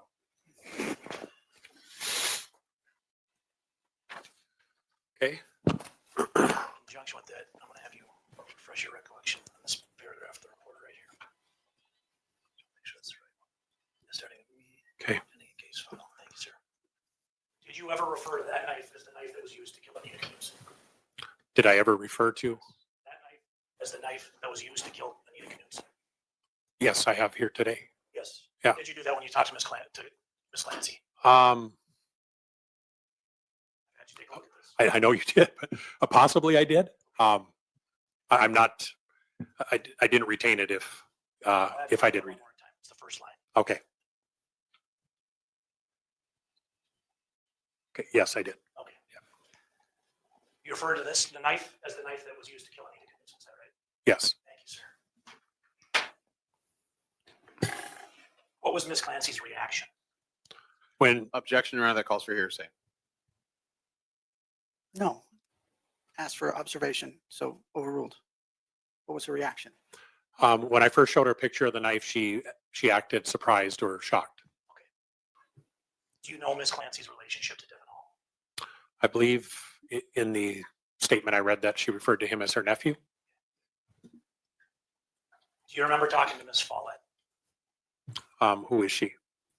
Somebody up at Wolf Point. The name is familiar. I know it's been a long time, and I appreciate your work. Okay. I do. I remember that name. Yes. I have you review that transcript as well. You want me to read the whole thing? Can I have the attorneys approach the bench, please? I have not. Have you had a chance to look at that, sir? I have not. Okay. I, Go ahead and take a look at it. okay. Go ahead and read it. No, he's not going to read it. You want to ask him questions, you can ask him questions. Okay. I'll take it back, sir. Okay. Do you recall anything about your conversation with Miss Follett? Sitting here right now, no. I don't understand why they would do that. It's fair to say you spoke with a number of people at Wolf Point. Why would they do that when it's been so long since the case was done? I mean, like he interviewed a lot of people in 2007, and the judge won't let him reference his previous stuff. I'm confused. Correct. Devin Hall's name sounds like it kept coming up. In fact, you went out to Wolf Point and met with Devin Hall, is that correct? I did. Yes. Did you do any investigation on Club 101? Yes. Did you go through the records of Club 101 of who had entered? Yes. Okay. What'd you learn from that? Not a whole lot. Learned that Anita Knutson had been at that club, I think around mid-May. I tried to identify active military people, so I sent it to OSI on the Minot Air Force Base for them to review, to try and see who was active military on that list. I checked our local files to try and identify local people, just to see if I would identify somebody that stuck out for some reason, somebody that was traveling through. You identified Jerron Vivier, do you recall that? Off that list? I do not. You don't? I don't. Can I have you take a look at this Sure. to refresh your recollection? Sure. It's at the bottom of Unless they were there the same night, I don't see what the point is in that, because a lot of people go to all these different Where clubs. does it say that he was identified off that list?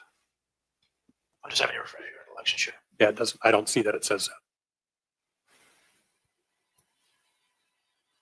Do you recall a list being part of your report? What I just read? A list going through who was at Club 101? I recall that being part of the case file, yes. Do you recall Jerron Vivier being there? At the 101 Club? I do not.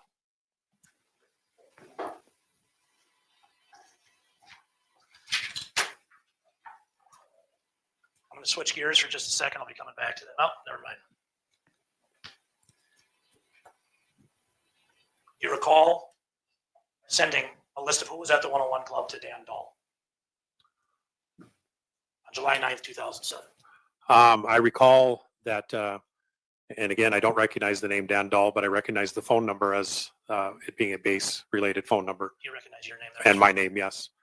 So this must be what I was referring to when I sent it to the base OSI. So you'd sent this to OSI? Yes.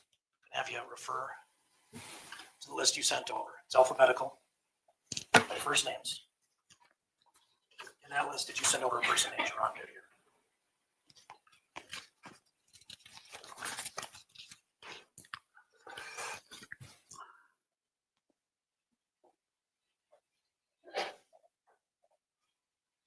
Yes. Okay. And I know it's been a long time, officer, but it's important we get this right. Can I have that back? Yes. Is Anita Knutson's name on that list as well? That same evening.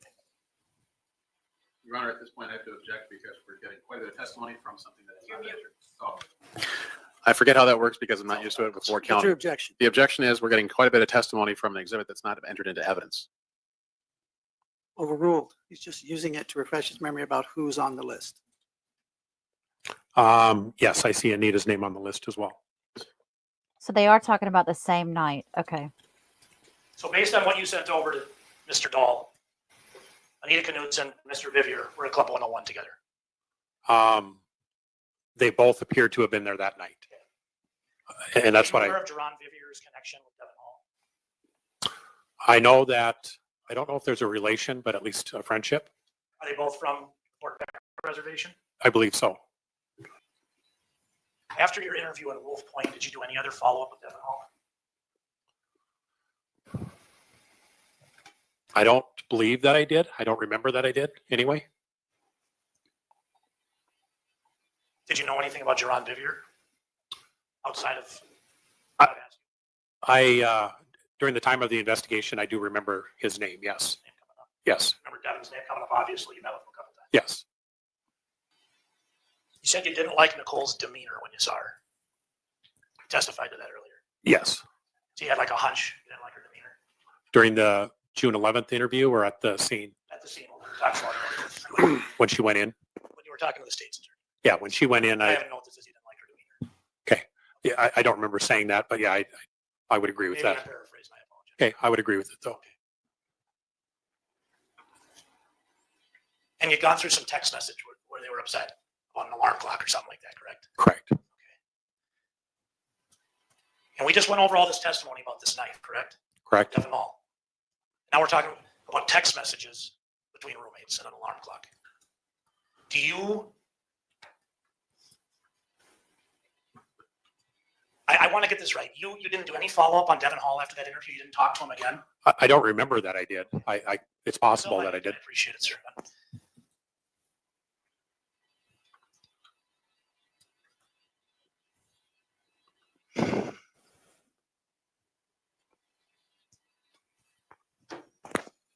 I feel bad for the police because I mean, they were understaffed. It's been a long time ago. Thank you. And he probably feels like so handicapped sitting up there. I can be very brief, Your Honor, and we can. I'll hold you to that, Mr. Nelson. I appreciate that, Your Honor. You've never been shy about that. Go ahead. Was there any information that you learned in your investigation that Jerome Vivier was at all attached to Anita Knutson in any way, shape, or form? No. So there's no connection between the two of them other than they both happened to be in the same nightclub on the same night. Correct. Were there quite a few other people that were in that same nightclub that same night? Yes. Now, why did you follow up with the investigation regarding Devin Hall? Just because his name came up. I mean, on the information that I've already stated, the lady's asking for somebody to pray for him because he may have been involved in that. His name came up and we needed to either elevate him to the suspect list or dismiss him. Did you ever get any information that put you to the point where you would elevate him to the suspect list? I did not. So it was a lead that you ran down, but a fruitless lead. Correct. No further questions, Your Honor. All right, Mr. Sand, last chance, recross. Yes, Your Honor. A fruitless lead, you said? Yes. After that interview and seeing this night, that was a fruitless lead? It was, yep. Yep, the result of my investment. Yep. Thanks, Mr. All right. Officer Goodman is here by subpoena. He can be released from the state subpoena, Your Honor. My understanding is it's subpoenaed by the defense. We have him under subpoena of our own as well, Your Honor. All right, so Mr. Goodman, you're not allowed to go then. You still have a subpoena. So Do you want me to stay in Grand Forks or can I return Can I chat home? with you after court? Is that all right? We can Sure. work it out. Thank you. Yep. you're excused. Thank you very Thank much. you. All right, ladies and gentlemen of the jury, it's time to call it a day for you. Please do not converse with any witnesses, any party, or any attorney in this case concerning any matter. Direct any questions or discuss any problems that you may have with the bailiffs. Do not read about, listen to, or view news accounts of this trial. Until you retire to deliberate your verdict, please do not discuss this case. Do not allow anyone to discuss the case with you. And please do not use the internet or other electronic technology in any attempt to learn information about this case or communicate with your family, friends, or anyone else about this case. And please do not form nor express any opinion about this case until I've given it to you for your deliberations. Again, I hope to repeat this instruction at each recess. If I fail to do so, it applies to you throughout this trial. Tomorrow morning, 8:30 work for you, Ms. Sorgan? Nelson? That should be fine for us, Your Honor. Mr. Sand? Absolutely, sir. All right. I'd like you back here by 8:15 tomorrow morning. Ooh, that judge is tough, isn't he? My goodness gracious. You guys, I want to know more about this Devin Hall thing. It sounds like, yeah, we already investigated him and there's a reason we cut him off the list. But at the same time, I mean, if they're going to sit there and say, well, it's just circumstantial evidence that we had on him and we really didn't have anything solid on him, can't you say the same thing about Nicole to an extent? Again, I'm not on the defensive side. I'm trying to understand this better. They're creating reasonable doubt, and that's all they need on this case. I would rather see them get this right than put the wrong person in jail. I don't know if Nicole did this. I don't know if Devin Hall did this, or Jerome Vivier, or the maintenance guy. You know, like, we still don't know. But do they have more that seems like Nicole would be the one? Yeah, they do, from what we've seen. But we've got to watch it all play out in court and see how that goes and see what the jury thinks about that. Then there was also a rumor that was going around that Nicole had gotten drunk at a party and had said in front of several people that, you know, because people were blaming her, saying that she did it or messing with her or something. And she just flat out said that she did it. So they weren't sure if that was a rumor. And when they went to check around, they were trying to find people that could corroborate that story. Now, they also spoke with Nicole's ex-boyfriend, whom she dated after Anita's death. And he confirmed the story where the rumor came from. He said he was with her at that party when she was belligerently drunk. And she said it to him. She said, I did it.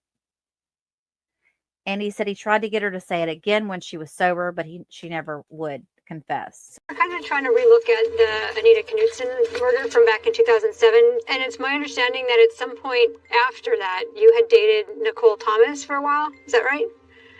Correct. Okay. Correct. And I only dated Nicole for a couple of months. She was a little wild. Too wild for me. Do you remember when that was you dated? Probably 2008, 2009. So not long after the Anita Knutson murder? Yeah, it wasn't long after. Because I had a big old house, and of course we'd have parties, you know, young and dumb. Right. And Nicole was belligerently drunk, and a friend of mine had brought it up, and we were kind of talking about it. Kind of trying to be investigators ourselves, you know, being young, that's what we do. And she said, I did it. She told you that she killed Anita. Correct. Yes. Yeah, that's just what happened. That's what was said. Did she say how she did it or any specifics? Okay. No, that's all she said was, I did it. But then I tried to get her to say it when she was sober, and I couldn't get her to say it when she was sober. Yeah. She's like, I can't believe that you would think that I would do that. So I just left it at that. Sure. It was too crazy for me, so I said, see ya. Do you still have any contact with her? No, hell no. Next witness, Mr. Nelson. State calls William May. Okay, Mr. Nelson, you may proceed. Thank you, Your Honor. Could you state your name for the record, please, and spell your last name? William May, last name May, M-A-Y. Okay. Now, I'm just going to get this part out of the way here. Yes, when sir. we were doing trial prep, you told me that you had served our country overseas. Is that accurate? Yes, that's correct. And as a result of that you're dealing with some PTSD? Yes, that's correct. Okay. That you have gone through some group therapy and things like that, group talking? Yes, I continue to do that just to help me. And you're taking anxiety medications for that? Correct. Okay. Do those anxiety medications make it difficult for you to remember anything like that? Some things it does. Okay. I forget things. Okay. With that in mind, if there's a moment when you need to take a moment, or if something's becoming a little overwhelming because of what you've been through, just let us know and we can pause for a second, okay? Okay, sounds good. Thank you. Okay. Now, Mr. May, how do you know Nicole? Yes, I do. How do you know Nicole? I came back from Iraq and I met her through a party. I had a party and met her then. Okay. And what happened next? We just kind of hung out for a couple of weeks and, one thing led to another. What does that mean exactly? We started seeing each other more frequently, talking on a regular basis, hanging out. So, did it turn into a relationship? I wouldn't classify it as that, but some other people might. I guess the question is, would Nicole have considered you her boyfriend? That I don't know. I never asked, so I don't have the answer for you. So I know I didn't ask her. So you didn't. I didn't ask to be my girlfriend, boyfriend. So you didn't do the 1950s thing and ask her to be your girlfriend. Okay. Yeah. But the two of you hung out for a while. Correct. Yes. Okay. The two of you ever hang out at a house party? Yes, my house party. All right. Do you recall that house party? Yes. I don't know the exact day, but yes, I do. If you could roughly tell us when this house party would have taken place. I don't know, it was probably Friday or Saturday. We were just hanging out, drinking. I get that it'd be a Friday or Saturday night. It tends to be when house parties is. I'm guessing more asking, do you have maybe a month, a season, or a year? I don't know. I came back from Iraq in the summer of 2008, so it'd have been shortly after that. Okay. At this house party, do you recall people talking about Anita's death? Yes. So we were playing video games and we were sitting on the couch. Nicole and I were sitting on the couch and a couple buddies were playing video games and someone from the kitchen was talking about it. And that's when it was stated, the comment. When what was stated? The comment was that from Nichole Rice, it was that she had did it, that she had killed Anita. Nicole said that? Yes. Okay. Now, a moment ago, you testified that you have been to group sessions with other veterans, and you still go to those group sessions. Correct. At those sessions, have you heard other veterans say that they have killed people? Objection here, say Your Honor. Your Honor, it's not being offered for the truth of the matter asserted. Overruled. Yes, there's been people that have stated that. When those people have said that they have killed people, was that said basically the same way as Nicole said it that night? Correct. How did I'm going to call it a situationship because it's not a relationship. Does that work for you? That works for me, yes. Okay. How did the situationship with Nicole end? So the next day after it was stated, I called the police department And from there, I gave my statement, same thing I just stated now. And that was the end of it. And then I just kind of cut all ties with Nicole completely. And why did you cut ties with Nicole? I'm in the service, was in the service at the time. I didn't need any of that stuff around. When you were in the situationship with Nicole, did you talk to her about Anita's death? I mentioned it one time. I asked her if she remembers saying it and if she could say it again, but nothing. Okay. Did Nicole ever tell you that the Minot Police Department had cleared her? Yes, that was mentioned to me, that she had been cleared. That was from Nicole that said that? Yes. Okay. To you specifically? Yes.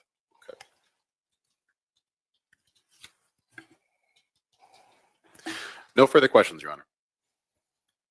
Mr. Sand, you wish to cross-examine? You may proceed.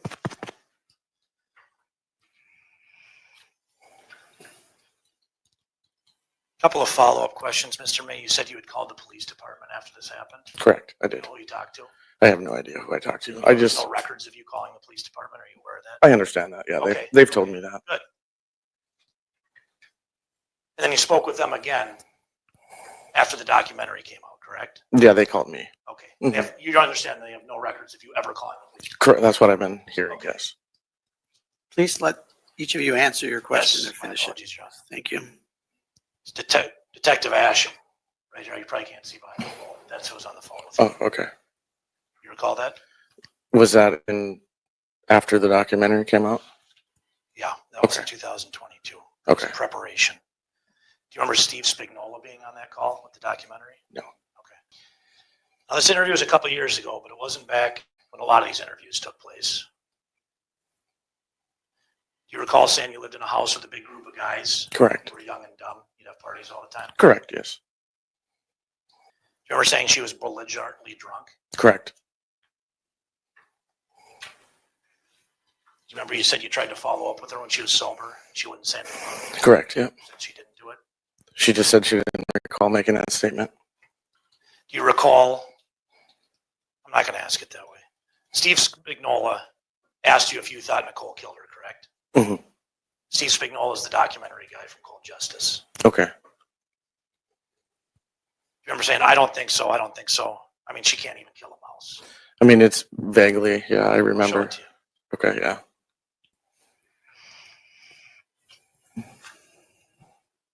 This is a transcript of the interview. Just this Q2A here. Q2 is Steve Spignola, not the police officer. The Hollywood guy. Okay. Let me know when you're done with that, sir. Yeah, I'm done. Do you remember saying that? I remember now after reading it. Yeah. She couldn't even hurt a mouse.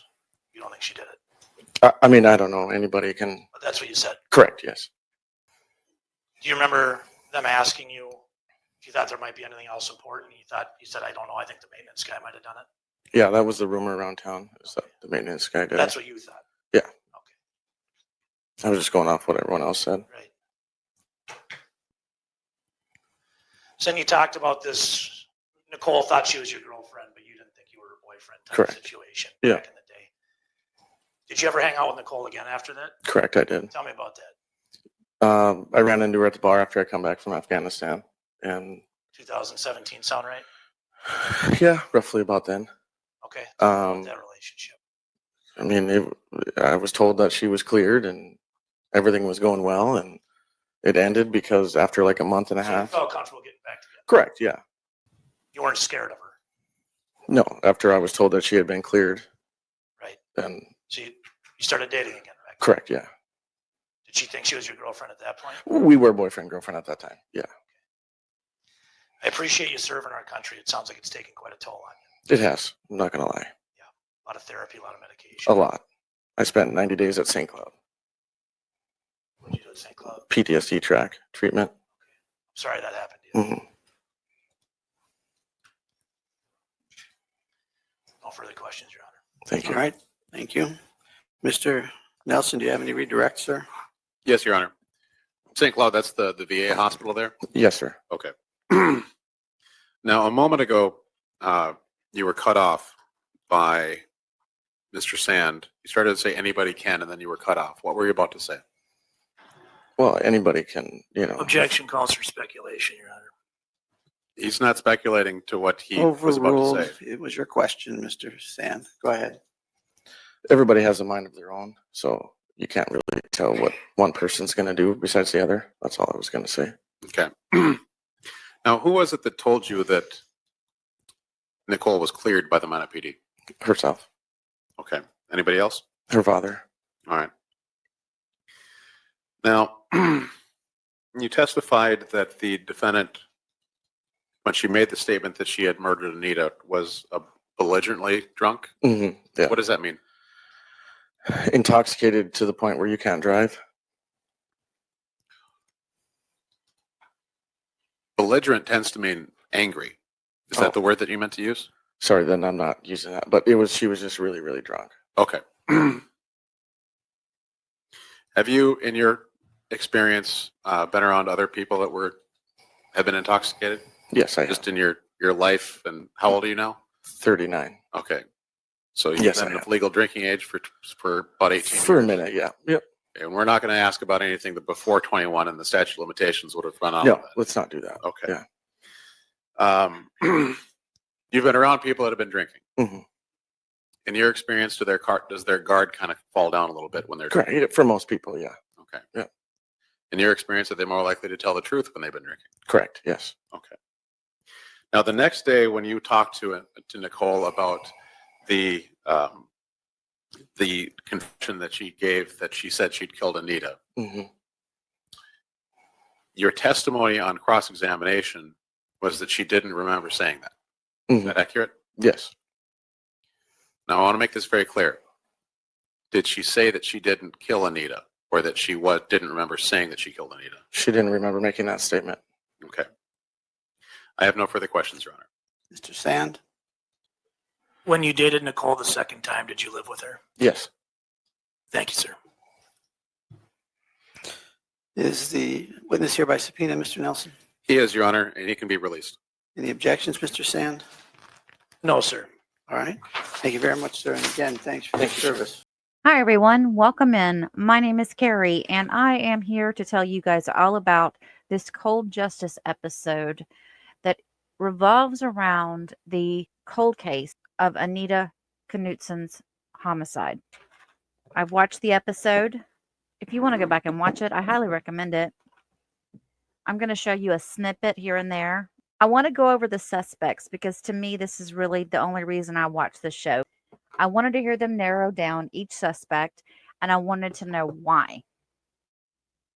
Now, what I found to be strange is that there are only they only had 4 suspects, one being Nicole on this show. They left out Jerome Vivier and Devin Hall.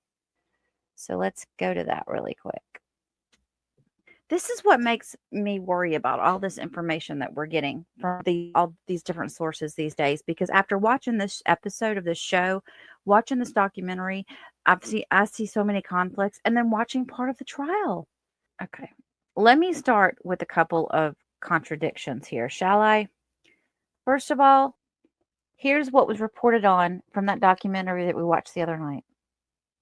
Aluminum of that would bend, or the whole thing would pop. It's not the right window.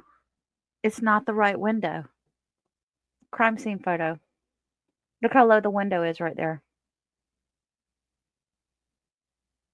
Why didn't the maintenance man see her when he took the screen off the window? Can you see her? She's in the picture. Isn't that creepy? Look at all this junk down here by the bed. Well, that's a blanket, I think. That would have been pulled down if somebody stepped on it. So as far as access in and out of the window, yeah, I disagree with that. So I watched that Cold Justice show, and I was like, well, wait a minute. The documentary that we watched the other night that I showed to everybody, it had 5 suspects in it. So they only showed 4 in Cold Justice. And the one that was left out was the suspect, the defense is bringing into the mix. which, you know what? I'm not dismissing just yet, you guys. I'm not dismissing this idea of these other two people. We're going to talk about those in a minute. First, let's get down to this Cold Justice show. If you haven't watched it, I'm giving you cliff notes right here and right now. Okay, first suspect, Michael Vann. He was a friend of Anita's who was the last person that had texted her. And he had been at a friend's house. There were a bunch of people over there, and they had all left at the same time that but he had stayed at that house by himself, so he was alone. They could not tie any physical evidence to him, but he was a person that knew that Anita was in the house alone, and supposedly he had confessed to a friend that he was the one that did this. He's also one of the gentlemen that is mentioned in the documentary we watched, and he died of asthma problems. So he's no longer with us, which makes it even harder. So what they did was they reached out to a friend of his, and they were basically told that, yeah, this guy had wanted to date Anita. The friend who they were told that he supposedly confessed to, right? When they go to check this out, this friend says, well, I heard Nicole did it. Okay. So that was where that went. He doesn't say that his friend confessed to him. All right. Then they talk about Marty Anell. Now, Marty is the maintenance guy. Again, when we look at the picture that we were looking at, let's show this one. Let's show this picture right here. See, the question mark is why did he grab the screen and not see her? Well, of course he didn't see her. When you first look at this picture, I couldn't see her. It took me a minute to realize I was looking at an actual photo of the crime scene. You can't see a lot. All you can see is her hair, really. But it's important because it's a piece of the case. If it didn't make sense, I wouldn't have shown it to y'all. So the girlfriend of this maintenance man got on the stand today. Well, yesterday. By the time I'm recording this, it'll be yesterday. She was in tears over him taking his own life, right? Well, come to find out, you guys, when they spoke with his best friend said that he started changing after Anita's homicide. They spoke for 6 hours before he died. That same day, it was like he died on New Year's Eve, so they spoke on New Year's Eve. He said he told his friend he did something, but he didn't elaborate. And his friend had a gut feeling that he had been the one that had unalived Anita. They speak to Connie, who is the maintenance man's sister, and she told him that his girlfriend, the woman he was living with, had been cheating on him. And the sister said, well, he was losing his job and his home all at the same time because they had to break up, or he was breaking up with her. And that was the reason that they think he took his own life. But the girlfriend didn't say that when she got up on the stand yesterday. She didn't get into all that now, did she? Why didn't she? Why didn't she go ahead and just do that? The next suspect would have been Tyler Schmaltz. Now, he's the one that went to prom with Anita. He was heavily infatuated with her. The day that they found her, he didn't live very far from her. So this is why. But he ended up showing up at the crime scene the day that they found her. But then later in the episode, and they talk like that's such a big deal. But then later in the episode, they realize, oh, he just lived like in the same complex. Then they say that after she passed away, he created a Facebook page to help solve the mystery of her death. And he did admit that he loved her, but everyone thought he was weird and obsessed. He was a tech nerd, and he stayed home doing a lot of gaming and stuff. But Anita was very nice to him. He was introverted. He was very upfront with the investigators. He gave his DNA right away. He passed polygraph test. He didn't tell them this, but they found out that he raised money to put up billboards around town to help solve her mystery. So they pretty much ruled him out as just being a nice guy. So that's 3 people off the list, right? Then they go back to Nicole. The police department originally thought that Nicole acted suspicious as she changed her story several times. Because remember, at one point she's going to see a movie with her cousin. Another point, she's staying at the farm with her family. So she wasn't in town, and she's in town. So also was told that she had anger issues. She was taking an anger management course, which that could just been a course for college, but they did note that. And on the farm where she was from, she was they called her an avid hunter. So the knife in question, which is this right here, could have been something that somebody like her would have had. So I guess if you're a chick and you're going to carry a knife, it's going to be a pretty knife, right? It is a pretty knife. At the time of Anita's death, they were arguing about several things.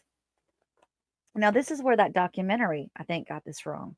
The documentary also stated that they had met through like a roommate share program for college. That's BS. They went to high school together. They've known each other since high school. One girl claims they were best friends at one point. I don't know if they were best friends. I think they just knew each other from high school and they decided to room together.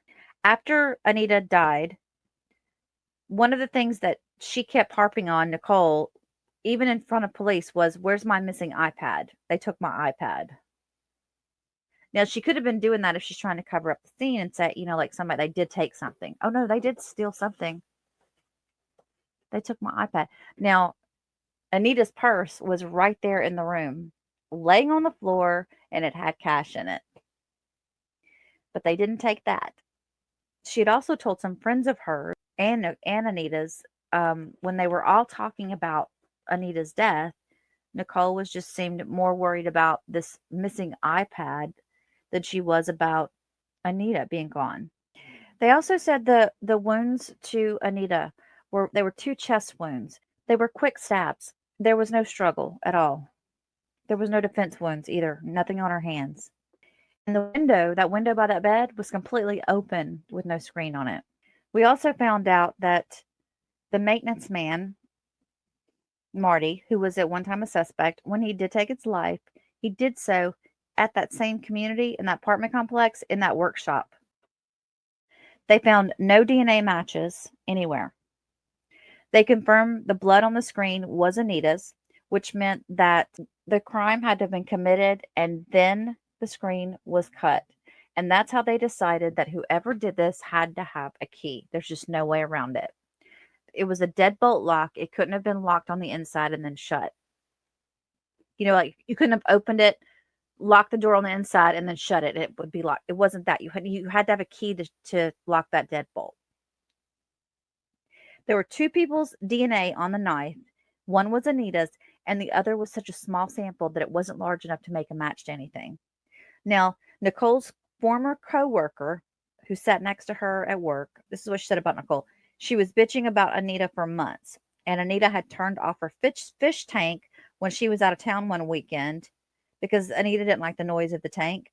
And when Nicole returned home from a long weekend, all of the fish had passed away. And the coworker said that Nicole went nuts over it. And then the next week, Anita was unalived.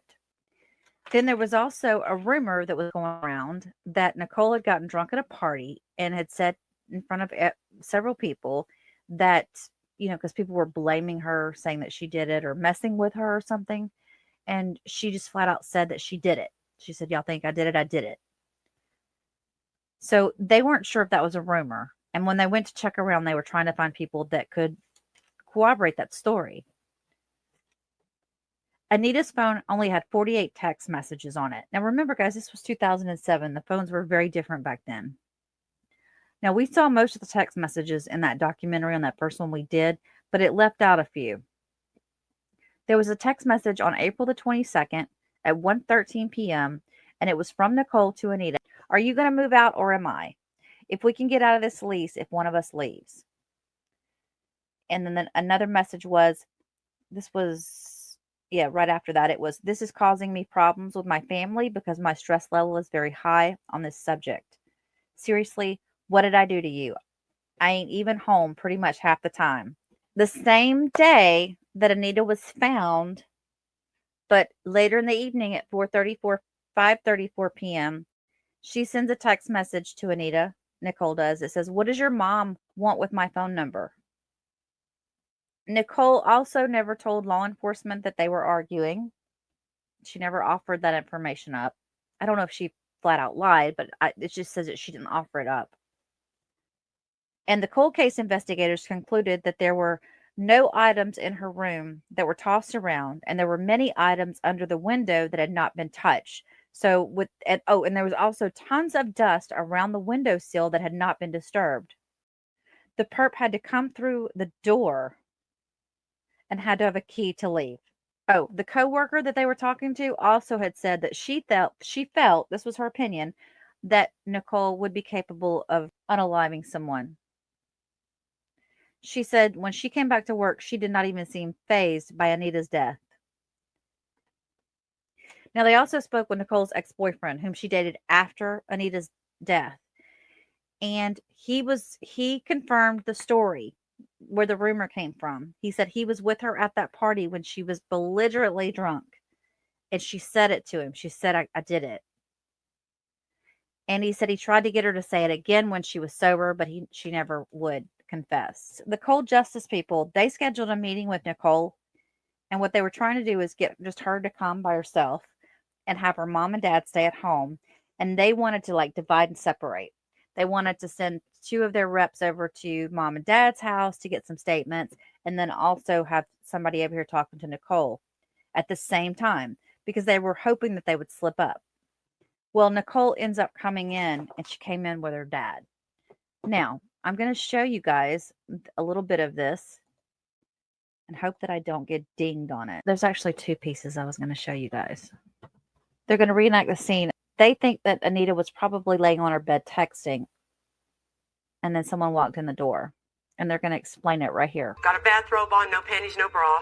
Texting. Her phone's kind of right here. Whether she's texting or asleep, the killer entered her room. She's kind of propped up, just like Dr. Faneri is. There's going to be one here, comes across, and the fatal right in between the breasts. She sits up and then just collapses forward. They said that that a piece of her heart got caught with the knife, and so she died instantly, which was good for her family to know she didn't suffer. Things didn't work out the way they wanted it to, with her coming down to meet with them, but they still interviewed her. Guys meet, and how was school like? So we didn't hang out a lot in high school anymore after 9th, 10th grade. We did not like each other, but we had different friends. We both went to the same college. Neither of our roommates ended up working out, and then we decided that we were going to move into an apartment. We were inseparable. We were together all the time. I quit college because I didn't really know what I wanted to do, so I just got a job. And then my job schedule and her school and work schedule, it just clashed. I was coming when she was going when I was coming. We didn't talk much. How would that make the living arrangements? Was there any problems between the 2 of you? The only problem we really had, and I know there's so many stories, but we had a disagreement about an alarm clock. Our alarm clock was going on at 5 a.m. for an hour, and I'm trying to sleep so I texted her and I was like, dude, I'm gonna smash your door down. I was like, dude, next time you need to make sure you shut your alarm clock off, because that's respectful. Tell me about the incident with your fish tank, because we had heard that Anita had unplugged your fish tank at one point, and that killed your fish because she didn't. I don't remember anything else. So that didn't happen. No. So let's get down to that weekend as much as you can remember. You went to your parents' farm that Friday night. I think I went Saturday morning, actually, because my cousin was leaving for basic training in Iraq or something. They were having a party for him in Sykeston. I think I picked up my cousin. She rode with me. I think we came back from the party 5 or 6. She owned a bar in Russo. Her and her husband did. And we came back and stayed there, and I helped her serve food. And I stayed at Russo for until 11 or 12. And then what did you do then? Went back to my parents' house and went to bed on the couch. So you got back to the farm about 11:30, midnight, somewhere around there. Okay. Do you remember what time you got up on Sunday? Usually, so when I sleep on the couch, my dad's up at 5 a.m. making breakfast, being noisy, watching TV. Did you spend the whole day at the farm, or did you go anywhere I stayed else? there again. I stayed that night again, and then I went straight to work, so I didn't even stop at home. I just went straight to work. Do you remember what they told you? They just had told me, they said that Anita was dead, and that she had been murdered. I was just, like I said, I was just in shock, because I grew up here. This is my home, and never heard of stuff like this. I felt Like, I should have stayed home and I should have been there, and what if I would have been there? So I live with a lot of regret. In all reality, you weren't that close to Anita. In fact, you were planning on moving out at some point at the end of the year. We thought about getting just, because with our different schedules and stuff, it was hard. People said you called Anita a bitch and a whore. Oh my gosh, and people can say that I would never do that. I had nothing against her. People, are making up stories about me. And that's hard. It's not fair. That weekend, you never came back into Minot at all. So you never told your aunt that you came back to Minot on Saturday to get clothes? No. So if she told us that, she would be a liar? Well, I would assume she's confused because I never came back to Minot to get clothes. Didn't go watch a movie at Alyssa's house or Joyce's house? No, because I was with Alyssa at the bar. Do you know William May? Yeah. If someone told us you were at a party with William and you said you killed Anita, would that they be lying or would that be the They truth? would definitely be lying. You guys, listen. This is what cracked my whole life. I want the person found too, because I want my life back. I mean, all these people have... I didn't say any of this stuff. There's so many stories. All of these people are liars. Okay, I want to get a lawyer. We're not attacking. I We're not want trying to attack you. I don't want to talk anymore. That's fine. Okay, so then what really basically put the cherry on top for them was when they ended up talking to her dad, because they rode over to speak with her dad, and he got really upset with them. And he started saying stuff like, she was with me. Nicole rode with me to go to the farm or something like that, which doesn't add up with the other accounts that were given that said that Nicole took her own car to these different places. Yeah, it was from the farm to Minot. Anyway, in a nutshell, what we learn is that this whole case that they have against Nicole is all based on circumstantial evidence. They have nothing solid. And this is going to be a really hard case. In my opinion, the defense attorneys are really doing a good job at bringing up these other items. Let's talk about these other guys, these other two guys. There's a Jerome Vivier. When he came in to speak with the police, he came in with an attorney. He had also been investigated just 3 weeks prior and charged with an SA attack on another female in the area. It happened at a party in the same complex as Anita's. He was someone that the retired lieutenant that was just up on the stand recently thought they should have looked into more. But they said that there was no evidence to tie him to the case. Then there's another guy who is a friend of his. His name is Devin Hall, which is who we heard about. His name came up because a girl by the name of Felicia Campbell told investigators that he was at a club with Jerome Vivier. I believe he might have been at the same club that Anita was at. But they're drawing these two guys in because if you remember what I said about the knife, it had a medallion on it. And on the medallion was an Indian chief's head. Well, both of these gentlemen right here are from Fort Peck, which is an Indian reservation near this area. They both are Native American. Back on the record, time is 5 minutes after 1 o'clock. Today's date continues to be Thursday, March 20th. Parties are present along with counsel. Ms. Sorgan, is there anything before I bring in the jury? Yes, Your Honor. I just wanted to advise the court of our ETA on witnesses. We have 3 witnesses available for this afternoon. We have other witnesses that are coming into Grand Forks tonight. As the court's aware, all of our witnesses have had to travel.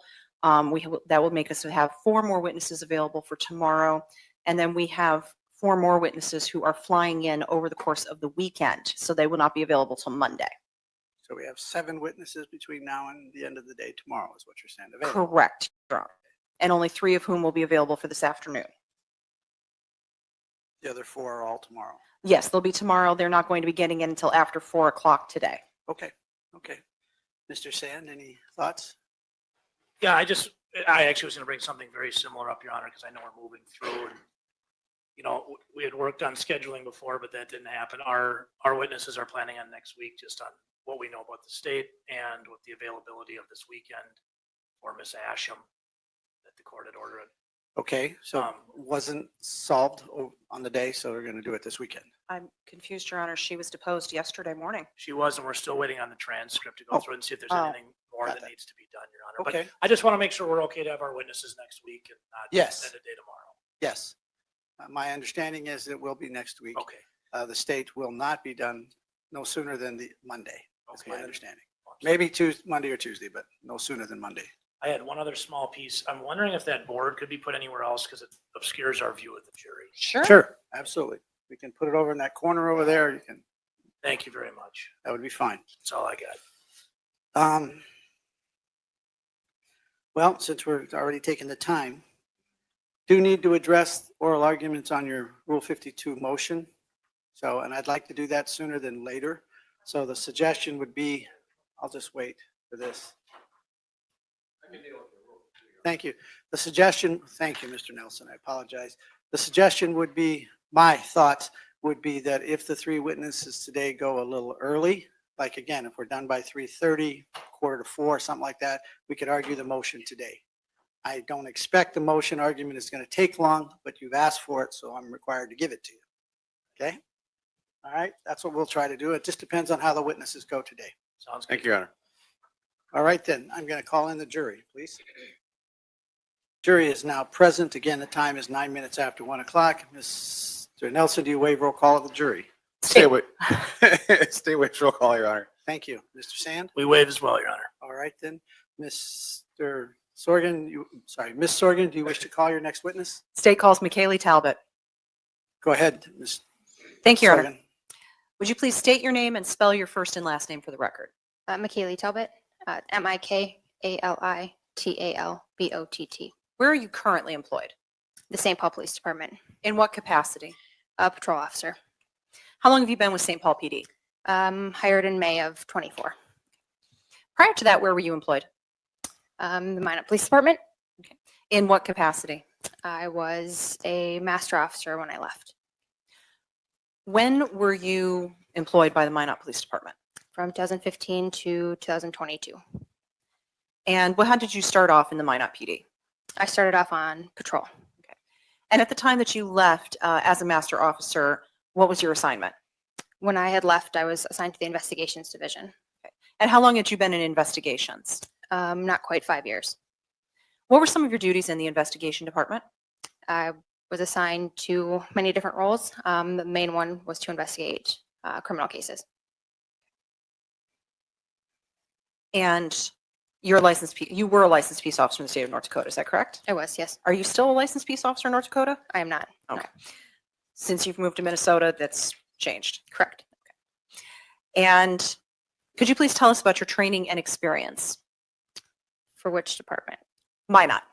I had over 1,100 hours of post-certified training through the state of North Dakota at the time of my departure. And what is post-certified training? It is approved training through the Post Board for peace officer standards. And what kind of training specifically would you engage in? Anything from like DUI stuff to interviews to crime scene to standard firearms training. Okay. And during your time while you were in the Minot Police Department, did you receive any kind of special assignments with regards to investigations? I did. In 2019, I was asked, along with another investigator, to review Anita Knutson's case. And who was the other investigator? Carmen Asham. Okay. Case Agent Asham today. Yes. Okay. When did the two of you receive that assignment? In I think September of 2019, roughly. What did you do to commence your review of this case? Initially, we were tasked with just reviewing tips that came in, along with gathering any evidence that was still at the state lab and itemizing it to see if everything was accounted for and making sure it was correctly logged in our system. Did the nature of your assignment change after a period of time? It did. And how? We were tasked with reviewing the entire case file from any tips that were previously submitted to current ones that were coming in, along with all of the previous investigators' reports that were filed. And how much did you end up having to review? Thousands of pages.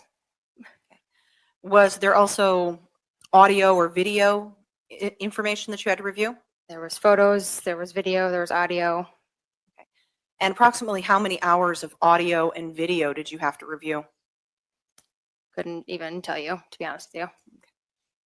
And you and Sergeant Asham reviewed all of this? We did. Then what happened? From there, we were assigned to review it, and the department decided to bring in Cold Justice, who then assisted us with reviewing it as well on their end, and from there, an arrest was made. Okay. Can you tell us about the Cold Justice portion of the investigation and how they worked with you and Sergeant Asham? It was a week and a half where they came to Minot and reviewed the case.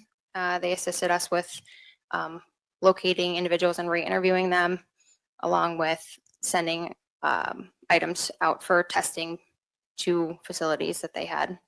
Okay. And the re-interviewing, who was re-interviewed that you recall? Several people were re-interviewed. Okay. Anybody in particular that you remember? A lot of people, I guess. That's okay. That's all right. During the time that you were working with Sergeant Asham and with Cold Justice with regards to this investigation, were persons of interest identified? Yes. And who was identified? The defendant. Okay. Were there any other persons of interest? I believe Marty was one of them. Marty Annell? Mm-hmm. Okay. Anybody else? And I believe Devin Hall was one of them. Okay. And in reviewing the defendant, Marty Annell and Devin Hall, how did you go about in investigating and narrowing down the list of suspects? Based on their statements alone, as well as evidence that didn't support either Marty or Devin being the person of interest at the point, and inconsistencies in the defendant's statement. Okay.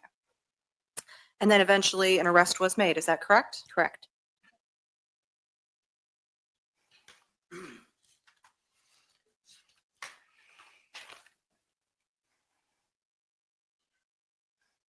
And who was arrested?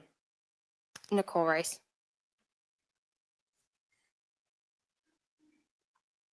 I have no more questions for Detective Talbot, Your Honor. Mr. Sand?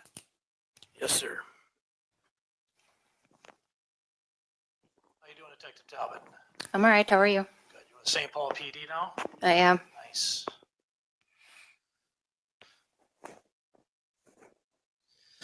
When did you leave the Minot Police Department?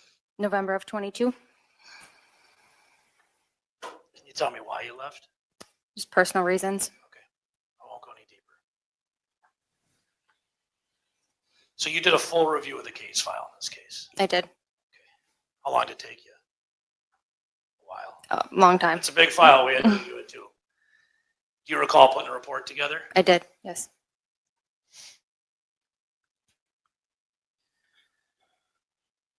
Do you recall on March 9th of 2022, you spoke with a man named Vern Olson? I did, yes. Is it true that Vern was a friend of Marty Annell? He was, yes.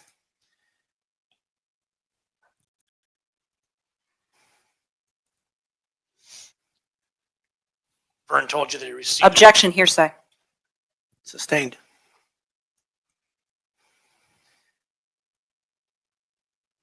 It's true that you learned from your conversation with Vern that Marty committed suicide on New Year's Eve? Yes. You learned from your conversation with Vern that there was something happened to Marty? As far as? You learned that Marty had portrayed to Vern that something had happened to him. I can show you the report. Sure. That would help. Thanks. Just make sure I can show you the right paragraphs. If you could just look at 51 and 52, and then I'll get a chance to look at those two paragraphs. I did. You learned through that conversation that Marty was a heavy drinker? Yes.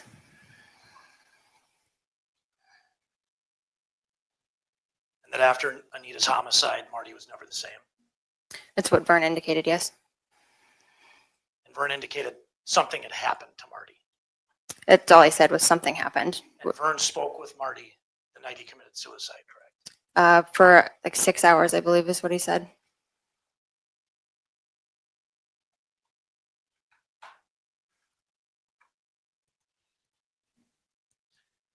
You learned that Marty had several firearms and knives. Yes. Did you learn they had a decorative folding hunting knife? That's what Vern had stated.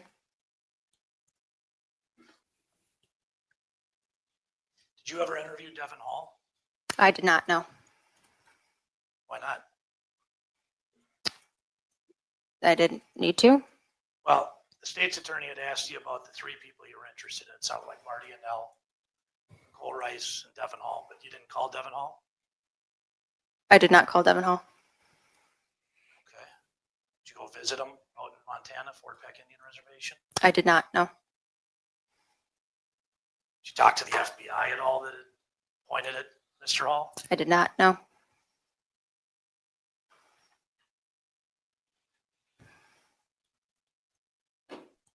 How long did you conduct this investigation after you reviewed the report? In what capacity?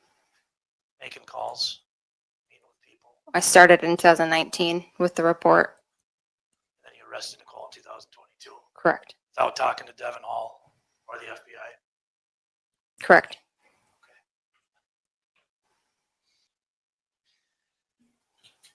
Cold Justice was in town. Did you do interviews alongside Cold Justice employees or representatives of Cold Justice? One would accompany me, yes.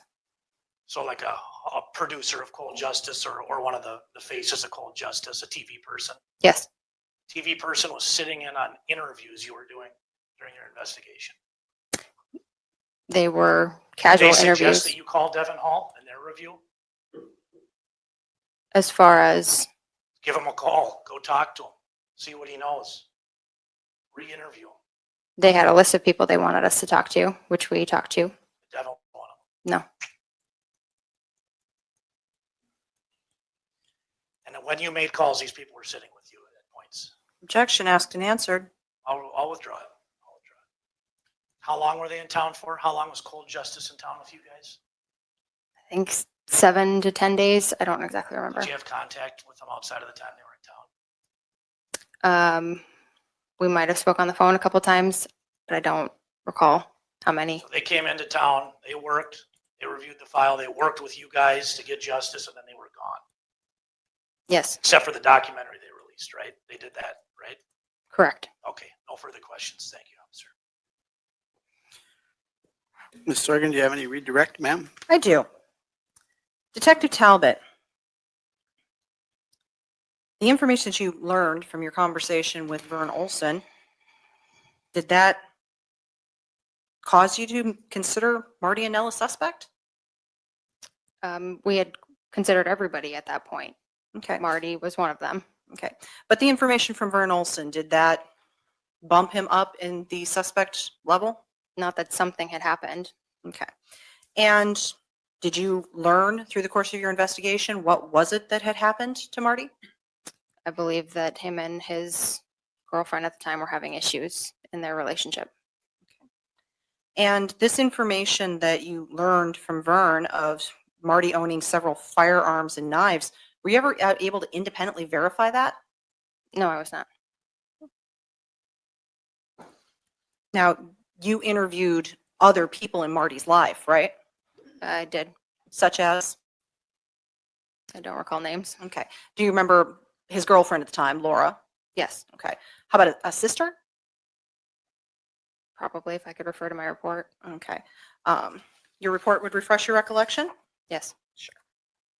Permission to approach, Your Honor. You may. Well, I keep flipping on this. You also indicated that you didn't interview Devin Hall, correct? Correct. And you said when Mr. Sand asked you about that you didn't need to, right? Correct. Why didn't you need to? There was enough evidence to support that he was not in town at the time of the murder. And through your investigation, what did you learn about where he was at the time of the murder? Based on items that I reviewed, he was in Montana at the time of the murder.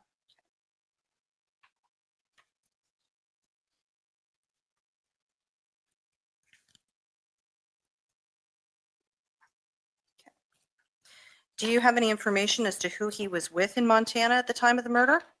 He was with a friend and the friend's family. Okay. And what was that friend's name? Sharon Vivier. So your information in your investigation determined that neither Jerome Vivier or Devin Hall was present in Minot at the time of the murder? Correct.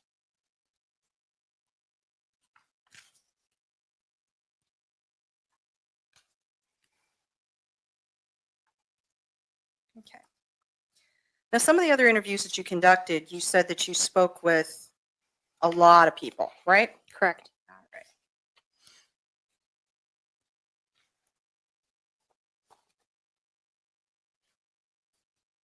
You didn't speak with the FBI, is that right? Correct. All right. And what was your understanding of what time period the FBI had information from? I think it was the beginning of the case. Okay. So was it your understanding, would the FBI have had more updated information? When I talked to them, Correct. they would have just the beginning portion of the case. Okay. So they wouldn't have known anything new? Not to my knowledge, no. And Mr. Sand asked you about the fact that you interviewed people alongside Cold Justice, correct? Correct. All right. And you said that they had a list of people that you to re-interview. Was this something that they were directing you, or was this suggestions? What was this? They just put together a list that we also supported based on the case review. And that was based on their investigation, correct? Correct. Okay. And your investigation dovetailed with theirs, is that right? Correct. Devin Hall was not on that re-interview list, is that right? Correct. Why wasn't Devin Hall on the re-interview list? Because there was enough evidence to support. Asked that and he was- answered, Your Honor. Sustained.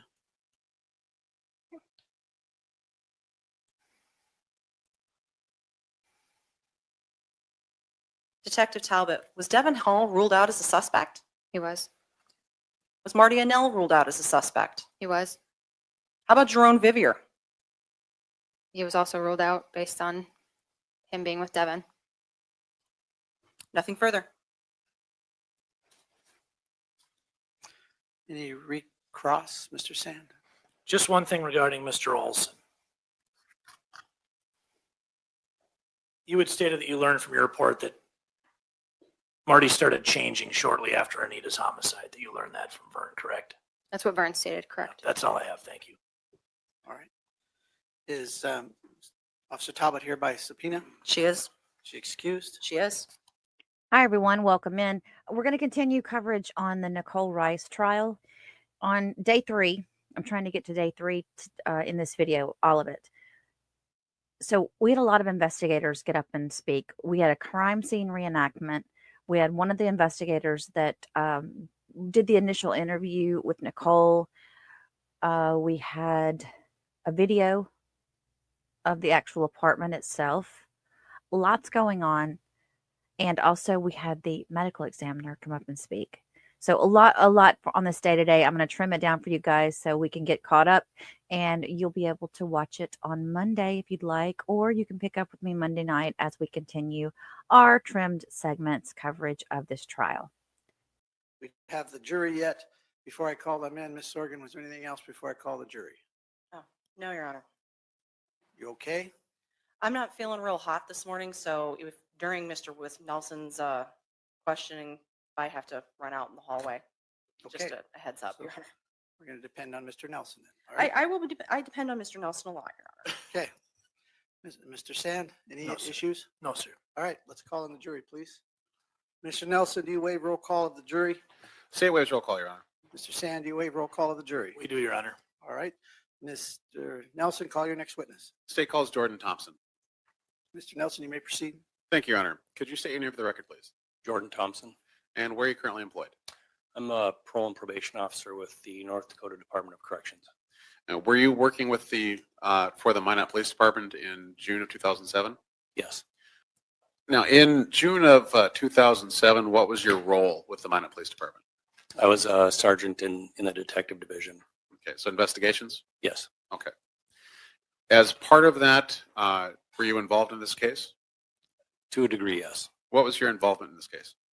I went to the scene with Detective Goodman and we were examining the window. When the crime scene was originally found, I was on vacation at that time, so I wasn't involved with all the initial investigating. So your involvement was pretty much limited to that one moment at the window? Yes. Okay. Do you know if there was video taken of that moment at the window? Yes, there was. Okay. Permission to approach the witness, Your Honor? You may. I've handed you a disc. Do you recognize that disc? Yes.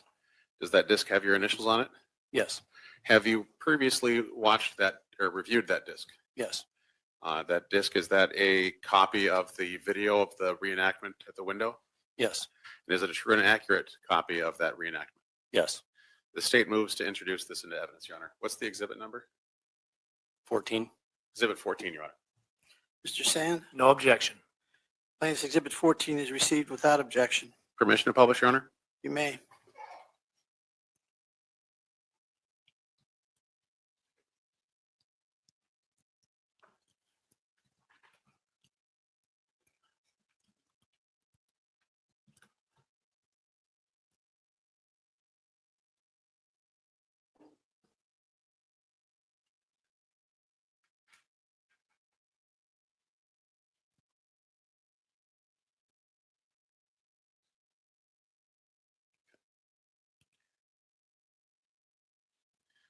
Now, before we go any further with this video, who are the two people that you see right there? Myself and Detective David Goodman. And which is which? I'm on the right. Detective Goodman's on the left in the plaid polo shirt. Mr. Nelson, is there any sound on this? There should be, Your Honor. Start it over. Sure. Please.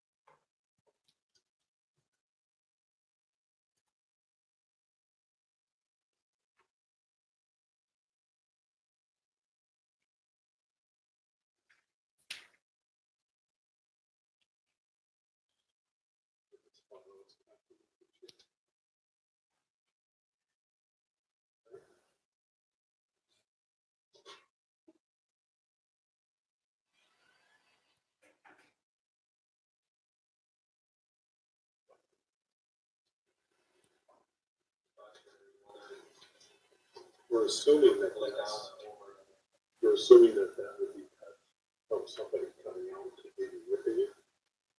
But now looking at this, I don't know if that would be possible. This isn't as tight as what you think. The video, I mean, it's somebody came out and a leg broke down there and they rip it. So now you've got this much material to get to.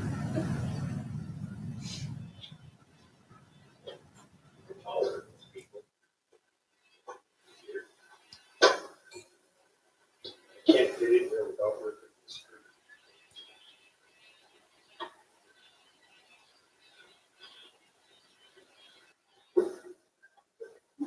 Let me try. What's that? Since I'm less muscular than you did. Yeah, I was gonna say he's a pretty good guy.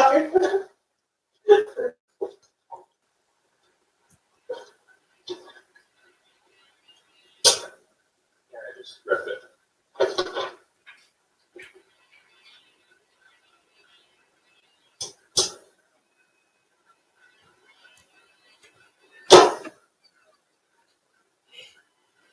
We're doing it.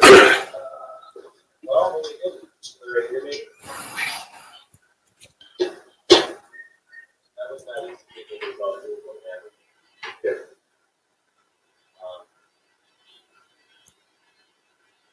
Yeah, I bet you that rip was somebody leaving and maybe there. So now, car coming out and maybe drag this leg or whatever over to see if the finger rips there.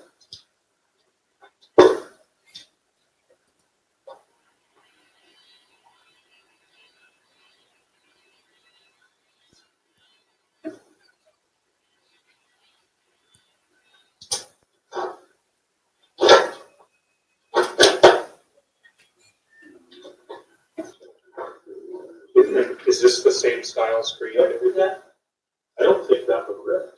I think if anything, Well, I was trying to get through without touching things as much as I could.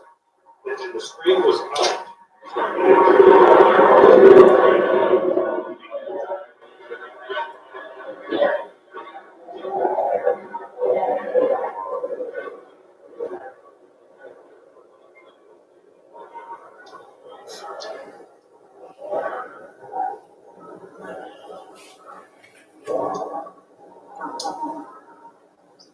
Somebody with short legs to tear it. Yeah, but even if That was not easy getting in or out. Yeah, well, the screen was also laying on the ground. Yeah. I mean, You know, it wasn't laying on the ground. Oh, I didn't say it was. It was still in the window, but it was pushed out. okay, so the frame was pushed out. So with that cut though, I mean, I'm almost thinking that had to have been cut. It's perfectly straight. Yeah, because I mean, I heard it rip when I was going in. And it's uneven at the very end, which is where it tore when I went in. right, and same thing, if you're coming out and your leg drags here, look at the pressure it's putting on the end of the screen. It's gonna rip there. It's not gonna rip here.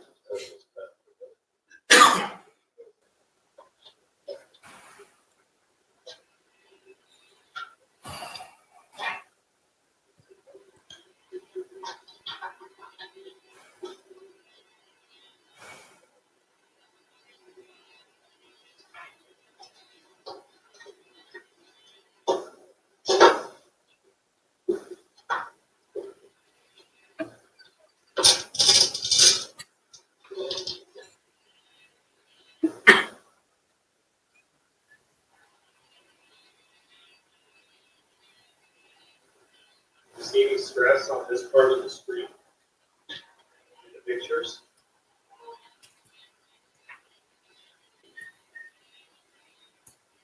It looks like in this spot on the picture, there's a slight, possibly a slight tear that's not straight, but it's about right here, where it's perfectly straight almost to the bottom.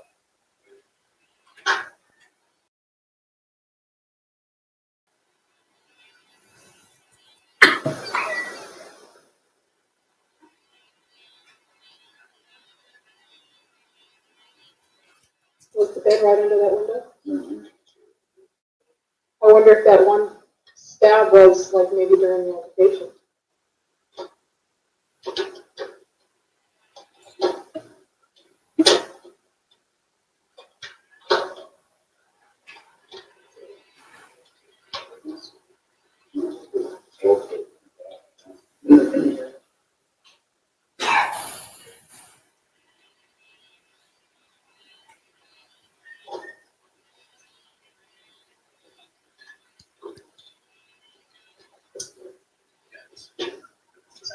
I don't know why.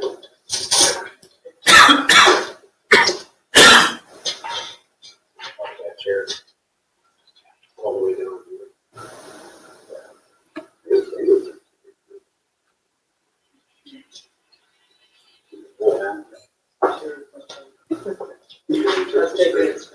No, I didn't touch the window. No, we just took the screen off.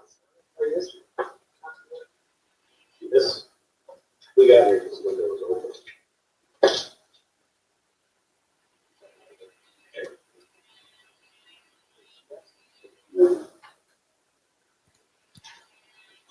If you're a shorter person going out that window, my legs are long, so a shorter person's gonna do more damage ripping it. Because they're gonna have to put full pressure on it. Oh, somebody, it was not easy for me to get out of there without tearing the screen. I was working at not touch it. And anyone that wasn't tall would have easily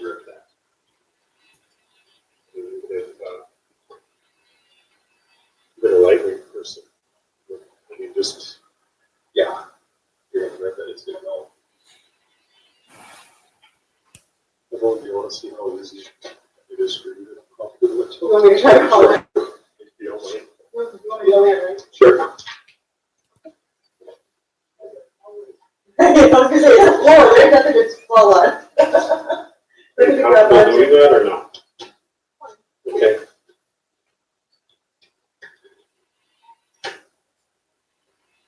Now that would have definitely ripped if you had.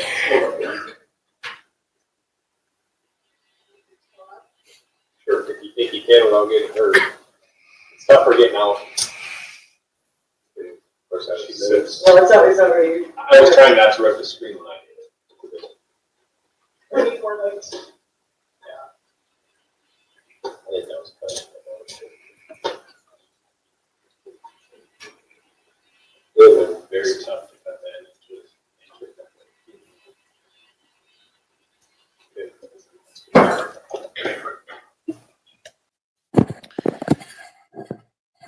Was that Marty's voice that we heard when talking about how the screen was when he saw it?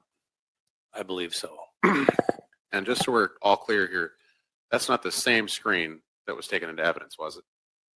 It's a different screen. Okay. Where were you stepping when you went in and out of that room? I believe I was at the base of the bed. Okay. Now, watching the two of you go in and out, or the three of you, I should say, as agile as I would say that you were doing that completely sober. Is that accurate? Correct. Okay. The third person to go in and out, who was that individual? Evelyn Jones. And approximately how tall is she? About 5'4". And when you were watching yourself come out of there, did you come out clean or did you kind of have to hop? What did you do? I was making every effort to see if I could get in and out of the window without disturbing it, which was not easy, and I caught on the bottom of the screen. When you came out of there, do you recall if you created footprints in the dirt? I don't recall. I have no further questions, Your Honor. Mr. Sand, any cross-examination? Yes, thank you, Your Honor. Is it Officer Thompson? That works. I know it's been a long time with everybody. Everybody's got different titles now. But. So it's true you said you were on vacation when the original call came out on that Monday, right? Yes. So you didn't respond to the scene? Correct. Okay. When did you make this video? I believe it was approximately week and a half after the crime scene was found. And it's true you don't have any background in scene recreation or forensics. Did you take training for that? I've been to some schools, crime scene investigation with different things. Anything specific to crime scene recreation? Not that I recall. Now, at 7:30, isn't it true that you said anyone that wasn't tall would rip that? Yes. I just want to read it. It's true you weren't at the scene when the original investigation was done in the days following, the day it happened and the next day when the scene was being processed. Correct. I was not there. Okay. Now, obviously you weren't here for other testimony earlier, but so you never saw the screen in the window. The original? Yeah. Correct. I did not see that. And that's not the original screen. That's a separate screen, right? Correct. Where did you guys get that screen? I believe the management had replaced it, and then Detective Goodman got permission to cut it for what we did with the video. How many times did you and Detective Goodman, and let me ask you this first, I apologize. Who is the woman in the video? Evelyn Jones, she was a secretary in our office. How many times between the three of you did you go in and out of that window with that screen cut there? I believe Detective Goodman went in and out twice. I went in and out once, and Evelyn Jones went in and out once. Okay. So a number of times. Yes. That's all I have, Your Honor. Thank you, sir. Mr. Nelson, do you have any redirect? Yes, Your Honor. Just one question. Mr. Thompson, approximately how tall are you? 6'4". And Sergeant Goodman was roughly the same height as you? He's a little taller, about 6'5". No further questions, Your Honor. Mr. Sand, anything else? I just want to reiterate, you said anyone that wasn't tall would rip that at 7:30, correct? Correct. That's all. Thank you, Your Honor. Mr. Nelson, is the officer here by subpoena? He is, Your Honor. He can be released. Mr. Sand, do you also have him here by subpoena? I don't, Your Honor. All right. I don't think so. No, we don't. Would you please? Thank you very much. Go ahead, Mr. Nelson. Thank you, Your Honor. Could you state your name for the record, please? Robert Barnard, And spell your last name? Barnard. And are you retired now? I am. Okay. In June of 2007, you were with the Minot Police Department? I was. And just so we're all clear, what was your role at the time with the Minot Police Department? Detective investigator. Okay. Just for clarity's sake, we'll be referring to you as Detective Barnard in this. I know that your last position was sheriff, but we'll call you detective. Is that all right with you? Sure, that's fine. Okay. Were you called on the 4th of June of 2007 regarding this incident? I responded to this incident. Okay. Tell us about that. I recall that I was out in a car, City of Minot car. I was working as an investigator in the evening, and I heard a call come over the radio of an unattended death. Ambulance and fire had responded along with some patrolmen, and I don't remember how far away I was from the call. I think I was a little ways away, but I knew that they would need an investigator there because we sent an investigator to every unattended death call, so I started to head that way. Okay. What happened next? I arrived on the scene, and I remember seeing a couple of patrolmen there. Chuck LeBoy was the one that I remember talking to primarily. I think Shane Haug was there, and another patrolman who was in training, as I recall. I don't know his name. And he apprised me of the fact that ambulance and rescue had been there and left, and that in the apartment they found a young female who was deceased in a bed, and they felt that it was suspicious. And what happened next? He told me that there was a group of people over to, we were standing in a grass area between buildings. I'm trying to visualize this. To my left, and it was described to me that it was the victim's father, Gordon Knutson, and some friends of his that he'd come from Butte with to check on his daughter, who was deceased. And I think Marty Annell was standing there, who was described to me as a maintenance man who'd found some property from the apartment outside or something. And what happened next? I learned that, I think Chuck LeBoy told me that this deceased individual had a roommate, the defendant, and that they lived together in that apartment. And I believe from dispatch records, we found her name, or someone knew her name. I believe maybe Gordon had told the patrol officer what her name was. Would that be Nicole Rice? That's or correct. Nicole Thomas at the time? Nicole Thomas is how I knew her at the time. Yes, Please Nicole continue. Thomas. And that she worked just a few blocks away from where we were standing. And I said, we need to get a hold of her and get her over here as quick as we can so that we can start the process of finding out what's going on here. I remember that the patrolman took me over to an area, an opening in the sort of an enclave in the building where you could look inside the window. And I stayed back from the window a little bit because I was thinking about footprints in the dirt or whatever might be there. I didn't want to disturb anything. And he said the deceased is there. And I remember I couldn't see her. I didn't realize what I was looking at was the victim. And I said, where, Chuck? And he said, right there. And I said, where? And then I moved to the left, and I remember then I could see her hair and could see that there was, it looked like a bundle of clothing and stuff at the end of the bed, but I could see that the victim was there. So that's where you found, or you and other officers found the victim, Anita Knutson? That's correct. Okay. Now I'm just going to back up a moment. You said that it was, you wanted to get the defendant to the scene. Why is that? Because other than her father, who appeared to be very upset, she was going to be my source of information. I was anxious to see her and talk to her and say, what's going on here? Who's been here? What's going on? I assumed that she'd have more knowledge than anybody. Because she was the roommate? Because she was a roommate, yes. Okay. And I believe by then I knew that they had been friends or were friends. Okay. The victim and the defendant, Nicole.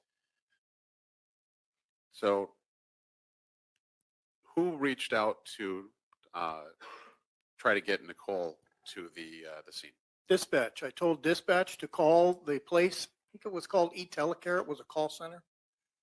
And I said, get a hold of the supervisor. Tell him to tell her there's been an emergency at her apartment and the police need her there right away, and ask them to release her from work.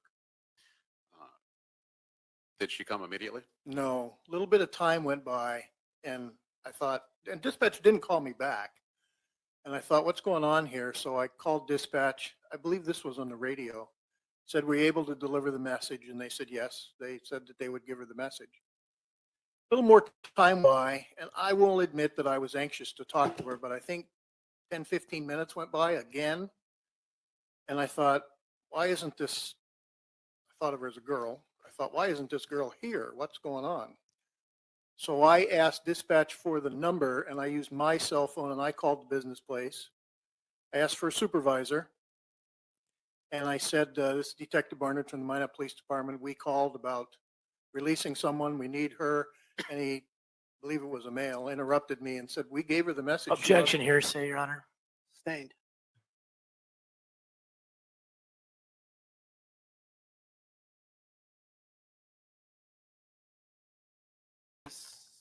Mr. Nelson. The state's going to call Matthew Hansen, Your Honor. We're having difficulties texting for some reason, and I believe he's downstairs in the state's attorney's office, so I'll go get him. All right, Mr. Nelson, you may proceed. Thank you, Your Honor. Could you state your name for the record, please? Matthew Hansen, And could you spell your first and last name for the court, please? Matthewhansen.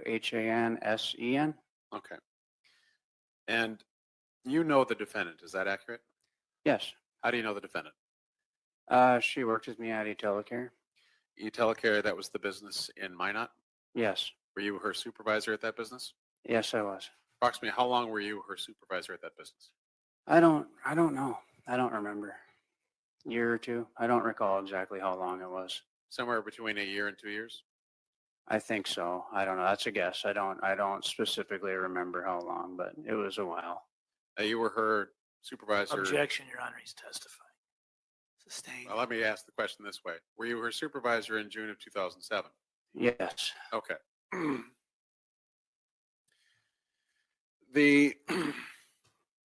Do you recall conversations with the defendant prior to June 4th of 2007? Yes. Do you recall conversations about issues between the defendant and her roommate? Yes. What sort of things did the defendant say about her and her roommate? She had just talked about her situation at their apartment. What did she say about the situation?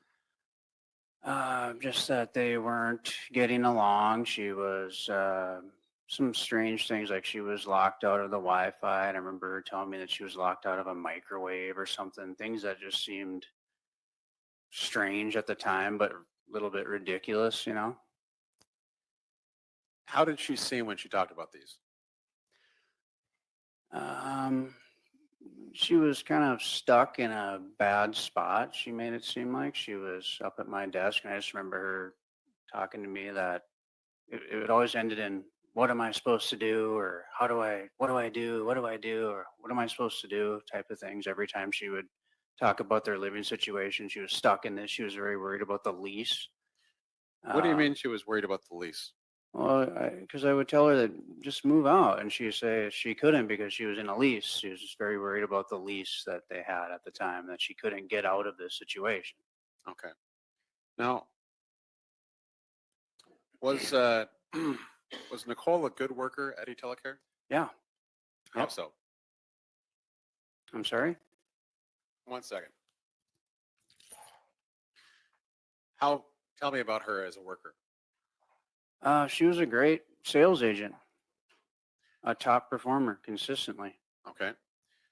Was there an award for that? Yeah, we did have awards for that. Yeah. Yeah. Was she going to be a recipient of one of those awards? Well, we had like monthly, like sales awards and things like that. And I'm sure that she was. I don't remember that either. But I think you're alluding to there was a trip that was one. Yeah. Let's talk about the trip. What do you remember about the trip? The company that we sold roadside assistance for on the wireless phones had offered an incentive trip to Florida. I don't remember the specifics of it. It was I want to say it was like a 5-day, all expenses paid trip to Florida. It was a big deal in the call center at the time. It was a huge incentive thing. I don't know if we ever had one like that before or after, to be honest, but it was a big deal. Yeah. Was that something that a lot of people were gunning for then? Yes, everyone was gunning for it. Yeah. Okay. But Nicole was the one who got the trip. Yes, she was. Okay. Did she take the trip? No, she did not. Why not? After these events, she no longer worked there. Okay. Were you working there on June 4th of 2007? Yes, I was. Okay. Was Nicole working there that day? Yes. Do you remember how she was acting that day? Was this the day that the police called me and stuff? Is that what you're talking about? Yes. I mean, it's not like the fresh to my memory, but I remember she seemed a bit like hurried that day, you know, a little bit sped up, going about her thing, not as social as usual. She was kind of quick to get to her desk and things. Would that have been different than the way she would act on other days? Possibly, yeah. Do you recall when dispatch called about getting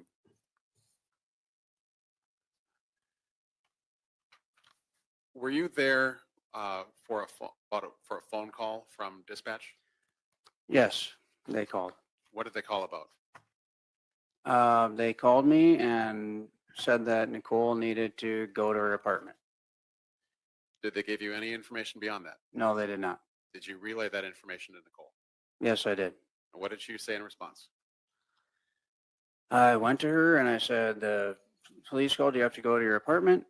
And she just kind of, I don't even think she looked at me. From what I remember, she just said, no, my roommate's a crackhead. I'm not dealing with it, and this and that. And I was kind of just like, okay. So I went back to the phone and I relayed that to the police on the phone. And they said, well, she either comes here now or we're going to come there and take her here.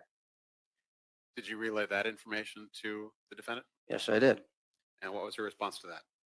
I believe she up and left. Okay. So at that point, she left eTelecare. Yes. Did she ever return to eTelecare after that point? I don't remember, honestly. It seems to me that she did not, but she may have. I don't specifically remember that. No further questions, Your Honor. Mr. Sand, do you have any cross-examination for Just Mr. a few. Hansen? Just a few, sir.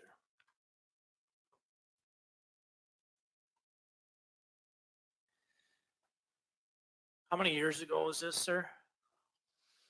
What are we? Is it 17? Yeah, 17.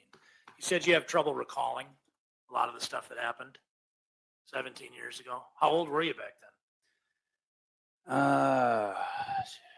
24, I think. You were a supervisor. Yeah. Nice. Was that trip to Florida or was it to Cancun? I thought it was Florida, but It was a long time ago. yeah, And you don't remember if she came back to work or not. I don't. Too long ago. It doesn't, it seems to me that in my mind she didn't, but I'm not sure enough to say, you know. Did you guys have any kind of relationship outside of work?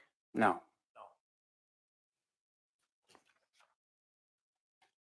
How many people worked under your division? Well, on my team specifically, and just on my team, or like between 15 and 20. Okay.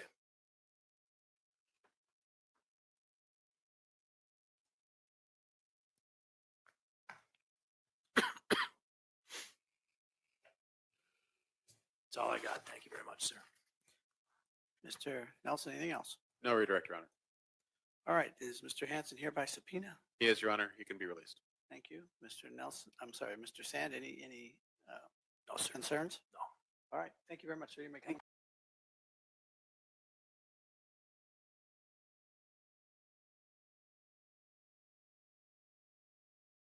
I was of the understanding that she'd been released and had left. Approximately how far from the scene of the murder was the defendant's employment? As the crow flies, I think about 3 blocks. As you drive, I think about 6. So 6 blocks, that take just a minute or 2 to drive? A few minutes, yeah. Okay. Did the defendant come to the scene after the second phone call? She did. Okay. And what happened then? I knew what kind of car she was going to be driving. I believe dispatch told me, I think it was a red Pontiac Grand Prix or Grand Am. And I saw her pull up and I saw a younger girl get out, and I assumed that that was the defendant, Nicole Thomas. And I was standing there, and she must have obviously known who I was. I had a badge and a gun on. She walked over to me and I said, "Are you Nicole?" And she said, "Yes." Best of my recollection, my exact words were, "I'm sorry to tell you that your roommate's deceased and she's been killed." I used the word "she's been killed." How did the defendant react to that? She didn't. She was flat, just no real reaction at all. I didn't know what to expect. I thought, I've done this many times throughout my career. You get different reactions from different people, but she just was kind of flat. Was that reaction unusual compared to the other times that you've relayed the death of someone? It was unusual, and I remember thinking, what's going on here? Why doesn't she seem concerned about this? Did the defendant ask any of the what I would call the newspaper reporter questions, the who, the what, the where, the why, the how? No, she didn't ask me anything about that, and that I found that very odd as well. Why did you find that odd? Now, my experience, if the cops call you up and say, "I need to talk to you," for instance, the first question out of somebody's mouth is, "Why? What do you want to talk to me about? What's this about? What's going on?" And the same thing if you notify somebody. I've excuse me, walked up to doors in the middle of the night and told parents that their son was killed in a car accident. And they say, "Oh my God, where? Who was he with? What was he driving? Where was this?" They always have questions. She had no questions about any of this. Is that pretty much the only time in your career that that was the reaction you got? That's the only time I recall, yeah. Okay. A reaction like that. What happened next?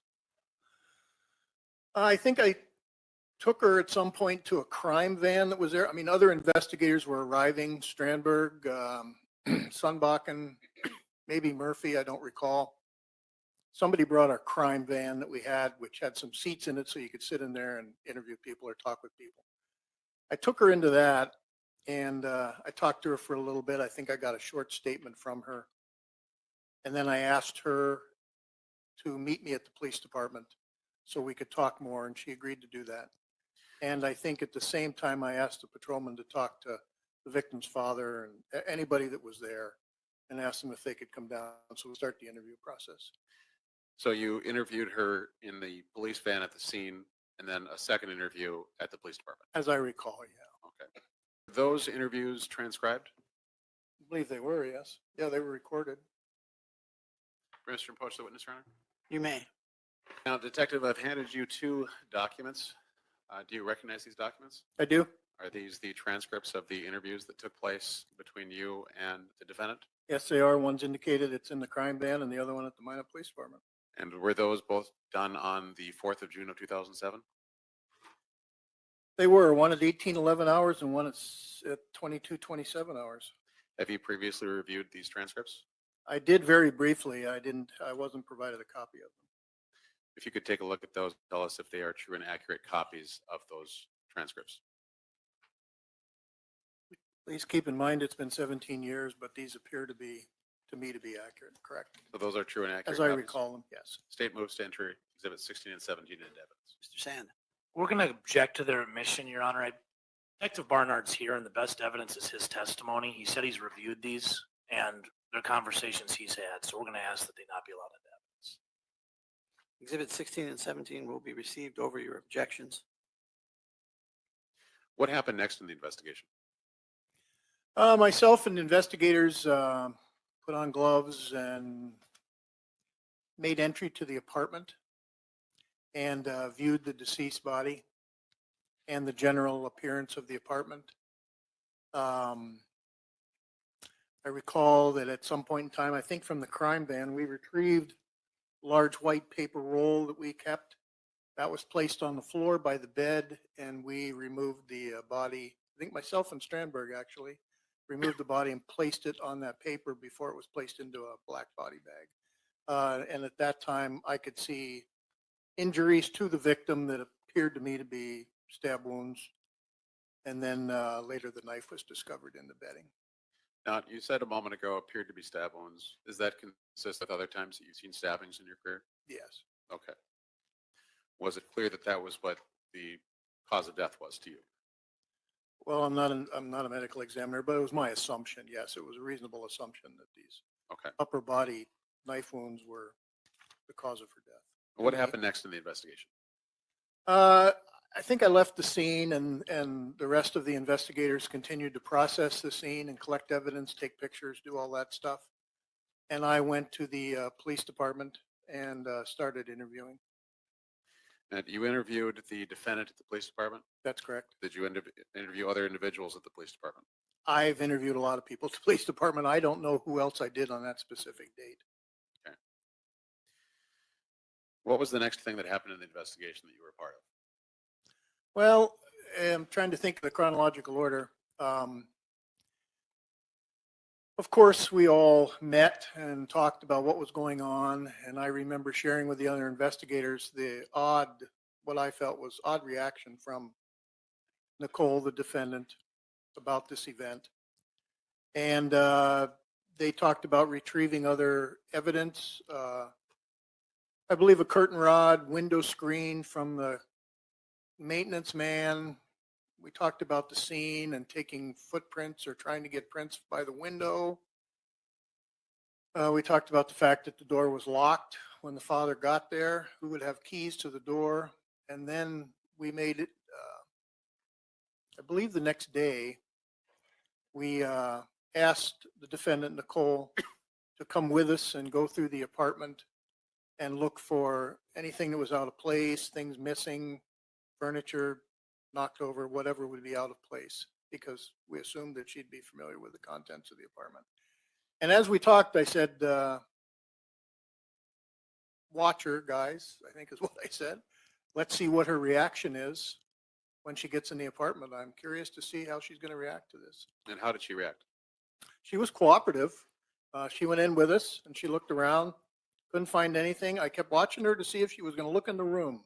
The room was right there and the door was open. The bed was right there. Of course, everything had been removed from the bed, the bedding and the body and everything, of course, was gone. She never looked. I felt as though she wasn't avoiding it, but she never looked, never asked a question about it, nothing. She did lock in on the fact that I think there was like an end table or a small table there. She had some kind of electronic device, nano or something, I don't remember what it was, that was missing. And she said they took my nano or whatever it was. Would that have been an iPod Nano? It could have been an iPad. iPod. Okay, iPod. Okay. I assumed it was some type of device with music on it. I probably knew the name at the time, but I don't know. And she just kind of fixated on that. She was all of a sudden she was animated. And she was animated about this listening device. And I thought, this is what excites you here? This is what you're concerned about? But she said they stole it. Other than that, she was cooperative and said that everything in the apartment appeared to be just as it was when she last saw it. So the possibility of losing an iPod got her excited, but not the death of her roommate. Well, that's the way it appeared to me. Okay. Now, on the 4th of June, so we're going to go back a day, was there a video taken of the apartment? Yes. And were you part in that video? Yes. Have you reviewed that video? No. Well, I have seen it, but not recently. Okay. Did you just watch this video 2 nights ago? I saw a portion of it, yes. Okay. And was that the video that you saw 2 nights ago, the video that was taken that day? Yes. And I didn't see it from beginning to end, but Okay. I saw the majority of it, yes. You're in that video? Yes. Okay. Now, Detective Barnard, I've handed you a disc. Do you recognize that disc? Yes, I do.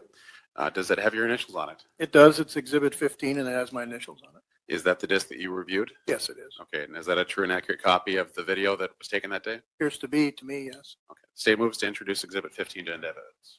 Mr. Sand. No objection, Your Honor. Claims Exhibit 15 is received without objection. Permission to publish, Your Honor? You may.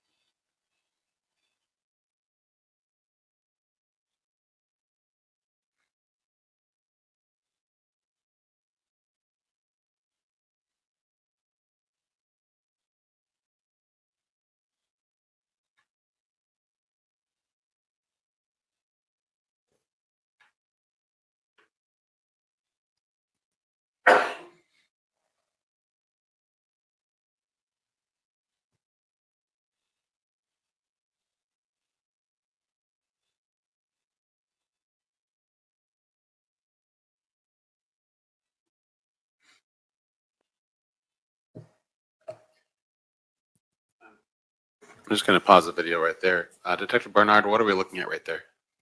You're looking at what I would describe as like a Tupperware container with some water in it and a bathroom sink.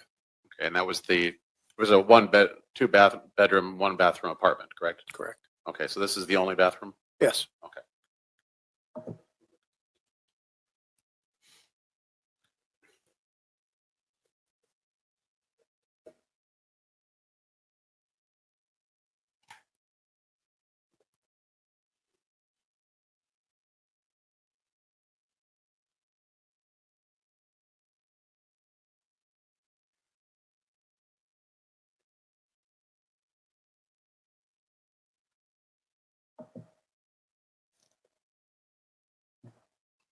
And whose bedroom are we looking at right now?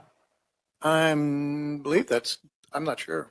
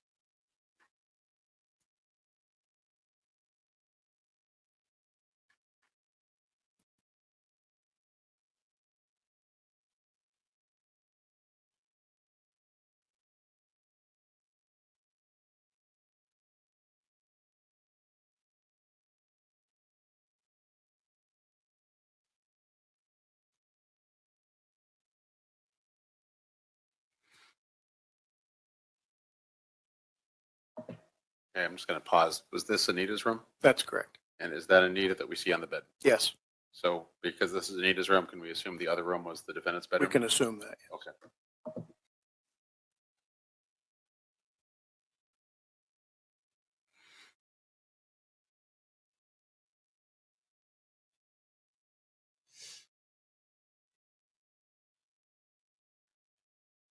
Now, as we're watching this video, this is before any evidence was collected, anything was disturbed by law enforcement. Is that That's accurate? correct.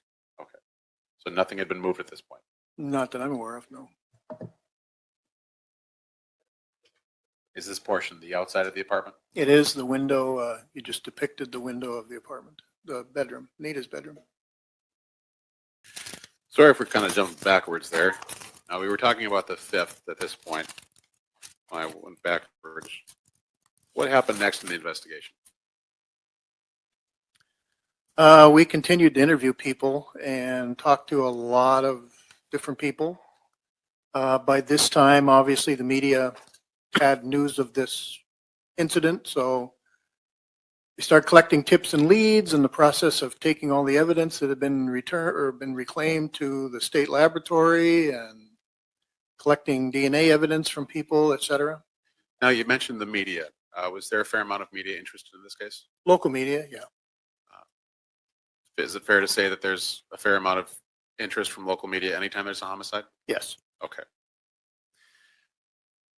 When the media was reaching out regarding the death of Anita Knutson, were the full details of the case given to the media? No, never. Why is that? Because you always want to hold back. You don't want to, how do I say, spoil the crowd. I don't want to, if you're someone that I want to talk to that could have information about it, I don't want you to hear about it on the media before you come talk to me. I want your personal knowledge uncorrupted, so to speak, by the media. So you always keep details back that only you would know if you were there, for instance, had you been there. So for example, if we were talking about a hit and run and it was a blue sedan, you might not say that it was the color of the vehicle. Well, in the case of a hit and run, you would, but yeah, exactly. Yeah, you would keep that information back. I acknowledge that was a terrible example for that, but that's fine. Okay. Please continue what happened with the investigation. We continued to do that. Nicole, the defendant, was asked to come back several times, I think, to be interviewed, make contact with her. I continued to talk to more and more and more people, follow up on tips and leads. Karen Lear is Anita Knutson's aunt. She contacted me. I kept in touch with the family. We talked a lot. And as you can imagine, this was a huge deal. We talked about it every day in the office for years. As part of the investigation, did you speak with Kevin Thomas? I did. And who was Kevin Thomas? He would be Nicole Thomas's father. And what was the purpose of talking to Kevin Thomas? To see what he knew about the situation and to try to nail down when Nicole was at the apartment and when she wasn't. And did Kevin Thomas provide you with a statement? He did. Okay. What was that statement about? He gave it to me at the police department. As I recall, he came down, he brought his daughter because we were talking to her, the defendant, Nicole, at the same time. Somebody else talked to her. I didn't at that time. And I think I asked him about the situation in general and dates and times when he thought his daughter was at the apartment and when he thought she wasn't there. Okay. And what was the impression that you got from Thomas? I think, I don't know the man. I think he was trying to be as honest with me as he could, but still protective of his daughter, obviously. Did you learn anything about his position regarding whether or not he would have known if Nicole had left the farm? Well, it struck me that he said that she was at home. Objection, hearsay, Your Honor. Sustained. The question was about learning, Your Honor, and yesterday it was established pretty well that if a person learns something, that's not hearsay. That's not the way you asked the question. That's not the way he started to answer it. So you can rephrase your question, but the objection is sustained. Did you learn anything regarding Anita's, or not Anita, excuse me, if Mr. Thomas, and this is Kevin Thomas I'm talking about, would have known about the defendant leaving the farm? Yes. And that was learned from Kevin Thomas? Yes. Okay. Was Mr. Thomas adamant when he... Objection, he's testifying, Your Honor. Sustained. That's impression, Your Honor. Not yours, though, Mr. Nelson. So sustained. I'll move along. What was the next part of the investigation? Continue to interview people. Continue to get tips and leads and follow up on them. Continue to contact the lab and talk about fingerprints and DNA evidence and hair and things of that nature. Now, you left the Minot Police Department approximately December of 2010. November of 2010. November of 2010. And then January of 2011, that's when you went to the sheriff's office? Correct. Okay. So between June of 07 and November of 2010, were you the primary detective on this case? I guess so. Bell worked on it, but I was the first one on the scene, so I was sort of primary. Okay. And during that time, were you able to figure out who potential suspects might be? Yes. Okay. And who were some of those potential suspects? Well, I don't know that I call them suspects. We had people of interest. People of interest. Let's say it that way. Yeah, people of interest. Devin Hall was a person of interest. It's not unusual in a case like this, especially one that goes on and on, that everybody kind of comes out of the woodwork. People call, they want to help, they want to insert themselves into the case. Some people do. So we had several people like that. was a custodian from the college that came forward and said that Anita had told him in passing that she loved him. Obviously, he needed to be investigated. People like that, things like that. Now, all these people that were looked at, did any of them rise to the level of being not just a personal interest, but a suspect? No. Why is that? It just didn't pan out. For instance, the gentleman I talked about from the university, he didn't know where she lived. He couldn't even really describe her to me. He just told me this, and then we later learned that he had a little bit of a learning disability. I interviewed his ex-wife, who said he was never violent, and she wasn't surprised that he was trying to draw some attention to himself. I talked to his boss, who said the same thing.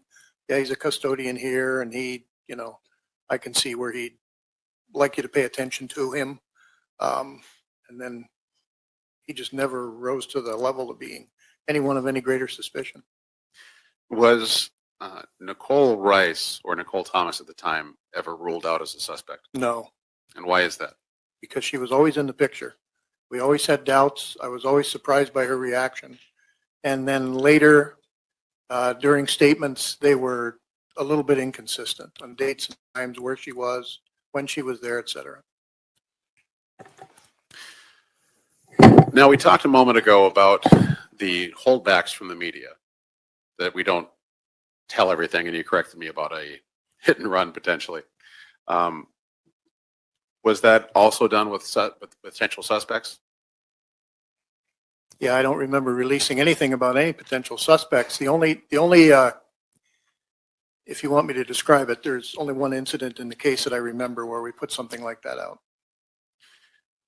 Now, the question I'm asking or trying to ask here is, was any of that, the specific sort of details of the case, ever given to the defendant, Nicole Thomas Rice? No.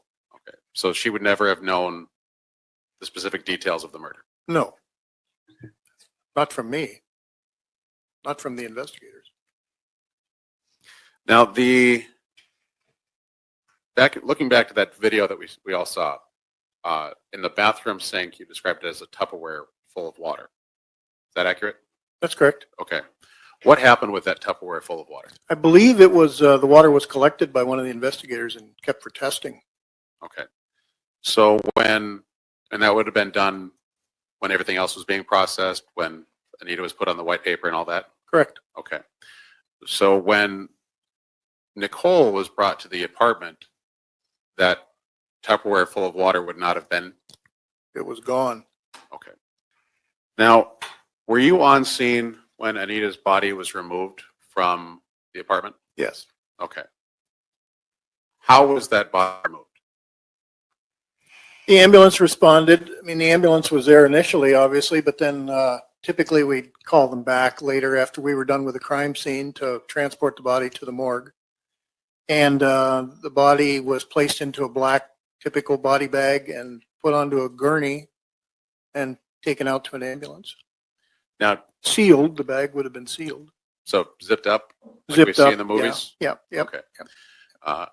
Now, in your career as in law enforcement, I would imagine you've seen these bags on multiple occasions? Yes. Okay. Are they see-through? No, they're black, heavy black plastic. Heavy black plastic, so you can't see what's inside. I've never seen one that you could see inside of, no. When the body was removed, would it have been zipped up? Oh, yes, absolutely. Zipped and sealed in the room before we removed it.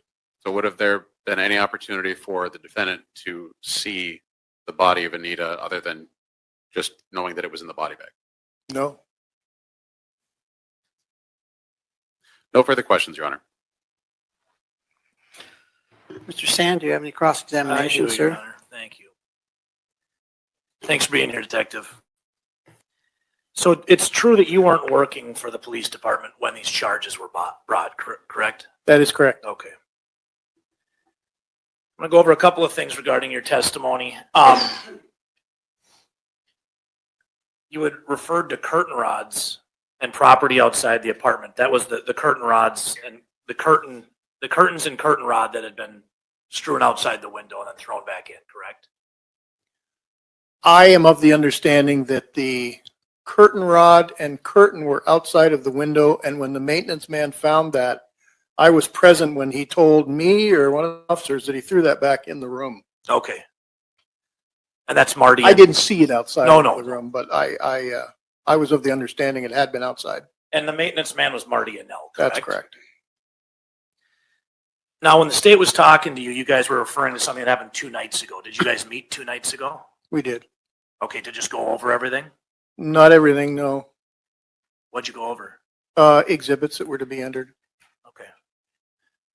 So you had some time to kind of catch up on what was going to be presented today? A little bit, yeah. Okay. Do you recall doing press releases from the Minot Police Department in 2007 and 2008? I recall, I don't remember what was on them, but I remember releasing information, sure. Isn't it true that you did a press release in August of 2007? Sent to the, well, I'll call it a press release, Mid-State Organized Crime Information Center. And your conclusion in that press release is that the murder weapon was recovered at the scene. And isn't it true that you were looking for a Native American male in his early 20s, approximately 6 feet tall? Well, that wasn't a press release, I don't believe. What was that?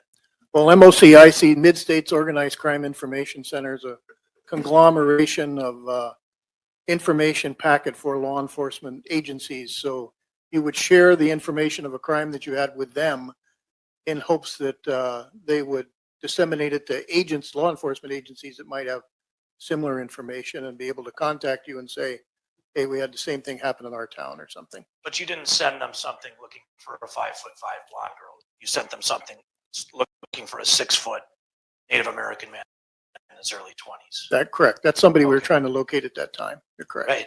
Okay. And that the murder weapon was recovered at the scene. Right. Okay.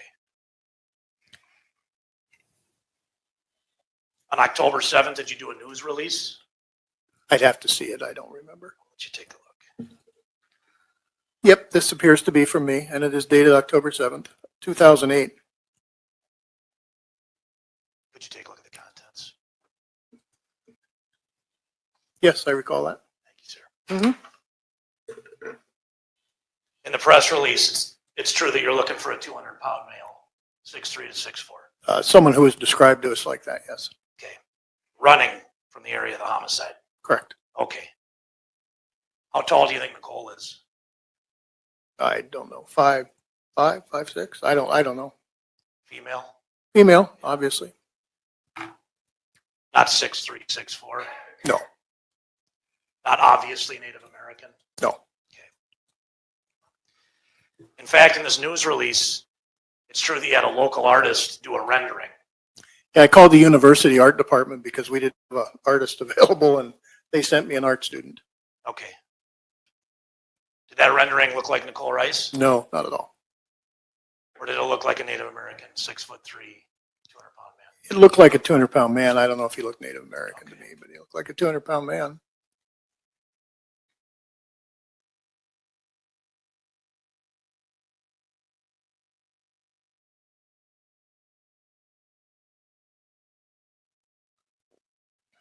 I've read through a lot of evidence in this case, reports, things created by law enforcement. I've gone through all of it. My whole office has, because this case is important to us.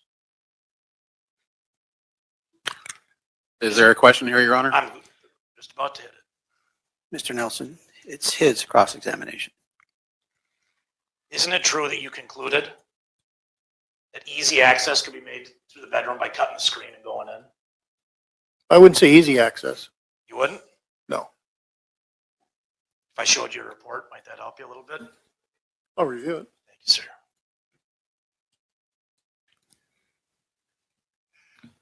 That is what it says. I'm just asking to refresh your recollection, but I appreciate it. Sure. And I know it's been a long time, but if you could think as hard as you could, I'd really appreciate it because it's important, sir. Now, did you also conclude, it's true you concluded, that you speculated that someone exiting through that window had caught the curtain and the curtain rod? That was my most reasonable assumption at the time, yes. Okay. On their way out of the window. It would seem to me that the most reasonable conclusion an average person could reach, knowing what I knew at the time, that if they exited through the window, it was inside out. And I'm just confused because you're telling me that Devin Hall was never a suspect in the case, but you're doing press releases, you're sending letters to or crime agencies looking for this kind of person. Isn't that true? That's correct. Two different individuals. Now, isn't it true that during the course of your investigation, you discovered that there was a Native American male, late teens, early 20s, 200 pounds, 6'2", running in a white t-shirt and shorts? Did we discovered that person? No, No. Did you conclude? Did you discover that in your investigation? A woman came to us. What was that woman's name? I don't recall. She was with her child. She told us, and I have not read the report, so I'm best of my recollection. She was entering an apartment building to the north of the crime scene and saw a man, the description that you gave, about 200 pounds, could have been Native American male, running in a northerly direction. She felt that was concerning because he seemed to be running very hard. So we had the drawing done from her description. We made the decision to disseminate that to the public in hopes that we would get a tip or a lead. And a gentleman came forward and said, I think I'm that guy because I was running there at that time. I believe she probably saw me. He, in my opinion. I'm going to stop you there, sir. So you continued to send these out because we're talking about a press release that I just showed you from 2008. October 7th of 2008. How long after the murder was that? I'm sorry? October 7th, 2008, the news release we went. Well, from June of 2007 to So over a year. October 8, yeah. And you're still sending press releases out looking for this Native American. Yeah, that I don't know when that information came to us. It seemed like it was later, but I don't recall. Over a year and a half later? I don't know. Some guy came in and said, that's me? No, I don't recall when the woman came forward and gave us the information and description Well, of we'll the get male to she it. saw I running. appreciate that.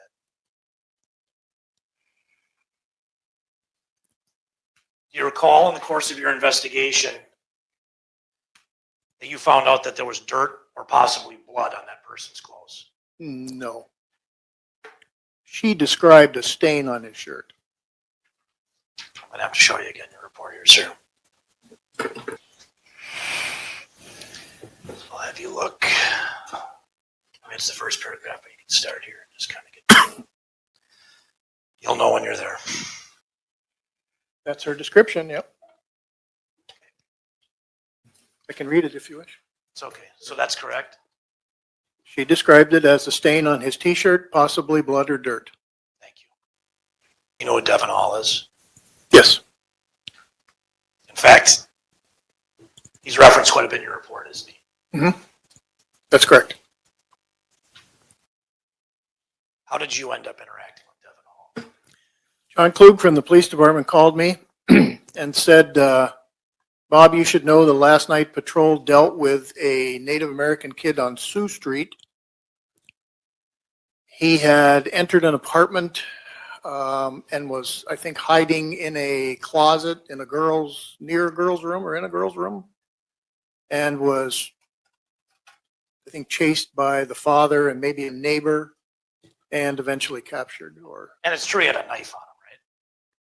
He had apparently taken a knife from the kitchen, had it in his pocket, back pocket, I believe. He had a knife on him, right? Right. That he'd taken from the apartment. Sure. How long after Anita's murder was this? I don't recall. A couple of days. Was it a couple? Yes, I believe it was. Okay. Just a couple days. Did you discuss what happened with him? Yes. Did you interview him? Yes.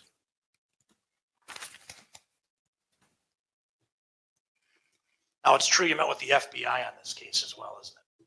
I'm sorry? It's true that you met with the FBI in this case, isn't it? We talked with him, yes. Yeah. Well, there was an FBI agent that helped us, yes. You, Strandberg, and Dale Meixner? Yes. And it's true that in your conversations, the conclusions that you guys met was that this was Devin Hall that did this? No. That's what the FBI concluded in the conversation. Was the FBI's opinion, yes. Federal Bureau of Investigation. Right. Devin Hall did it. Not a suspect, though, right? No, they said that he was a suspect. I don't know that they said he was responsible You for said the he crime. wasn't a suspect. Right. Do you know where Devin Hall's from? He was from Montana. Was it, I don't know where he's from originally. I think Fort Peck Reservation. Yeah, I think it was Poplar. Now, when the state was asking you questions, you talked about a variety of suspects that you kind of put in the same category, isn't that right? People of interest, yeah. One was a custodian with a learning disability, as you described it, who said that Anita said she loved him, right? He told us that. Yeah. And you said that guy's name along with Devin Hall. You said custodian, Devin Hall, correct? I believe I did, yeah. Okay. Did you have as much evidence regarding this custodian as you did it with Devin Hall? No. FBI telling you he did it? Well, the FBI didn't. Okay. The FBI didn't tell us he did it. But you're correct. No, we did not have as much evidence as we did with. Because I'm just concerned that they're getting lumped into the same category. Is that a fair concern of mine? Sure. If I were the defense attorney, I would be concerned about that. I appreciate that. I'm going to go back to one of my earlier questions. These charges weren't brought while you were at the PD's office, were they? I did not charge the defendant, no. But you're here today in your retirement, correct? That's correct. You've been brought back here. Subpoenaed by you and the That's prosecutor. true. Thank you, sir.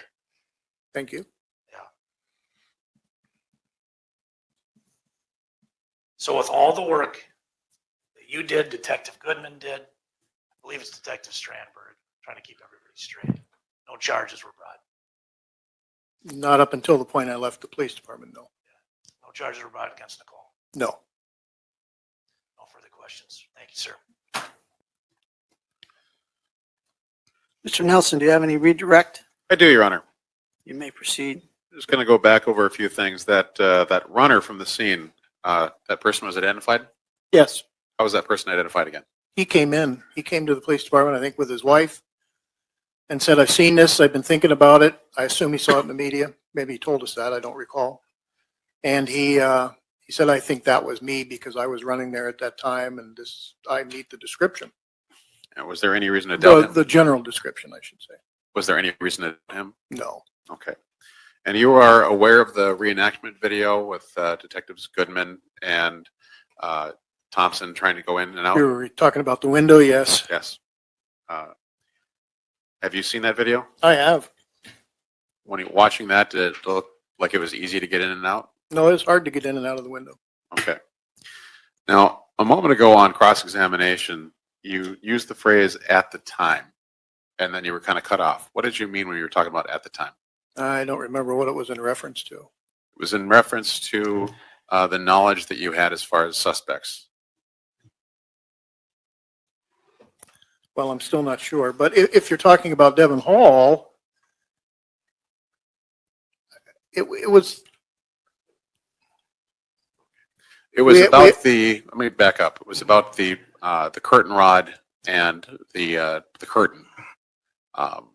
You said that at the time it made sense that it would have been gone out. What did you mean by that? Well, you only got out of a window or you left the door. There was no other way to exit the building. And if the curtain rod was truly outside, as I was told it had been, I didn't see it outside, then to me it was reasonable to assume that someone could have left through that window and dragged that curtain rod with them as they left. Okay. Now, Mr. Sand was asking you about the fact that we met a couple nights ago. You're retired. Is that accurate? Yep. Where do you spend your winters? Arizona. Probably a little nicer in Arizona than it is when it's 30 below in Minot. It was when I left on March 10th. Okay. So were you in Minot over the last few months to sit down and prepare for the case? No, we left December 16th, I think. So that was pretty much the first time in the last few months to sit down face to face and see those things. The only time I've sat down face to face with you guys. Okay. Now, you mentioned on cross-examination that what the FBI had to say. Correct. What information did the FBI have They had the initial information that we had about Devon Hall, that he was in an apartment, he was chased, he was a juvenile, he was a Native American male, he was arrested. That was all. The FBI was there to try and help us any way they could after a lot of discussion, because the FBI doesn't become involved in local murder cases typically. So we sent them this packet of information, and I can't tell you as I sit here exactly what was in there. And they reached a conclusion that of the information that we sent them, Devon Hall was the most likely suspect. And I would have to say, based on the information we sent them, I would have concluded the same thing. But sitting here today, you have a different conclusion. Yeah, because I have additional knowledge. They didn't sit across the table from him in an interview. I don't believe they saw the video of him later. I have information they didn't have. Okay.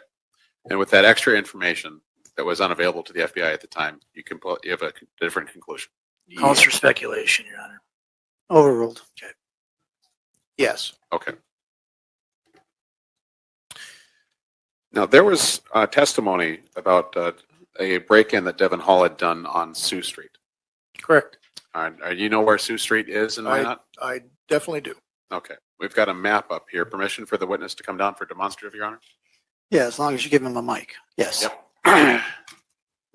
Now, Detective Barnard, this is 2B. This is more of a blow-up of the, what section of Minot is this?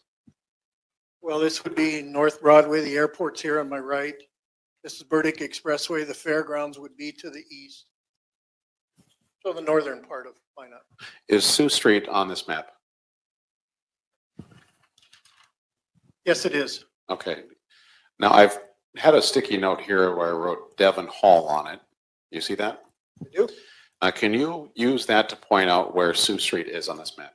Your Honor, may I go up there and take a look at what they're doing? Yes, you may.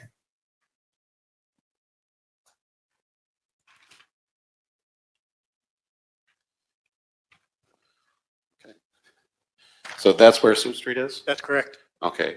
And is that a fair ways away from where the murder took place, Anita? Other side of town or southeast, yes. Okay. A different quadrant of the city entirely. Yes.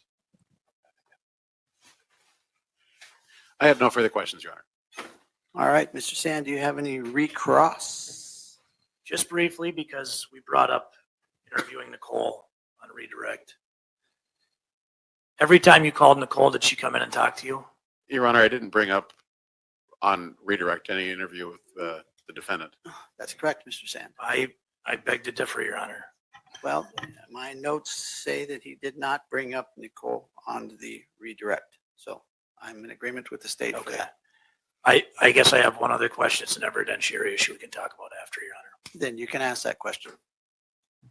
The additions of the arrows with Devon Hall's name, are those going to be part of evidence, or the additions that have been put onto the map? I'm unsure what you're talking about, Mr. Sand. Maybe we could talk. You're saying that the sticky has an arrow on it? Yes, with the name Devon Hall on it? yes, yep. My understanding is that was the sticky that Mr. Nelson gave the officer to place where Devon Hall was found Yes, sir. in the apartment. Yes, sir. Okay, so you have a question about that? I'm just wondering if it's part of evidence now. Yes. Okay. It wasn't offered and introduced, and that's the only reason I have an issue with it, Your Honor. The state would offer that as evidence, Your Honor. It was a demonstrative. All right, Mr. Sand, do you Well, I object? object. It was an addition to this, Your Honor, and it wasn't presented properly, so I'm going to ask that that be allowed in. All right, I agree with you. Do you object to that offer? Yes, Your Honor. All right. Over your objection, Mr. Sand, the court will allow for that sticky to be part of that exhibit on 2B, which is the blow up. Thank you, Your Honor. Do you have another question? Nope, that's it, Your Honor. All right. Is Officer Barnard here by subpoena? He is, Your Honor. He can be excused from the state subpoena. Mr. Sand? We do have him under subpoena, but we're in contact with him as well, Your Honor. So. All right. All right, you're excused from the state subpoena, but not the defense. This video will include the last 3 witnesses that got up on the stand this past week in the Nicole Rice trial.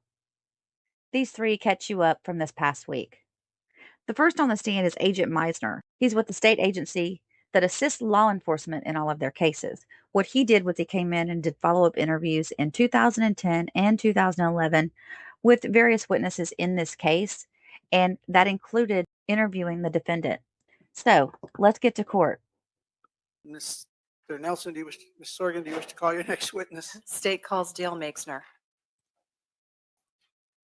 Okay, you may go ahead, Ms. Sorgan. Thank you, Your Honor.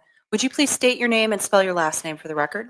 Dale Makesner, Mainxner. Are you currently employed? I am not, I'm retired. Okay, when did you retire? I retired from the State Bureau of Criminal Investigation in June of 2016. Now, you said you retired from the State Bureau of Criminal Investigation. What is that? The State Bureau of Criminal Investigation is an agency under the North Dakota Attorney General's office, and our main duties are assisting local agencies in whatever investigations they may run into. Are you an agency of origin? Excuse me? Are you the first agency on the scene for investigations? Normally, the local agencies are the first individuals on the scene, and they in turn determine if they're going to need additional assistance, at which point they would contact our office. At the time that you retired in June of 2016, how many BCI agents were there throughout the state? If you know. I would say approximately 30. And that's for the entire state of North Dakota? That's correct. Okay.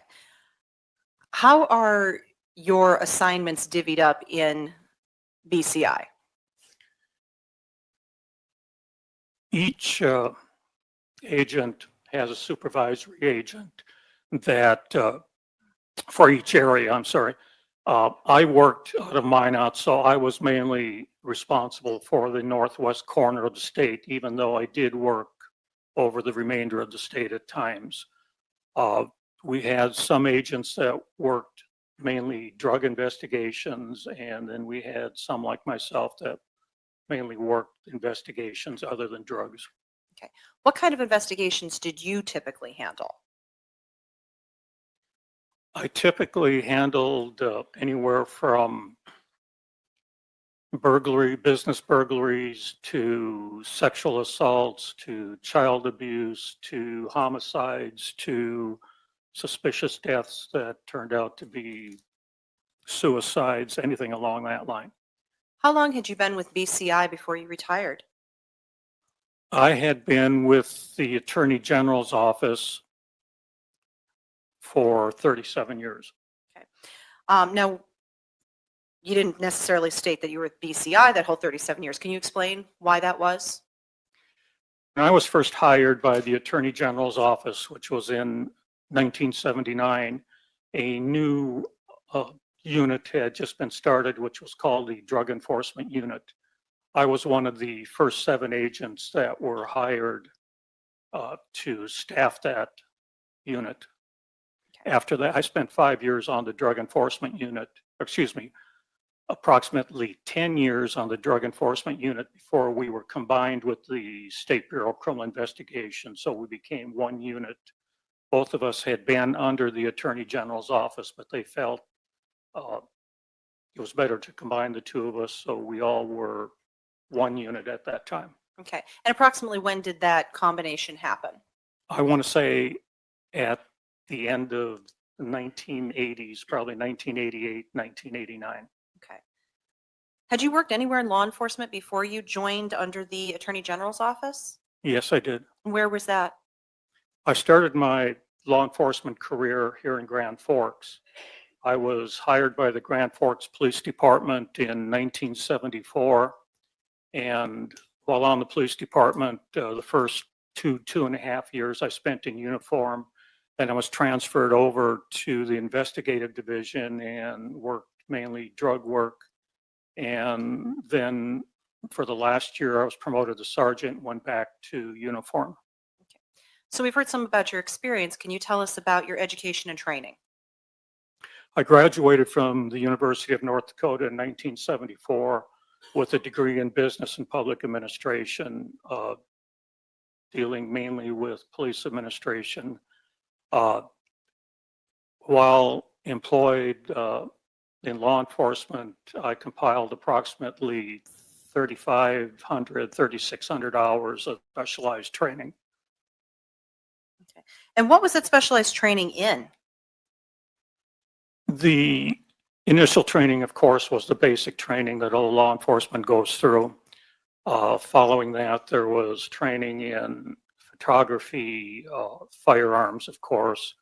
Once I started with the Attorney General's office, I got further training in homicide investigations, arson investigations, sexual assault investigations, again, more photography, a lot of training in interviewing.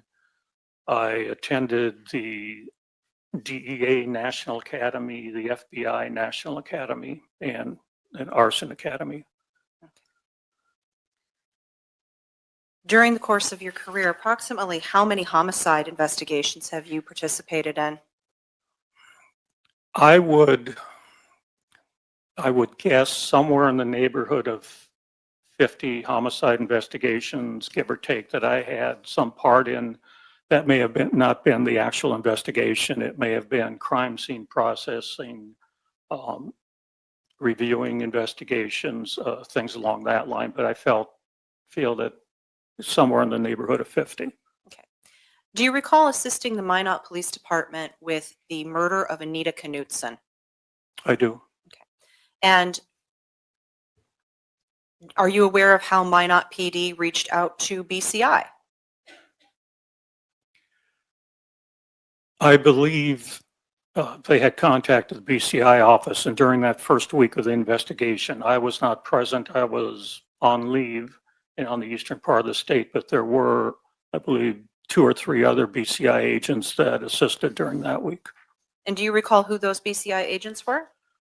Mike Marcus would have been one of them, and other than that, I wouldn't know. When did you become involved with the investigation? I became involved in the following week, the following Monday, which I believe would have been like the 10th or 11th of June. And what was your involvement? At that time, the police department requested that I conduct follow-up interviews with some of the individuals that they had initially interviewed. And do you recall who they asked you to do follow-up interviews for? One of them was Jose Rodriguez, another was Michael Van, and then Nicole Thomas at the time. And did you conduct those interviews? I did. Agent Meixner, I'm just going to ask you to hold on to that for a second because I'm going to back up a second here. You conducted those follow-up interviews in June of 2007. Did you have any subsequent involvement with this case after that? Yes, I conducted a number of interviews in this investigation up through approximately 2010, 2011. And specifically drawing your attention to May 6, 2010, did you conduct another interview? Yes, And who was that of? that was of Nicole Thomas. I'm going to direct your attention to what's been marked as State's Exhibit 19 for identification, 30-page document. Do you recognize that? Yes, this was shown to me before. What is that document?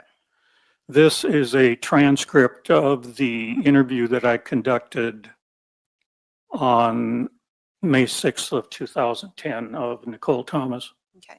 And your interviews when you did these were recorded, is that correct? That's correct. Okay. And for the purpose of being transcribed later? Yes, if need be. They weren't all transcribed, but if they needed to be transcribed, they were. Okay. And I think we've indicated this was a 30-page transcript, is that right? Yes. Okay. Would you expect to remember all 30 pages of what you talked about with somebody if it wasn't transcribed? No, I would not. And you've reviewed this. If you also reviewed the audio recording that transcript was made from? I have. Okay. And this is true and accurate, is that correct? You told me it was, so I haven't been able to compare it to the transcript. Okay. Or to the recording. Okay. Do you have any reason to believe that it's not? I do not. Okay. State moves to introduce Exhibit 19. Mr. Sand. Your Honor, I'm going to maintain my last objection from the last transcripts. It'll be the same as the best evidence rule. I assume the court will have the same ruling, but I want to put it on the record that I do object, and I believe Mr. Meixner's here, and the best evidence will be his testimony. The court will receive Plaintiff's Exhibit 19 over your objection. Thank you. And Agent Meixner, as you indicated, you wouldn't be expected to remember that. Is that correct? No, especially after this amount of time. Okay. How long ago was that interview? Well, that was 15 years ago. And you've since retired. Is that correct? Yes. Okay. At the time that you retired, had all of your cases closed? Yes, I believe they had. I believe this is my only open case, at least open homicide that I was involved in. What would you expect other officers to do with open cases when you retire? Well, they become, especially with homicides, they become what's known as cold cases. And as in the past, I had been responsible for investigating other cold cases, I would think that someone would continue investigating this case in the future until it's resolved. I have no more questions for Agent Meixner. Mr. Sand? Just a couple of brief ones, Your Honor. All right. Agent Meixner, did you have a chance to review your reports before you came in today? Yes.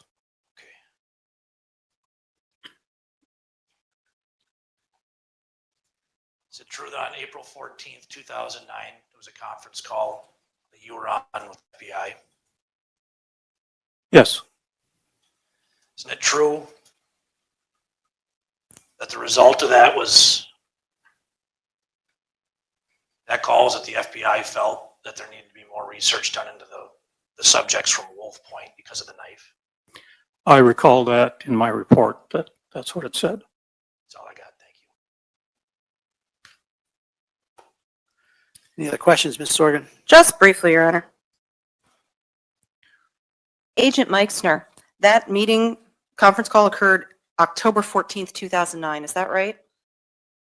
I believe that's when it occurred. Okay. And so the information that was conveyed to the FBI would have been current through what date? Up until that point when we spoke with them. So if information came after that date, the FBI wouldn't have been privy to it. Is that correct? Not to my knowledge, unless someone else notified them. Thank you. Nothing further.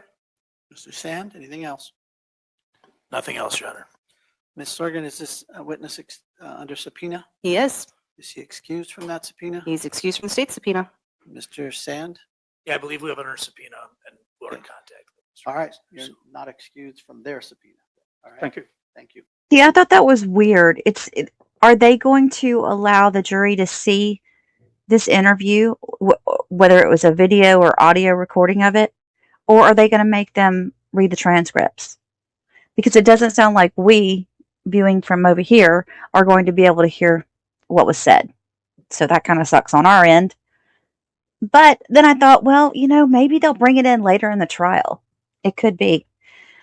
Next up is Officer Gebhardt. She's in the forensics lab. She did a 4-page report on the DNA from the scene. It looks like mostly the knife and the window screen. If you're not into hearing about the backstory of what DNA is for the jury's purposes, you can fast forward about 10 minutes right here until they start talking about this specific case. Next witness, Ms. Sorgan. I'll be handling the next one, Your Honor. The state calls Emmy Gebhardt. Mr. Nelson, you may proceed. Thank you, Your Honor. Could you state your name for the record, please? Amy Gebhardt, And could you spell your last name for us, please? Gebhardt. And what is your current occupation? I'm a forensic scientist at the North Dakota State Crime Laboratory. What does that mean exactly? It means that I analyze evidence for the presence of biological substances on items of evidence. I prepare reports of my findings and provide testimony as necessary to those results. And how long have you been with the North Dakota Crime Laboratory Division? Little over 27 years. Okay. So going back to about 97 or so? Yes. Okay. You could describe the nature of your work. I am an analyst in the DNA unit, and so I analyze evidence for the presence of biological material on those items of evidence and prepare reports of my findings and testify. If you could describe for us your training and education. I have a Bachelor of Science degree in medical technology from Minot State University. When I was hired at the crime lab, I was hired as a drug analyst because the DNA section didn't exist at that time. When part of my training and education includes assisting in performing the validation studies and writing the policies and procedures used to start the DNA section. Under the supervision and training of my then supervisor, I successfully completed a competency exam and became a qualified DNA analyst in December of 2001. Have you previously testified regarding DNA analysis? Yes. Approximately how many times, have you previously been qualified as an expert in DNA analysis? Yes. Approximately how many times? I've testified 51 times, and I was qualified as an expert 26 of those times. Permission to approach the witness, Your Honor? You may.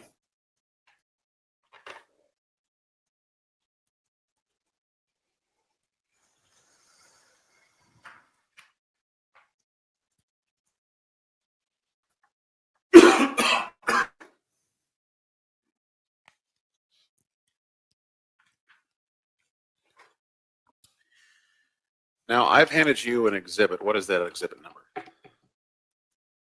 24. Okay, and that's a 4-page exhibit? Yes. What is that exhibit? This is my curriculum vitae or resume.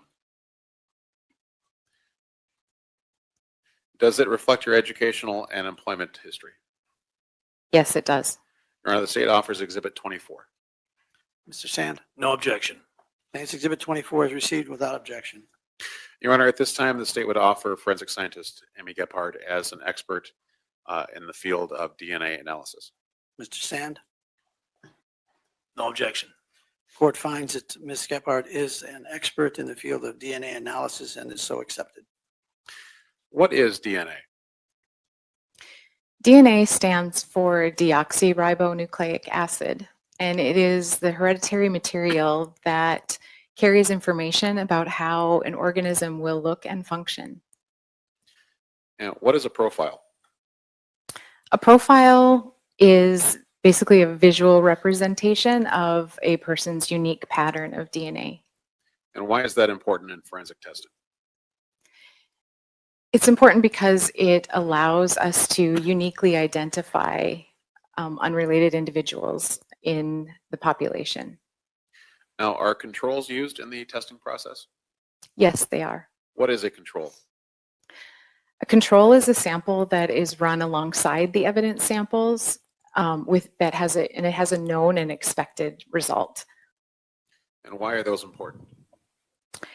Controls are important because they ensure the accuracy and validity of the results of the question samples that have been analyzed along with those controls. And what if those controls don't work properly?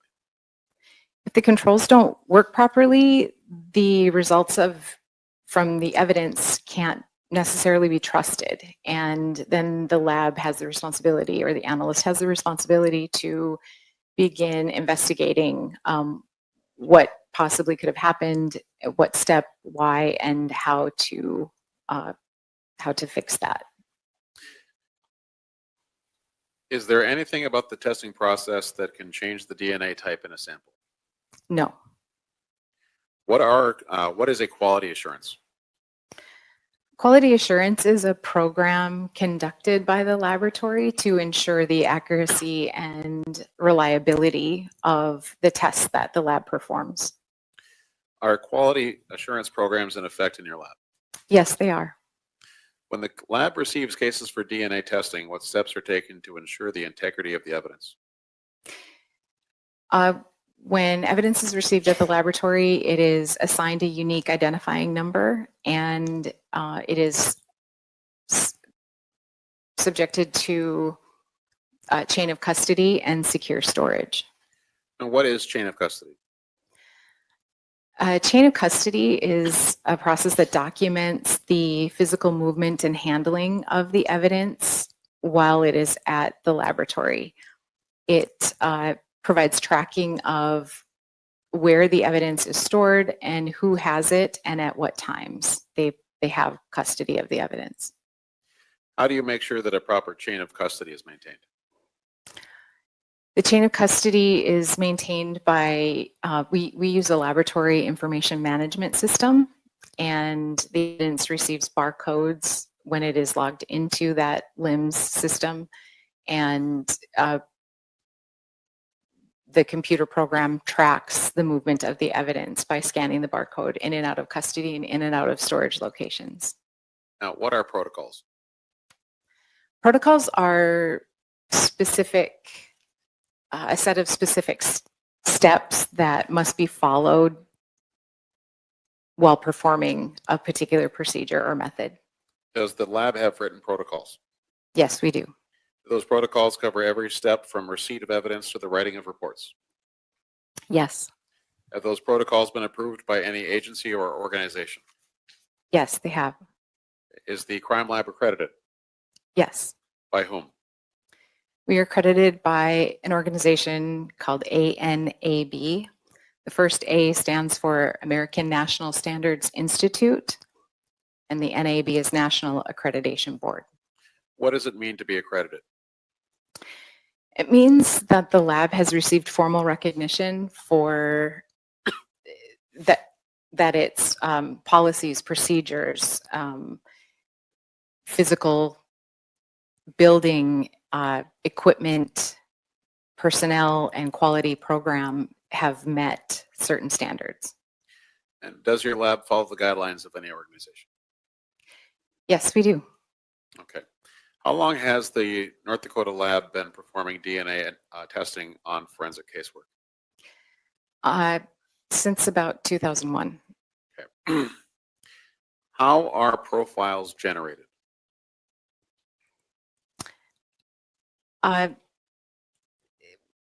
When we are trying to develop a profile from evidence, there's a series of steps that we must go through.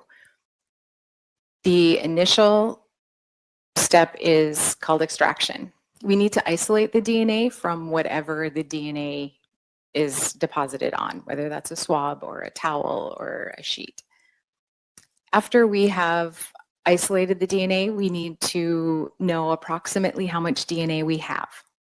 Too much or too little DNA will not provide optimal results, and so the second step is a quantitation step. After we've obtained an approximate quantity of the DNA that has been extracted, if there is enough, if it has met the minimum quantitation threshold, it will go on to a step called amplification, which is performed by a process called PCR, or polymerase chain reaction. And basically, that step forces the DNA to copy itself. It's not changing the DNA in any way, but it is causing the DNA to make millions of copies of itself.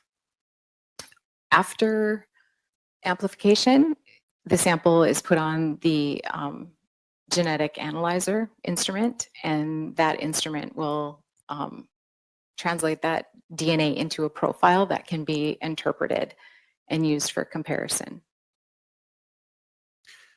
After DNA analysis was completed, was a report created stating the results of analysis?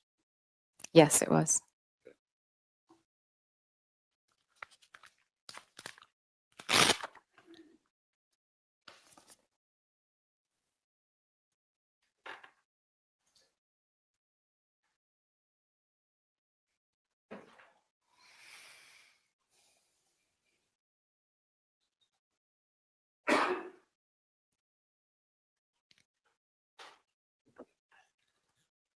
handed you a document labeled Exhibit 25. It should be 35 pages.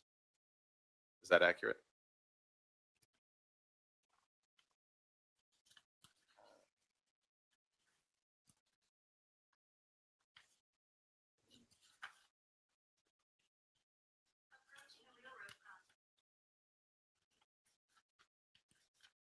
Is that somebody's phone? Someone have their phone on? It should not have been on. Okay.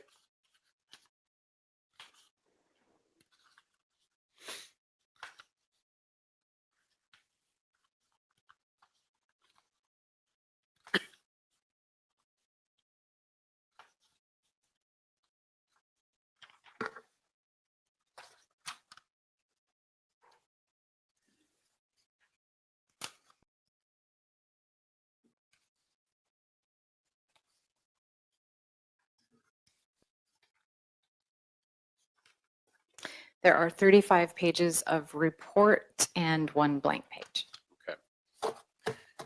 And is this a true and accurate copy of the report, the analysis for the DNA? Yes, I believe so. Your Honor, the state would move to enter Exhibit 25 into evidence. Can I ask whose DNA you're talking about? It's the report from the case, Your Honor. Okay. A particular person's DNA? A lot of it's going to be Anita Knutson's DNA. Okay. Mr. Sand? No objection, Your Honor. Claims Exhibit 25 is received without objection. Now, this report, does it accurately represent the conclusions for each one of the items that were analyzed in this case? Yes. Okay. Let's take a look at 1A. What is 1A? Item 1A is a swab from the back of the knife handle. And what can you tell us about that? There were several attempts made at developing a profile from the knife, none of which provided a usable profile. So does the same thing apply to 1D and 1E? No. Please tell us about those. Item 1D was a swab of the front half of the knife handle, and item 1E was a swab of the blade of the knife. The profile developed from item 1D, the front half of the knife, a swab of the front half of the knife, provided a profile that matched the profile from the known sample from Anita Knutson. So Anita Knutson's DNA was on the knife? Yes. Okay. Excuse me. What about 1G and 1H? 1G was a swab of the internal components of the knife, and 1H was a swab of the exterior of the knife handle.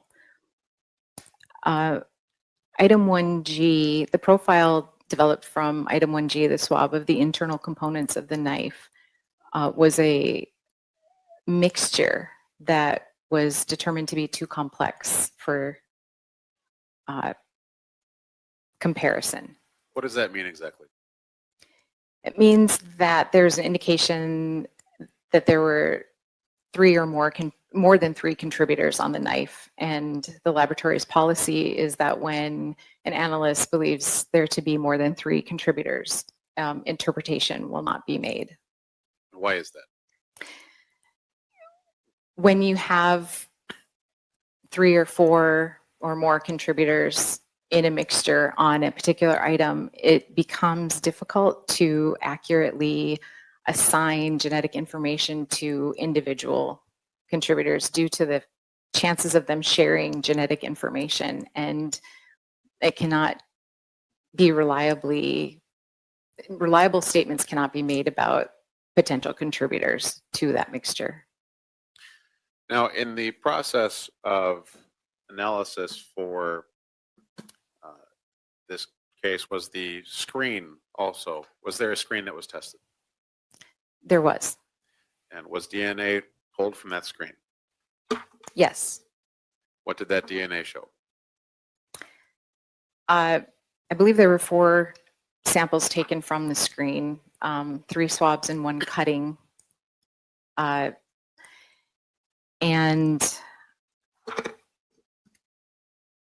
the profile from a swab of the top inside left edge of the screen matched the profile developed from the known sample from Anita Knutson. The same with the profile from the cutting of that was taken of the screen. It was a profile that matched the profile from the known sample from Anita Knutson. There was a swab taken of the inside of the metal screen frame that was a partial profile and a mixture. That mixture, we were able to determine a major contributor and a minor contributor, and the major profile matched the profile from the known sample from Anita Knutson. The minor profile was a partial profile and contained limited genetic information that was not suitable for comparison. So Anita Knutson's DNA was within the cutting portion of the screen, where it was sliced? That's correct. Okay. Now, you mentioned that some of these tests were found to be too complex. Was that the term you used? It was too many contributors? Yes. Okay. What was that mean, that there could have been contamination at the scene, or does that tell us anything else? What does that tell us? Objection, Your Honor, he's leading. Sustained. Does that tell us anything? A mixture that's too complex for interpretation means that there are, for our laboratory's purposes, 3 or more more than 3 contributors. And we have made the determination in our laboratory that when there's an indication of more than 3 people, we will not interpret that data. Now, were statistical frequency calculations performed for the matches reported? Yes. And what is the significance of population frequencies? Population frequencies provide significance to a match. It's one thing if I am able to tell you that the profile from A matches the profile from the subject or victim or whoever the contributor, the known person is. But it's important to substantiate that match by giving an estimate of how frequently we would expect to find the profile from the evidence in a given population of unrelated individuals. Did all the controls show that the tests here were performed properly? Yes.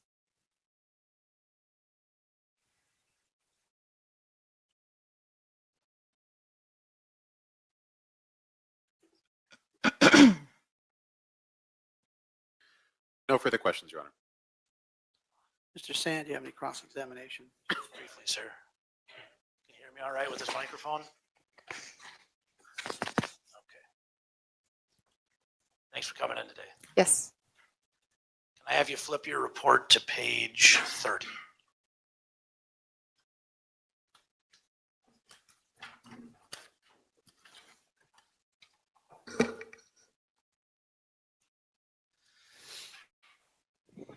See up top there, item 17. I believe it's 17I, right? Yes. Do you know what item that is? Yes. What is it? Thanks. It is fingernail clippings from Anita Knutson. What's found in item on page 30, 17I, right? 17I right was subjected to Y chromosomal analysis or male-specific DNA testing, and there was a partial profile developed of an unknown male.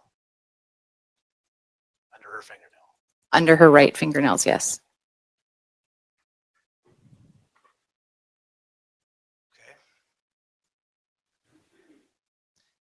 And the knife that you tested, based on Mr. Nelson's questions, came back with Anita Knutson's DNA on it as well, right?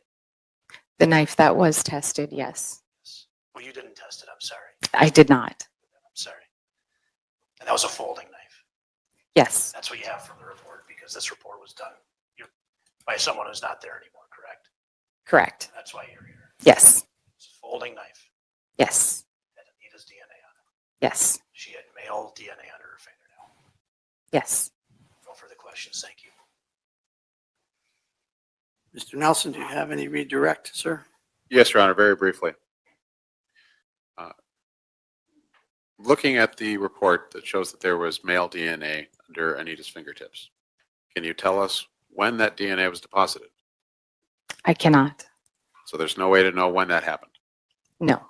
At least you can't tell us. No. Okay. No further questions, Your Honor.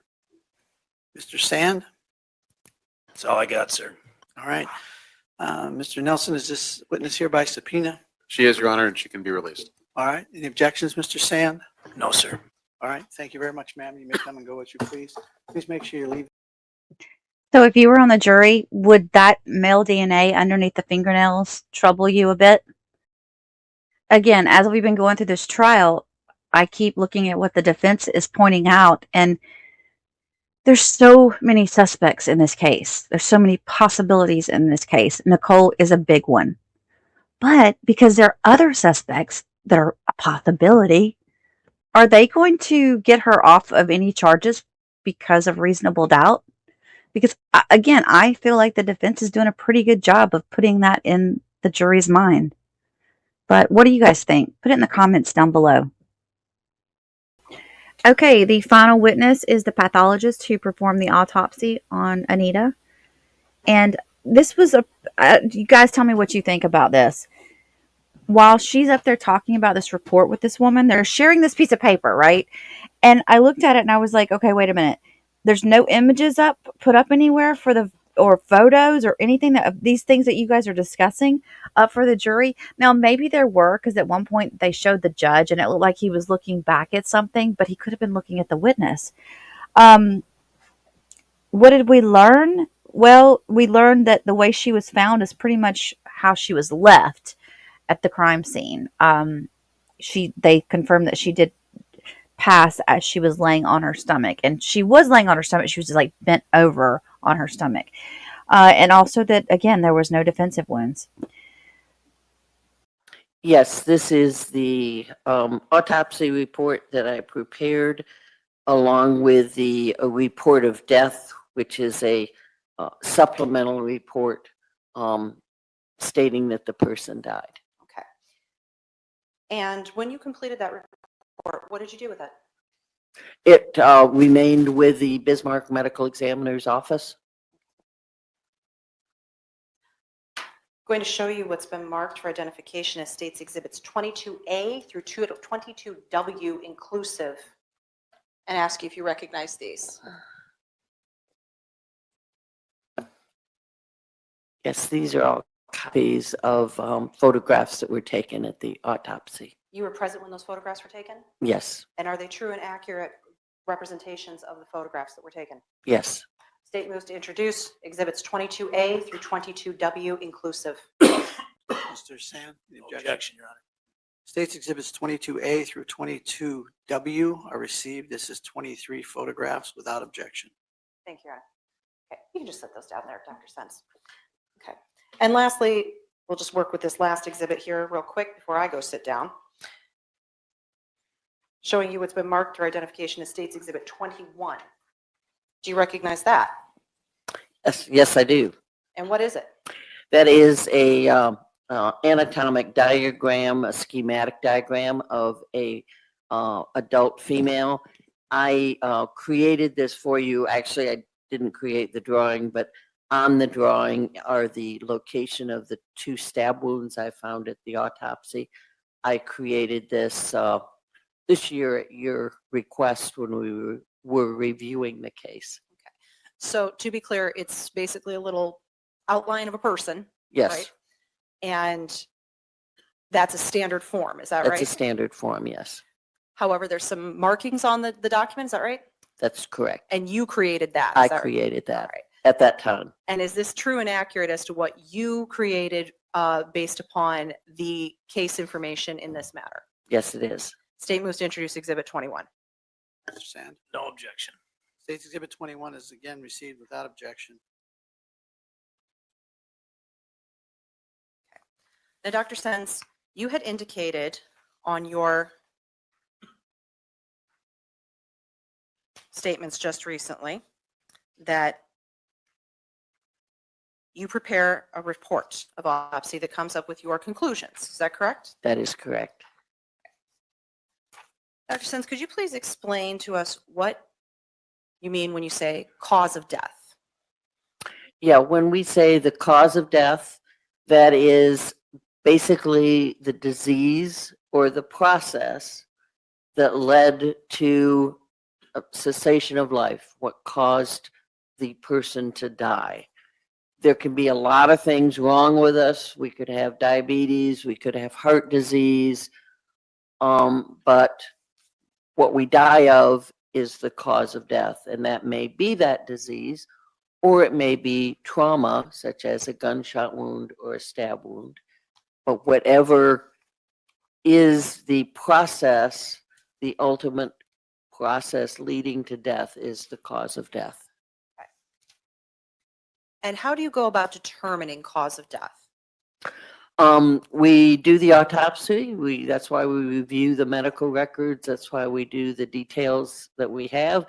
That's why the path residency is 4 years long to study disease, and why the forensic pathology fellowship is a year long, so that we assess the cause of death.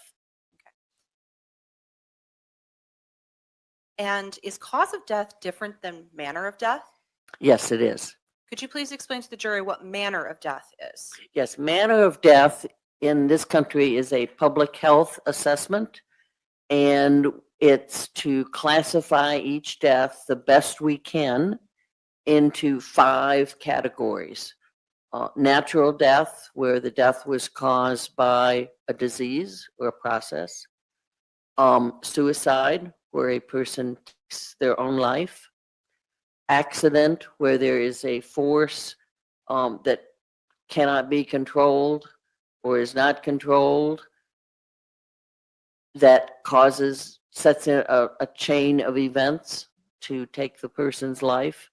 Homicide, where the death is as a result of the action of another person.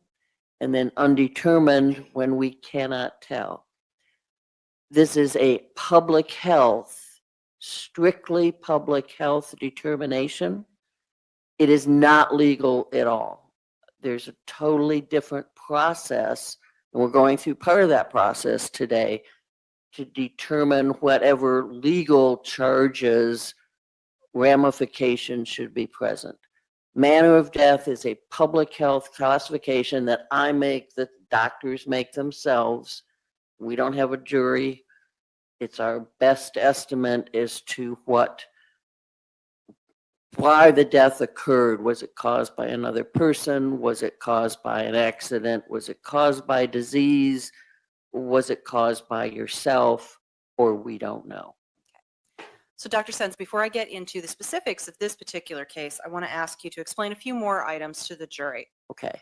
Could you please explain what livor mortis or lividity is? Yes, livor mortis, lividity is basically the settling of the blood. When we die, our heart stops pumping, and the blood that's there by gravity settles to the lowest position. That causes the blood to accumulate in the lower areas of the body that are not, doesn't have any pressure points from anything. And it also, because it's not being oxygenated, it tends to be darker. So it's areas of darker areas where the blood is settled, still within the vasculature, but it reflects that the heart isn't pumping anymore, and with gravity it settles. So to a lay person, what would that look like? A darkening of the skin in the areas that are lower, with a very sharp lightening of the skin. Say if a person is laying on their back, where their buttocks or where their shoulders may be touching the ground, that'd be light. In the areas away from that, it would be much darker. And how long does that last, that lividity or livor mortis? It starts to occur right at death. You can usually start to see it in 2 to 3 hours. In most people, it tends to maximize and become very fixed at about 8 hours, and then it goes away, or it doesn't go away, but we start losing the perception of it as decomposition starts to occur and other changes supersede it. That generally starts, we say, at about 48 hours. However, if a person's in a cool environment without a lot of sun, it may be a bit longer. If it's warm and hot and the person's out in direct sun, decomposition may start in 8 to 10 hours. So lividity, really, you lose, it's still there, but you lose the perception of it once decomposition sets in. Now, most of us have seen TV and movies, CSI shows where they set the exact time of death in the autopsy. Does that ever happen? No. This isn't Perry Mason either. No one is going to get up and, explain exactly what happened. That's just for television. And why is that not possible? These are very complex situations, and you have to look at all the different facts and come up with a range. And that range is just that. It's a range. Do you have to look to outside information? Absolutely. Okay. Will you ever be able to determine time of death based on autopsy alone? Only when there's a pacemaker that stops, and I query the pacemaker. Okay. And that's really not from the autopsy. That's true. Okay. Dr. Sens, what is a hesitation mark? A hesitation mark is something we call a sharp force injury, and they're very common as a person is injuring themselves. It hurts, and so as they start to cut their skin, either to kill themselves or some people just like cutting their skin, sometimes it goes a little bit deeper and then the pressure is released and then goes a little bit deeper. It's an irregular indentation in the skin, and also an irregular, you stop and you start, reflective of hesitation, hence the word hesitation. That may be a person's decision not to cut themselves, or it may reflect pain, or it may reflect any other mental things they're thinking about, but their hesitation leads to an irregular, usually superficial, incised wounds or wounds from a sharp object. Have you ever encountered hesitation marks in a case that you have ruled a homicide? Yes. Okay. And can you explain those? Sometimes people are actually cutting themselves. Sometimes a person is committing the homicide and they, may have second thoughts. The person may move. Any number of reasons why it isn't a so to speak, direct incised or direct stab wound with a sharp object. And at this time, Dr. Sens, I'm going to come up and work with you with some of the exhibits, okay? Okay.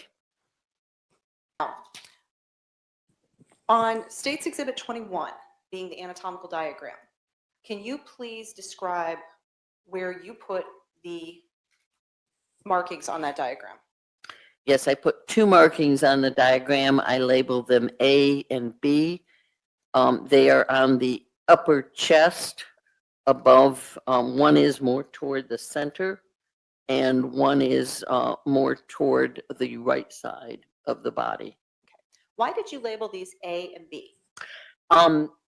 We have to keep track of the wounds, and I have no way, in this case, I have no way to know which wound was inflicted first.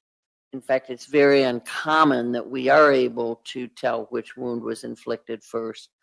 And so we generally will label them either A, B, C, starting from the top of the head going down. Some people use 1, 2, 3. Again, with the emphasis that these are, I just assign them to keep track of them during the autopsy. It doesn't imply that A was first or B was second. Okay, so these notations correspond to a wound? Yes. Okay, and is that notated in your report as well? Yes, it is. Okay. Permission to publish 21 to the jury, Your Honor. You may.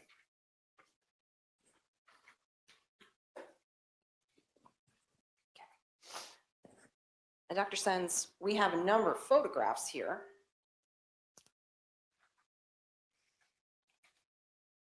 I'm going to have you explain a few of these in particular.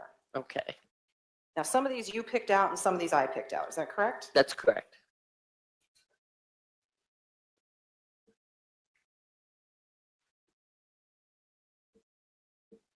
I'm going to specifically get to some of the pictures that I picked out because I'm impatient. Okay, specifically drawing your attention to exhibits 22U, 22V, and 22W. Yes. Can you please describe 22U? 22U is a photograph of the decedent demonstrating her backside. She is laying. Oh, go ahead. She is laying on the autopsy table, and an assistant is holding her in that position. Okay. 22V? 22V is a portion of the front from about the waist down to her feet. Okay. And how about 22W? 22W is a picture from her head down through her upper thighs, overlapping a bit to get the full body. Okay. What can we learn from looking at those photographs? We can see the stab wounds to her chest. We can also see that there is a partial lividity pattern on the front of her and on the front of her face. Okay. And what does this indicate to you about the position of her body at the time of her death? For a period of time after her death, she was actually on her stomach for a while. Laying face down. Laying face down. Okay.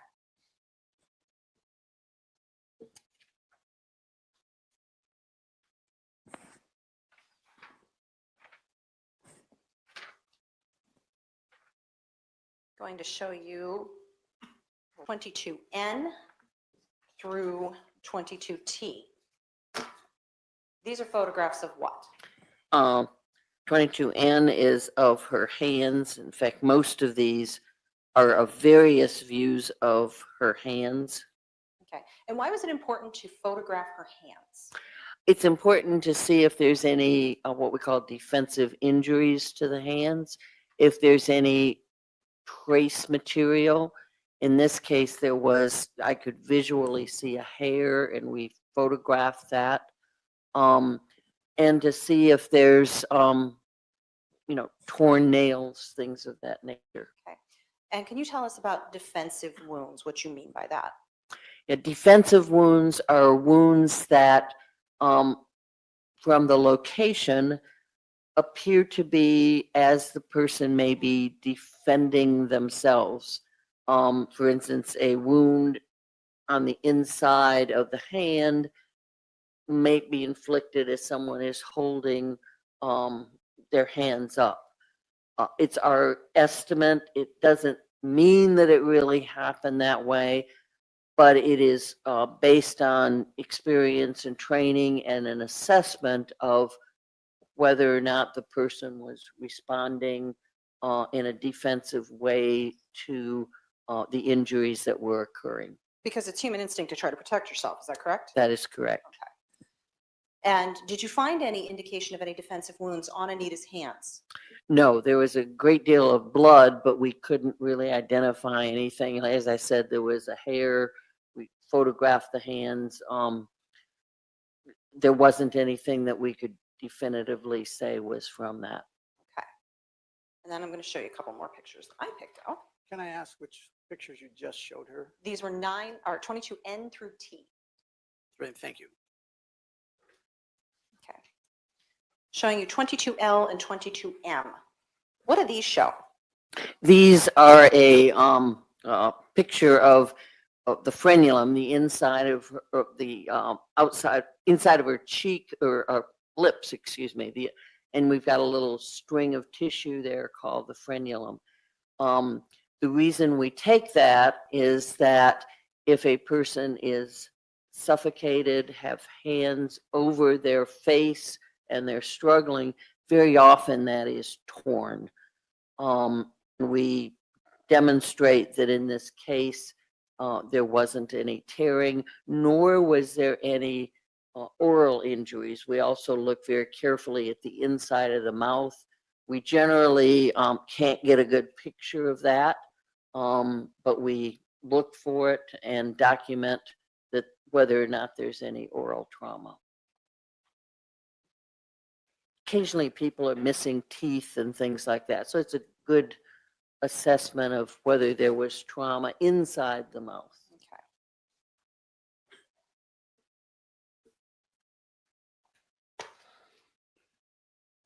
Dr. Sens, I'm now going to show you 22A through G. What are those images of? Those are photographs of the 2 stab wounds that were present, both as they appeared on the body, and then because our skin stretches and our body stretches a bit, how a stab wound looks on the body is very different than how it may have been inflicted. And so we try to adjust the skin a little bit to get a better picture of how the wound actually occurred on the body. Okay, and is that what you're doing in picture? I can find the one where you're doing that. Yes, picture F, and to some extent picture E. Okay, and you're basically just manipulating the wound a little bit so that you can see. So that it was back to where it was when it occurred, because the skin stretches, and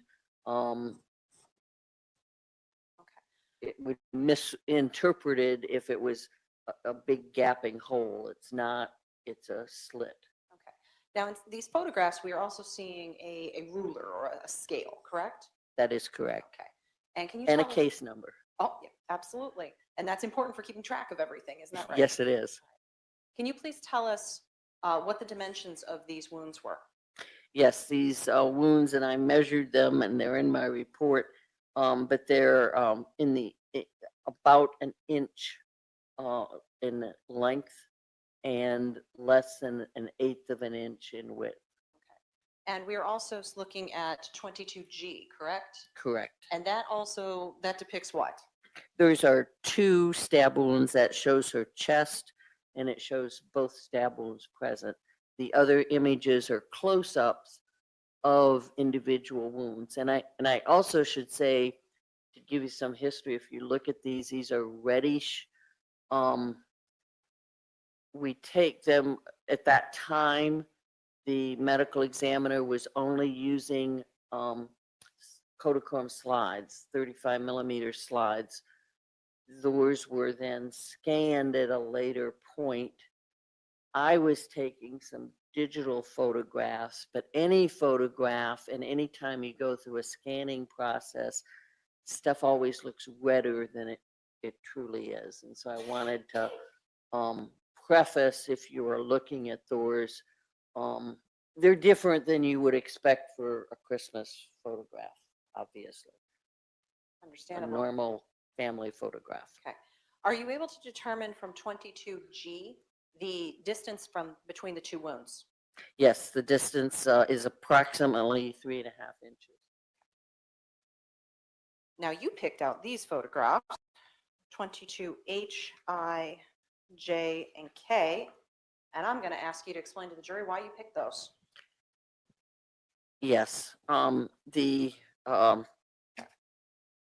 22H is a picture of her chest plate. We remove the chest plate, the ribs during autopsy, and this is a picture of that, of the inside of that. It's actually photographed upside down, but it shows the 2 stab wounds that are present on the inside to show that they went through the ribs and into the chest. Photograph number 22I is the inside, and it shows where one of the stab wounds hit the heart and caused a larger wound. Obviously, a knife can move. The person using the knife can move, and the victim can move, both independently and combined. The internal wounds are often larger than what's on the outside. Now, Dr. Sens, you said went through the ribs. Did this stab wound go through bone? This one stab wound just went through the soft tissue between the ribs. The one that was closest actually went through part of the soft part of the rib that's cartilage, so it's not bone. Okay. Can you explain that a little bit more, what the soft part of a bone? Yeah, our bones, especially our ribs when we're young, are connected, have cartilage at the end, and they have cartilage where they connect to other bones. And it's a little bit easier to cut through at that point because you're not cutting through calcified bone. Okay. And cartilage is kind of the same stuff that we have in our nose and our earlobes, correct? Correct. Were you able to determine with a reasonable degree of medical certainty how much force was necessary to cause those stab wounds? These would not take a terrible amount of force. You are going through basically muscle, a little bit of cartilage, and then the heart is muscle.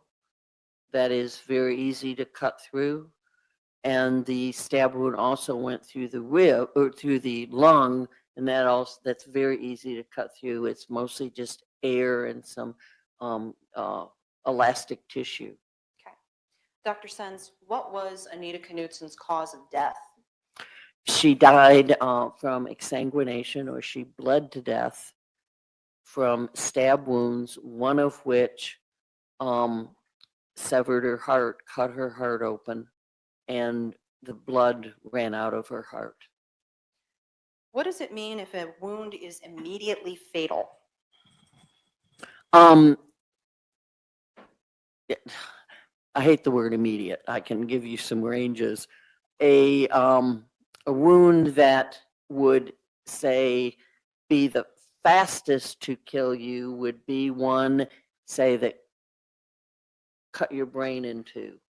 And we know that happens rarely with, say, an internal stroke or something in the midbrain in the pons. If you have a injury, say a shotgun blast or a large ballistic injury to the head, that's very quickly or close to immediately fatal within a matter of seconds. Exsanguination or bleeding can occur in different time frames. This was very, very quick. She lost a lot of blood from her heart. Within seconds to minutes, she likely lost conscious within a minute or so from the one stab wound.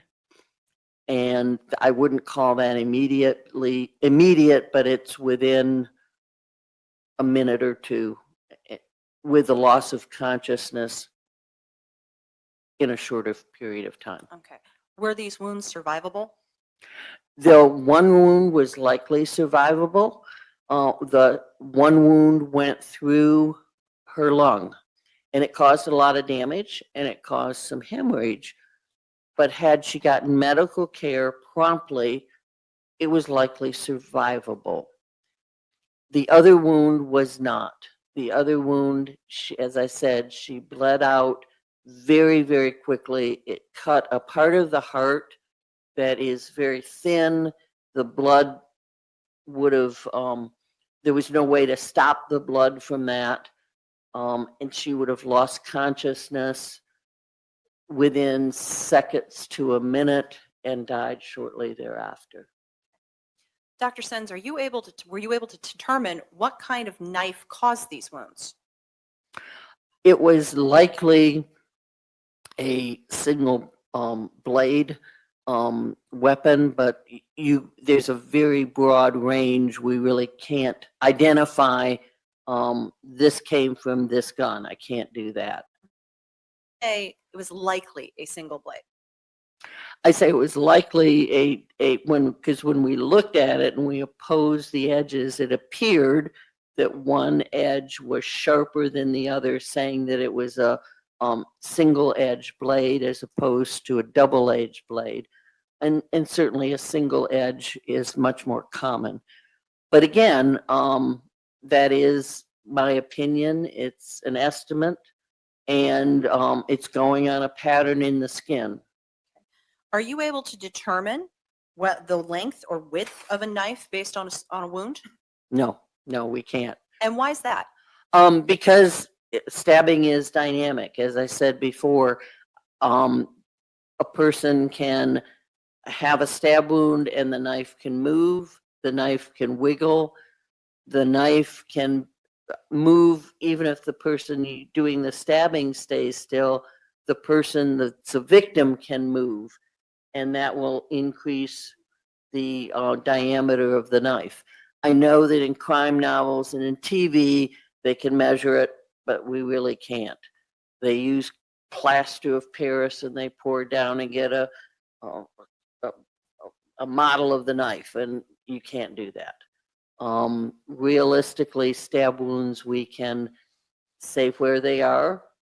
I have seen stab wounds with a little tiny pocket knife that left a 10-inch opening in the skin. So we just can't tell. It's too dynamic. Dr. Sens, your role throughout this entire investigation was the performance and documentation of the autopsy, correct? Correct. Okay. In order to determine cause and manner of death. Yes. Is it your job to determine who caused that death? No, not at all. I can't. Okay. I'm here, I explain, I'm an advocate for the deceased person. She was my patient and I examined her and to the best of my medical ability, figured out why she died. Now you explained to us what the cause of death was. What was your public health determination as to the manner of Anita's death? Homicide. And why did you reach that conclusion?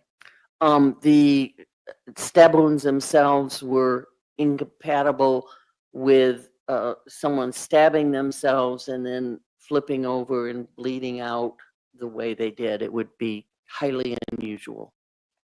And you ruled out the other potential manners of death as well? Yes. Thank you, Dr. Sens. I have no more questions. Is there anything with the autopsy that we're going to do or not? I believe I introduced all the exhibits, Your Honor. You might have introduced them, but you didn't Oh, I'm so offer sorry. them. Yes, I believe I did, Your Honor. The autopsy report was received without objection. If it's not, I'm offering 23, which is the report of death and autopsy report. Mr. Sand? Do you have any objections? No, sir. Exhibit 23 is received without objection. And if I didn't previously offer them, Your Honor, I also... You did the others. I did the others. Thank you, Your Honor. I apologize. Then I have no further questions. All right. Thank you, Your Sand, Honor. do you have any cross-examination? No questions, thank you, Your Honor. All right. Is the doctor hereby subpoenaed, Ms. Sorgan? She is, Your Honor, and she may be released. All right. Mr. Sand, any objections? No, sir. On day 4 of the Nicole Rice trial, the prosecution continued to bring up more witnesses whom knew Anita and Nicole, the victim and the defendant, during their high school years.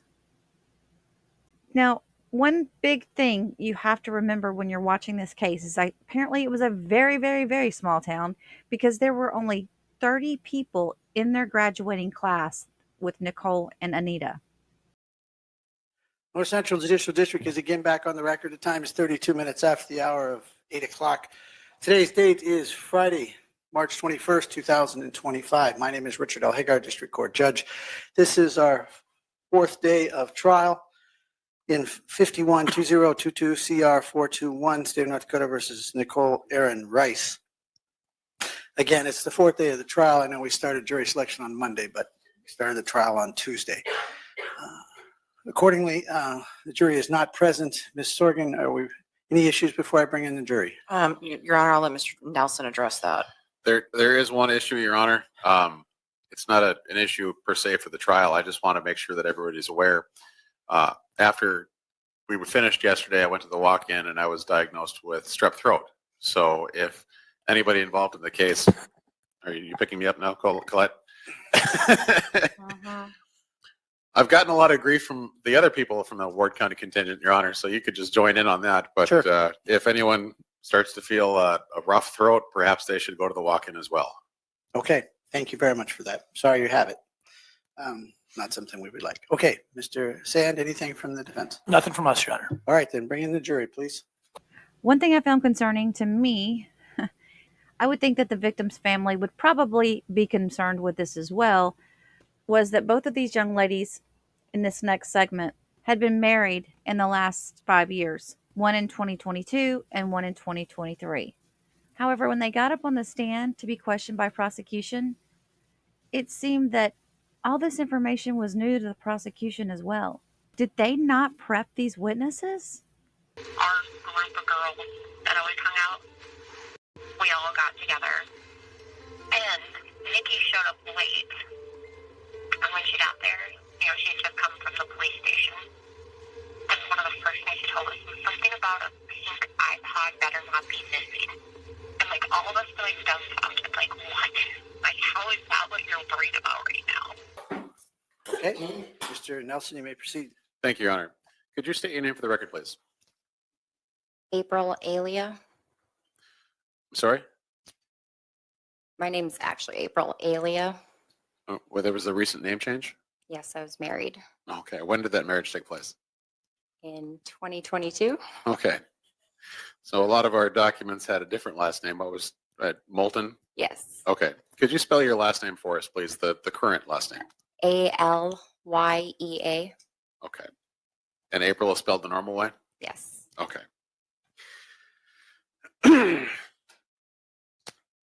Did you know Anita and Nicole? Yes. How did you know them? We went to school together Where would that have been? in Velva. Okay. Were you all part of the same graduating class? Yes. Okay. Were you friends with either of them? Yes. Who were you friends with? I was, I guess, friends with both of them, but I was close with Anita. Okay. How big are the graduating classes at Velva? It's pretty small. There was I don't know, maybe 30. Okay, so smaller school, you pretty much know everybody. Is that accurate? Yeah. All right. Now, going back to June of 2007, do you recall that time frame? Yeah. Okay, so we're talking about the time around when Anita was murdered. Do you remember this? Yeah. Okay. You're going to Seem- need to speak up, okay? Okay. You do seem like you're getting a little emotional up there. If you need a moment, just let us know, okay? Okay. All right. Do you remember when you heard about Anita's death? Yes. When did you hear about that death? When I was at work, Where was that at? Choice Hotels. Okay. Did you work with Anita there? No. Okay.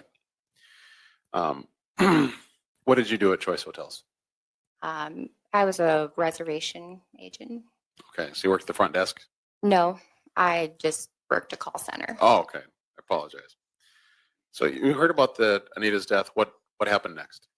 I left work and I went home. And then a group of us went and we met at a friend's house. We all got together. Whose house was that? Sorry. We all met up at Miranda's house. If you need a tissue, there's some up there. Okay. Okay. Who was Miranda? Just another one of our friends. Okay. And who all was there? Amber, Larissa, Robin, Tammy, Kelly, I think Whitney. There was quite a few of us. Would these have all been people that grew up together in Belleville? Yeah. Okay. So you were all high school classmates? Yeah. Of course, this occurred just a year or so after graduation? Yeah. Okay. Did Nicole join the group? Yeah, she was the last one to arrive. What did Nicole say anything when she got there? And when she arrived at the house, we all kind of walked over to go talk to her because she had just gotten back from the police station. So we went over to kind of find out like what had happened and what she knew. And when she got there, we were kind of, I guess, surprised because, sorry. Take your time. When she got out of the car, the rest I'm of going to us, object for hearsay, Your Honor. Overruled. When she got out of the car is all she said. Keep going. when she got out of the car, the rest of us had been crying and upset about the death. And, we were still trying to figure out, what had happened and what was going on. And when she got out, the first thing she told us was that she was going to the police station, or she had just gotten back from the police station, and that they wanted her to go up to the apartment to go look around and see if she knew if anything was missing up there, and that her pink iPod better not be missing. And I found it very funny that that's what she was concerned about, was an item being missing. So Nicole was the one saying that her pink iPod better not be missing? Yeah. Okay. Why did you said that seemed odd to you? Yeah. The rest of us were concerned about Anita being dead, and she was worried about an item being missing from the apartment. Did Nicole say anything about Anita? At that time, or what do you mean? Either that time or other times that you recall? I mean, there were times where she'd be upset with her and stuff, but I guess I can't tell you a specific time in general, but you recall her being upset with Anita? yeah, I mean, there were times where she'd be angry with her and times where she'd, mention that she was upset with her and stuff, but How often would you say that happened? I mean, I guess I can't give you a specific number. It's been a long time ago, so I Yeah. have no further questions, Your Honor. All right, Mr. Sand, do you have any cross-examination? Yep, just briefly, Your Honor.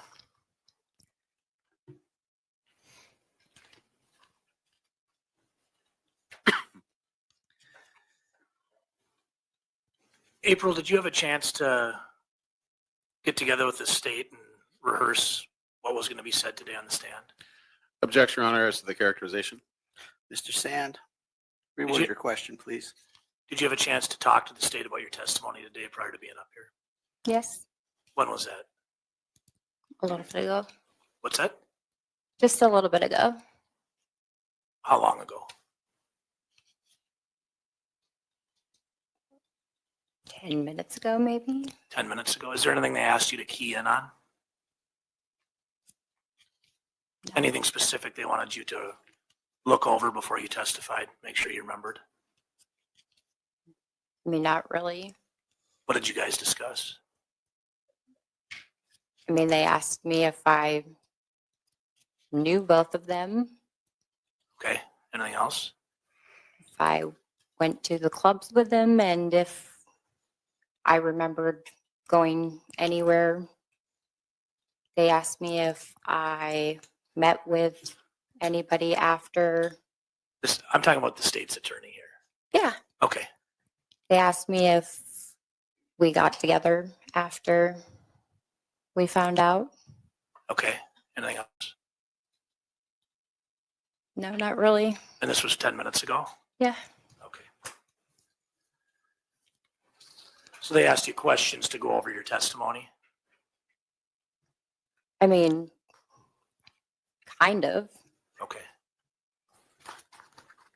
But you discussed what was going to be talked about here on the stand today. Kind. If I'm wrong, that's fine. I mean, kind of, but not really. Okay. But they asked you about the get together, what you were going to be talking about on the stand. I guess Mr. I'm Sand, are you not going really somewhere with sure. I'll move on to the next one. I'm not sure what you're asking, I guess. Do you recall an interview from March 10th of 2022 with Officer Talbot and a man named Steve Spignola from Cold Justice? You don't recall that? Not necessarily. Please answer the question. Do you recall it or do you not? No.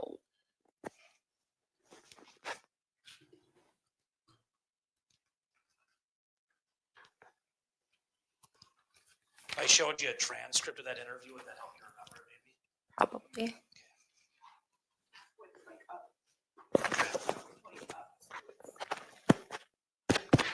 Is that better? Okay, great. Thank you.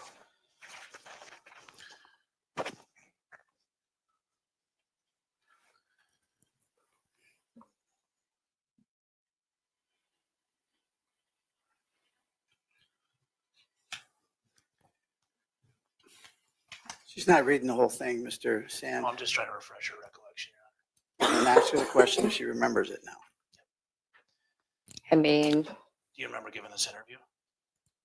Over the phone. kind of. I take this back from here. Yeah. Kind of. Yeah, kind of remember it, but I mean, I can't tell you exactly what was said in the interview. No, I'm just asking if you remember talking to Officer Talbot. and- Yeah, I remember them calling me. You remember telling Mr. Spignola you don't want any drama when it comes to being in the documentary? Yeah. So you remember that? Do you remember him asking you if they could use what you were saying in the documentary Yeah. called Justice? Do you remember them asking you primarily about Nikki a lot, about Nicole? Yeah. And then you remember at the end of that interview, they wanted to make sure you were okay with them. Objection has relevance, Your Honor. Well, I'm not sure, but it's crossed, so I'll give him some leeway. Objection's overruled. Yes. Do you remember your 2007 interview with Detective Barnard? I know that's a long time. You don't remember talking to him after Anita passed away? Just a couple of days. I mean, I know I went in and talked to him, but I don't remember the interview. Okay. Do you remember discussing Club 101? Yeah. Do you remember what you said about Club 101? If I showed you that interview, might that help you remember? I couldn't tell you. Read that part right there. I'll ask you about it.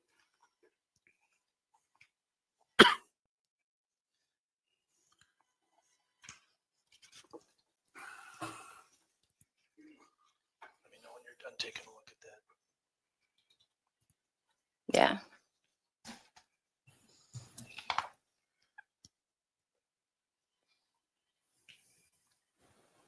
Do you remember talking about a guy that was dancing with her at Club 101 that was grabbing her and you guys couldn't get him away from her? Yeah. Can you clarify who you're talking about? Grabbing whom? Grabbing Anita, I apologize. Yes.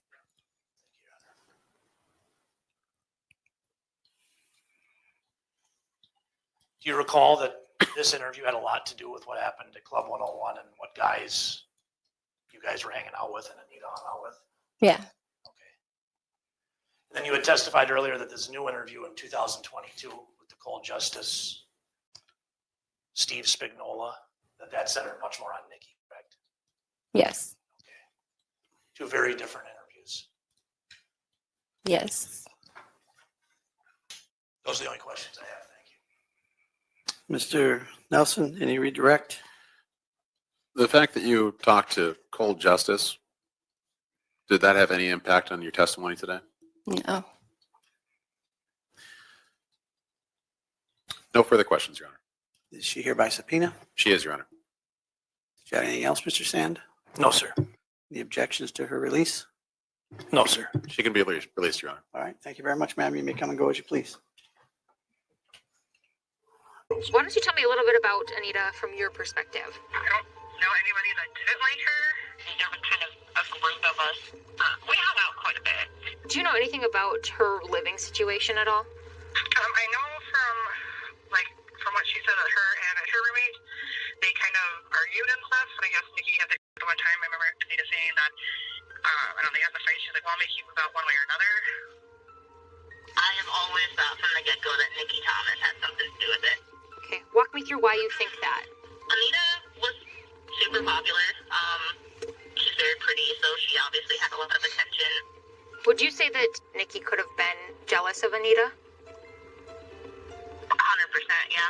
Yeah, I think a lot of females in her life were, but Nikki was very jealous of the attention that Anita got. The state calls Michelle Grubbs.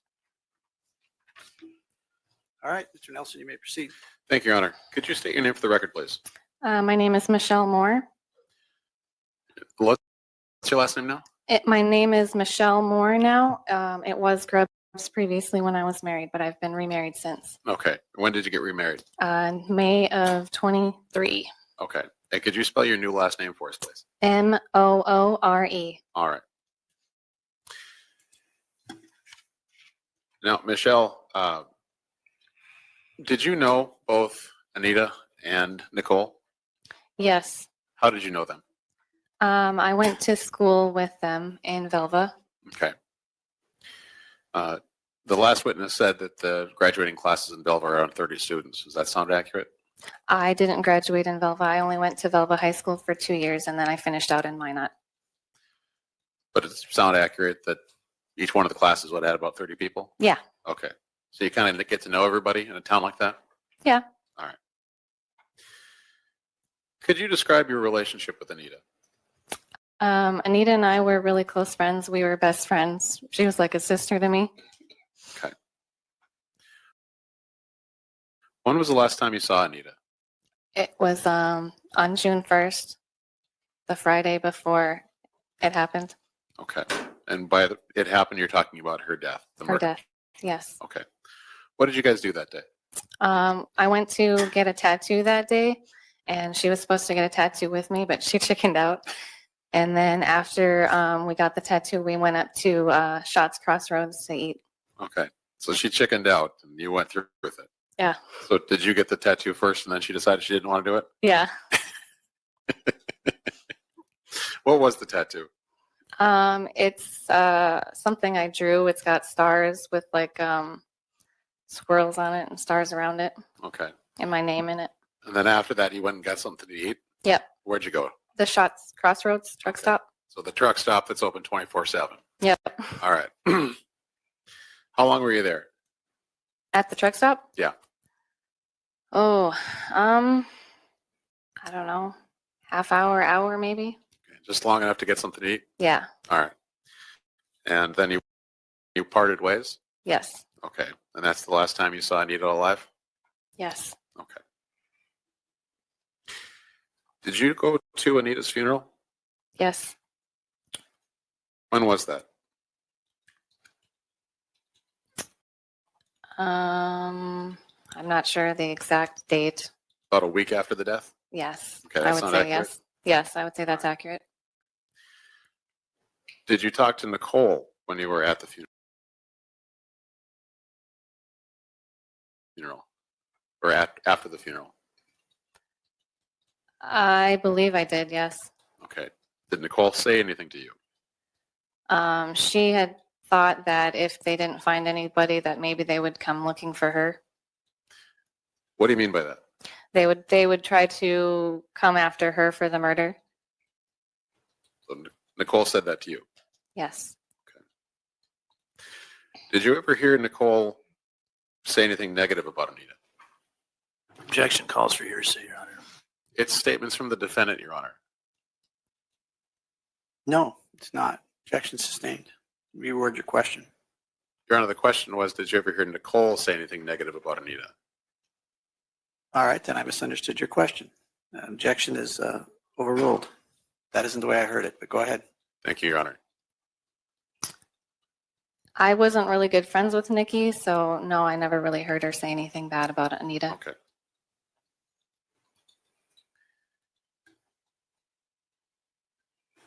State has no further questions, Your Honor. Mr. Sand, do you have any cross? I do, sir. Thank you. Michelle, thanks for coming in today. Was your last name Zayas at one time? Yes. Okay, good. Want to make sure I got the right person. We've got a few last names here. Thank you. How do you spell Zayas? Zayas. Thank you. Mm-hmm. Do you recall doing an interview with the Minot Police Department Detective Barnard on June 5th, 2007? I know it's a long time ago. Yes, that sounds about accurate. Are you picking me up all right? Okay. I've had microphone issues here, so.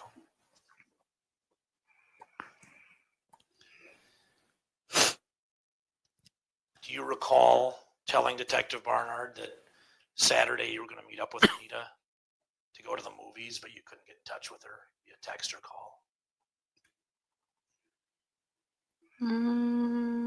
If I showed you the transcript, would that be better? Possibly, yeah.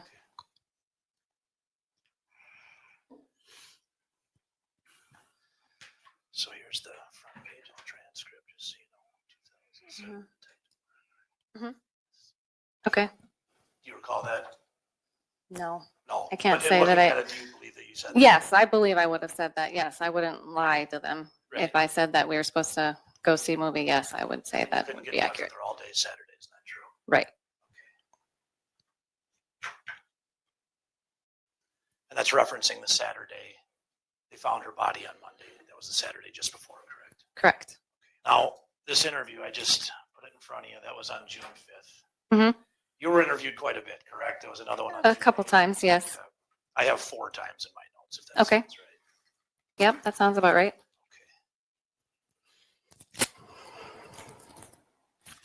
The June 8th interview also had just been a few days after Anita's passing, correct? Mm-hmm.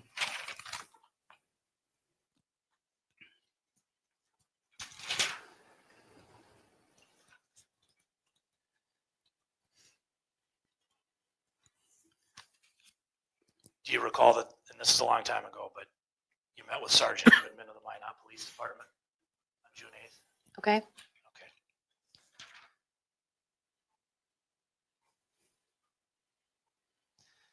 I'm going to have you, well, do you recall telling him that you know that Anita had been stabbed to death? Yes. And that was on June 8th. Yes. How had you found out that Anita had been stabbed to death? I had heard through, I'm not sure if they actually told me or if it was from other people that had said it. But you knew she had been stabbed to death on June 8th, 2007 in that interview. Yes. And most likely before that interview. Yes. So people knew that, it sounds like. Yeah.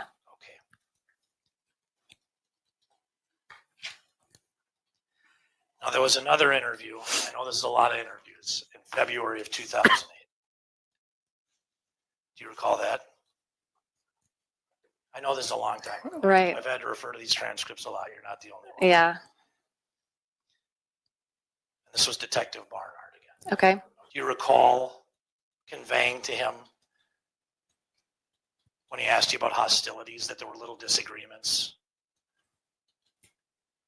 But that was Yes. about it. Yes. There weren't any major issues. To my knowledge, they were having fights and she was trying to move out of the apartment because of it. Okay.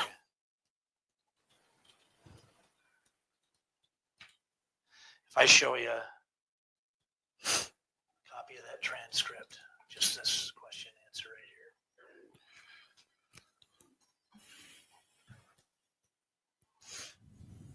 right here. Mm-hmm. So after you've had a chance to review that, when the detective asked you if there were any hostilities, you thought there were little disagreements, but Right. you say they talked to each other still, paid their rent. Mm-hmm. Roommates. Yep. Now, do you recall in that same interview, he asked you about a confrontation about someone's foot getting closed in the door? And you said you don't remember anything like that. You never heard anything about that. Yeah, I do not recall that. Can I show it to you real quick? Sure.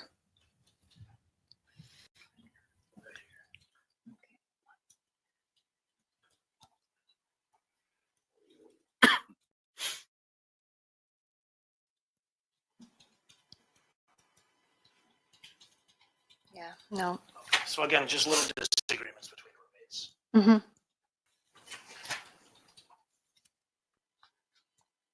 Do you remember an interview with Detective Talbot in 2022, a lot more recently?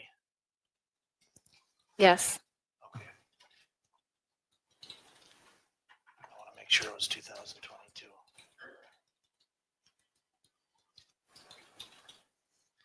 Well, I don't have it on my notes, but do you remember talking to Detective Talbot much more recently? Yes. I assume it was 2022.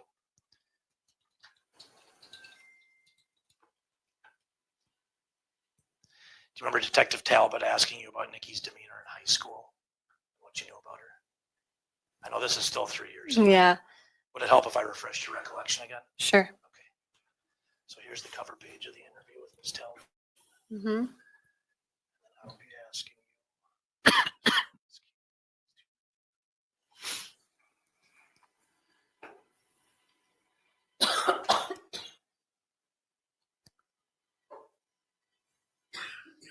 Okay.